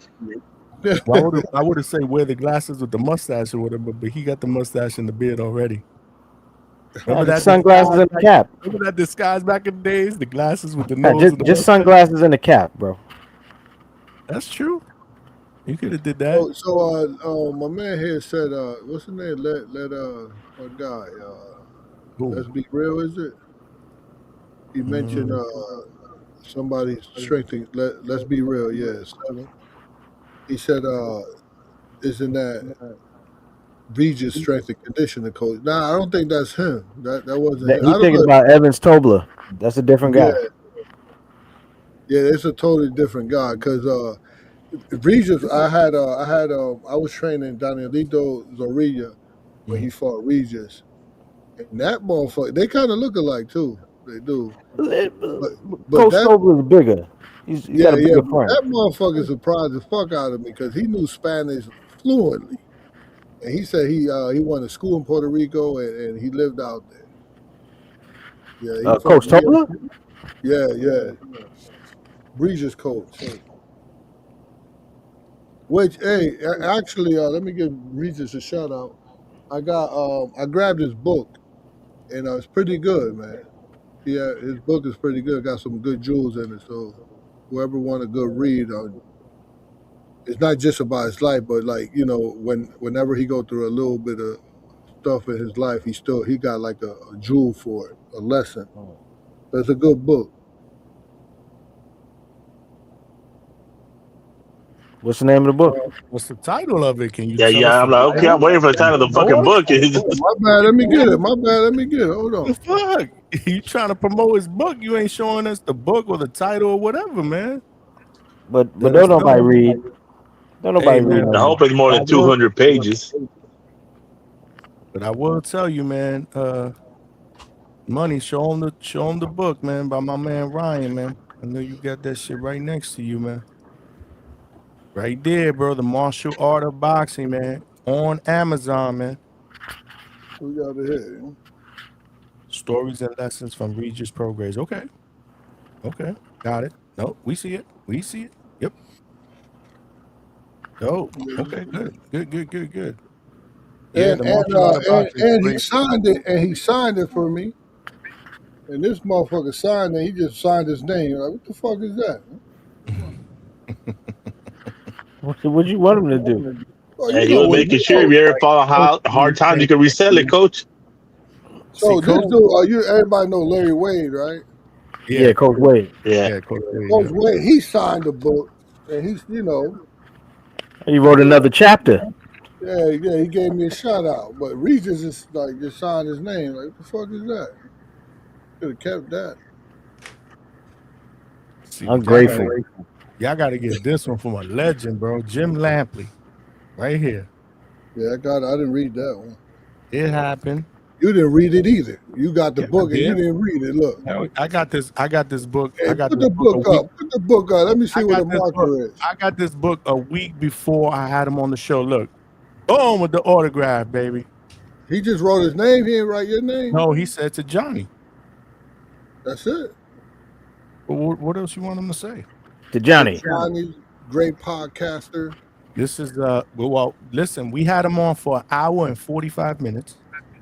Yeah, I saw that. Hey, Toledo, all you read is comments, He Trees. loved it. He said he loved it, bro. This is a come on, man. We talking about stories upon stories, man. Right here. Hey, Jed Trees, this is kind of like a pamphlet, but it's pretty decent. I mean, I won't really. He said a pamphlet. Yeah. Hey, but Regis' book is kind of like, what the fuck are you doing writing all this damn Trees, pages? this is not a pamphlet. This is actually a book, a hard copy of a book. Man, I just think it's 189 pages. It is 251 pages, you hater. And 70 is our fucking pictures. Man, come Hey, on. Regis got 350. This will probably take you 2 months to read, bro. Bro, I'll read that shit in a day. He said in a day. Regis got 300 some change, man. Regis' book is official, man. Everybody go cop my man book, man. Salute to Regis, man. Well, gentlemen, let's wrap this up, man. I'm tired. It's gonna be 2 o'clock in the morning. Let this be the closeout, man. Yeah, close it out. Close us You out, could man. you could just open the book. What the fuck is book club, bro? The book club's over? The book club is over. We Coach, I'm convinced Coach used to get some of his clothes out from the martial art of boxing, though. Oh, absolutely not. I started reading that. I'm like, this sounds familiar. Hey, Coach, you read only fiction or nonfiction too? What's going on? The nonfiction? Hey, a lot you know of that clothes book, come from there, big money. hey, you know that book, you know, I mean, I ain't gonna say too much, but you know what I'm saying? That's my guy's book, man. Ooh, We talked Ryan? about that book. Ryan was on here he was in the chat. When was Ryan in the chat, big money? Last Thursday? week. It was Last Thursday, week. sure. Yeah. He pulled up. Yeah. He was in the chat. And I wanted to pull up to his live fight chat, but I was out on the go. He was like, dude, I'll send you the Yeah. link. I want to pull Oh, up. you was gonna jump on? Yeah, I just pulled up to the chat. I want to jump on one of his live fight chats, but I can't be outside. Like I gotta, even if I don't turn the camera on, I gotta be remote somewhere. Like I'm not gonna do that on Yeah. my phone. They don't turn on the cameras over there, so you'll be the only one on the panel with a camera. That's what I'm saying. I'm not gonna turn the camera on, but I don't want to be walking. You know, I want to be somewhere remote. I'm sitting down watching whatever fights they're calling, and I won't stay on for the whole thing, but I'd like to stay on at least for one fight. Yeah. Yeah. Yeah, I was over there. It was chill. I didn't get on the panel, but I was over there.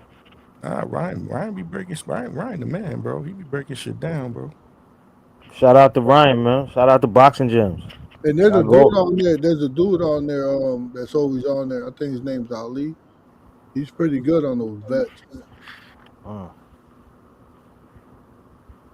We got Canned Dog. Nah, hey, be real, man. Nah, they faking. They definitely. I'm not plagiarized.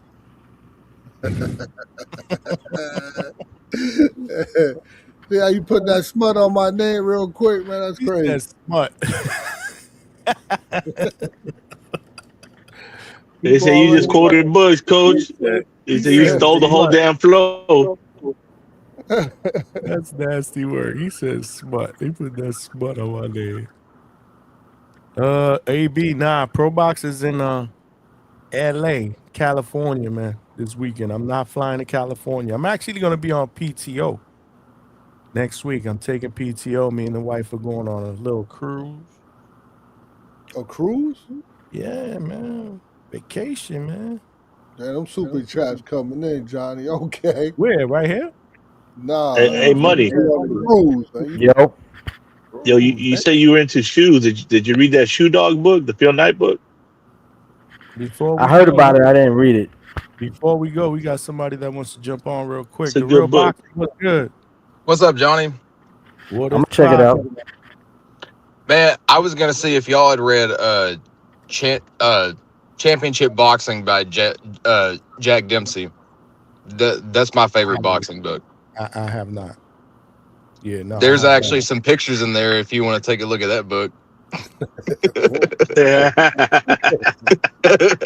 Nah, I'm bullshitting. Yeah, Johnny these pictures, you know that. Nasty work, but that's H-Town, bro. He just reads pamphlets, whatever the fuck you want to call it. You can't even say pamphlet, dude. This guy over here. Pamphlets. Mm-hmm. Dan, when did this go? When did it become a book club of the month over here? Before we end the show? I appreciate that if we're talking about books, man. Yeah. Yeah. Absolutely. I'm about to say, if you read fiction, man, read The Life of Pi, man. That's a good ass book. Why? I could just watch the movie. The fuck? Nah, bro. The book is way better, bro. The book is way better, bro. Well, The book is crazy. And all these movies are always better. I mean, the books are No, always but the better book than is crazy, Johnny. Like, I don't want to tell you what happened in the book, because the book is crazy. Toledo Tree said Adrian Clark book was good too. I haven't read that one. Is that the one with what the name is? Damn it! I wanted to get that. I'm gonna get that Jack Dempsey book though. What's it called again? Real boxing. Championship Boxing by Jack Dempsey. Bro, the first the first 5 or 6 pages in, he's like comparing how to throw power, into your shots. And there's like a visual of a baby being dropped off of a 2 or 3 story building. And he was like, even a baby from that height can kill a grown man from that height. And that's how you have to think about punching. And like, bro, I was on a plane. I was laughing my ass off of that. That shit was funny as hell. That's a fucking dumbass analogy, but yeah. Yeah. I guess you gotta I'm trying to get into that. And then there's also another book I've been wanting to read. I heard the book that Andy Lee, he either wrote or they wrote it about him, but I heard that's a really good one too. The trainer and the former fighter trainer Andy Lee? Yeah. Trying to see the one from Adrian Clark, because I remember he told us about that. Trying to remember the name of it. Drop a baby off a building. Yeah, he's basically saying that like even the weakest thing that you can think of can cause power if it's done with science or something like that. I don't remember exactly what With the he right said. amount of force distributed, anything could be harmful. There you go. There you go. It's kind of deep. Can't find it. Damn it. And Jack Dempsey, man, like when you go back and look at it, he was really the first like big sports star in the US. It's called Protect Yourself at All Times, a guide for professional boxers. That's what it's called. The Adrian Clark book. Yep. Mm-hmm. And it's only $10, paperback on Amazon, man. And it's got 4.5 stars out of 5. 4.5. That's basically a management and financial advice in the game. Yeah. Protect yourself at all times. Will prepare any up-and-coming boxer for challenges he will surely encounter from the business of boxing. Hey, Rock, stop naming the fucking book they made you read in elementary, dog. The focus of the movement is to educate and inform the fighters on topics such as taxes, contracts, retirement, and guarding their money. This game-changing, unprecedented guide for professional boxers shines a bright light on a gray area in the sport. When was this written? This Like was a year or two ago. No, Last week? I think no. This is more than that. What you guys are talking about is that online course he has that he put out on a Oh website. yeah. To be a boxing manager. A boxing manager course that he spoke Yeah, I about. also read the Canterbury Tales and all sorts of shit. That was about a year ago. This book has been out since. And The Hobbit. You ain't shit, bro. No, it's been out for a minute, bro. 2016, 10 years. He wrote a book about management 10 years ago? July 20th, 2016, bro. Publication date and 108 pages. Yep, 10 years ago. And the course online is about a year ago. I think it was about a year ago. I guess I had it confused. Yeah. All right, man. Y'all got to close this out, man, because I'm getting ready to close it down because we got a show tonight too, and the next night, and the next night. Listen, it wasn't even on the topic tonight, but sometimes the best conversations are the ones that take a turn and still leave you with something. We talk boxing, we talk life, and we even got into reading books and feeding your mind. Because at the end of the day, you can train your body every day, but if you never train your mind, eventually you'll hit a ceiling. Knowledge gives you options, and options give you power. They say knowledge is power, right? So, what is the life lesson here? Always got to give a life lesson. Never get too comfortable with what you know. Never get too comfortable with what you know that you stop learning. Hey, people in the chat, read something, study something, listen to somebody who knows more than you. Every book, every conversation, every mistake can add another tool to your toolbox. Salute to everybody on the panel here. You know, Big Money, H-Town, my guy. I don't know this new guy here. We always got to question these new guys. Johnny Boy was good with it. Salute to the chat. They're the most important. They're the heart of this. And everybody supporting the show. Keep building, keep learning, keep sharpening yourself. This is the hangout spot where the conversations might change, but the knowledge stays the same. Peace. All right, man. Peace. Let's go, Salute. man. Salute to Coach Bermudez. I was about to drop some bars on Coach. Tough to follow up on that. Those are bars, man. He be dropping the mic, man. Coach be dropping the mic. I think I got rid of that meme, though. No, I did it.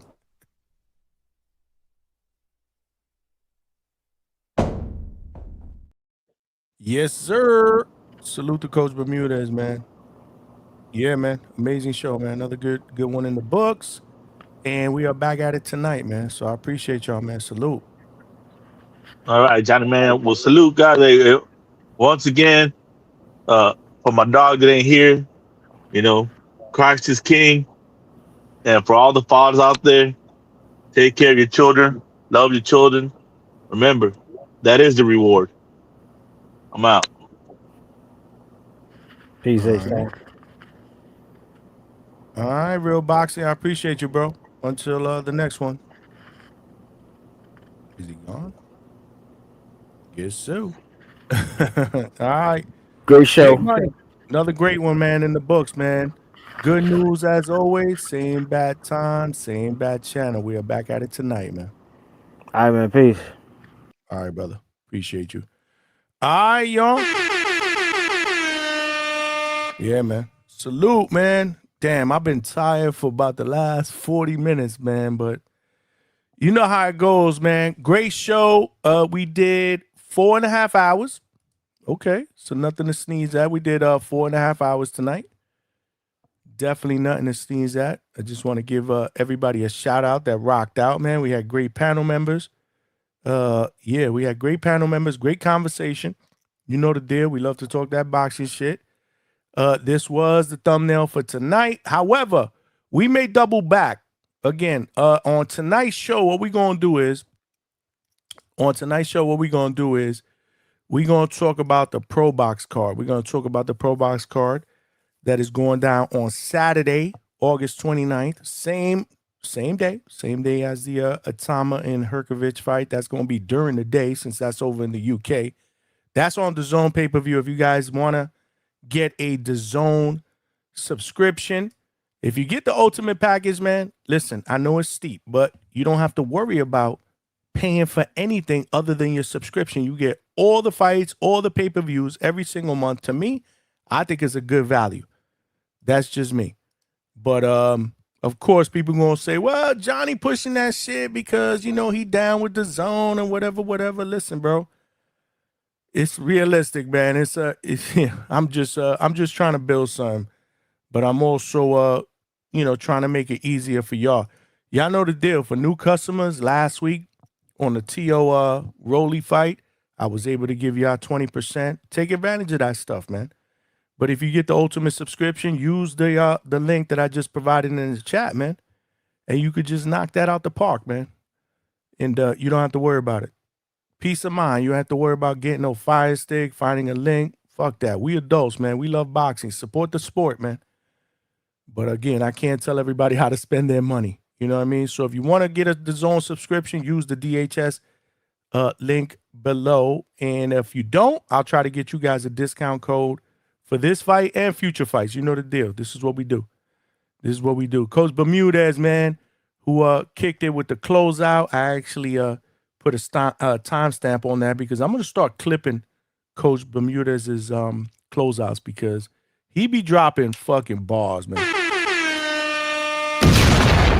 I mean, listen, man, you got to give credit where credit is due. We are blessed. We are blessed here at the Hangout Spot, man, to have a world-class trainer join us here mostly every single night to just kick it, break shit down.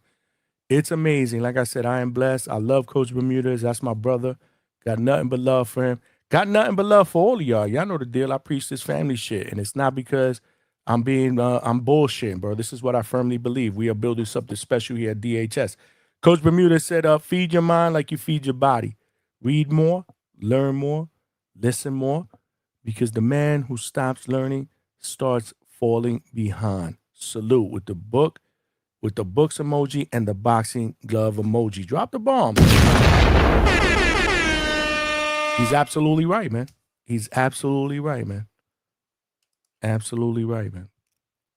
Salute to Big Money, man, for always jumping on, being my main co-host. Salute to H-Town, G-Vaughn, everybody that jumped on the panel. We had Two-Tone and Suleiman crash out on each other, but you know the deal. Two-Tone, my guy, Suleiman. Tomorrow, man, we'll do it bigger and better tomorrow or tonight. But yeah, man. Shout out to all of y'all that rocked out. Listen, man, I threw the link, man. Make sure, please, man, we're trying to get to that next goal. Tell a friend to subscribe. That is free. That is free, man. Tell a friend to subscribe. I'm going to throw the link out there. Subscribe to the YouTube channel. Hit the like button, man, on the way out. If you want to become a member of the DHS Pound for Pound list, that's only $2.99 a month. I'll throw that out there as well if you want to do that. And salute to everybody that is currently a member of the channel. Like I said, $3 a month. One-time charge. Cheaper than a cup of coffee at Starbucks. And it'll help grow and support the channel. Appreciate all of y'all, man. But, yeah, man, I'm in the mood. I'm in the mood for a little music, man. I'm in the mood for a little music before we zone out here. Hold on.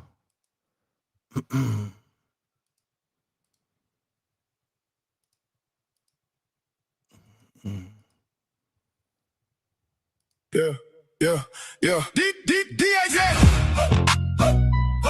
Yeah, man. DHS, the Hangout Spot. Before we split, man. Yeah. DHS, that Hangout Spot. We stepping clean. Raps on their hands. Get them big fire dreams, emojis out, man. Throw them in the chat before we bounce, man. Tell a friend, small train moving out, turn locomotive. In the end, boxing talk loud from the first bell ring. Every clip get heard when the hot take swing. I seen Appreciate everybody for the super chats tonight as well, man. Nothing but love for y'all. We family. That's the code, that's the lane. We family. Build it up, feed the flame, no sleep, no pause. We keep the pressure on. We adults here. Then you know what's going on. DHS, the Hangout Spot. We family. DHS, the Hangout Spot. We lit. Hottest boxing on the YouTube street. Tell a friend, let's go. We don't quit, we don't quit. DHS, the Hangout Spot. We family. Hit the like button on the way out, y'all. Subscribe to the channel. You can still get packed up if you came with crash outs. Hottest boxing on the YouTube streets. Yeah, man. Tell a friend. I'm talking yeah, footwork, man. Then I'm back to the ground. One channel, one vision, but the... Yeah, man. Salute to all of y'all, man. Like I said, tonight we back at 9 p.m. Eastern Standard Time, man. Until then, we out, man. Salute. Love y'all, man. One.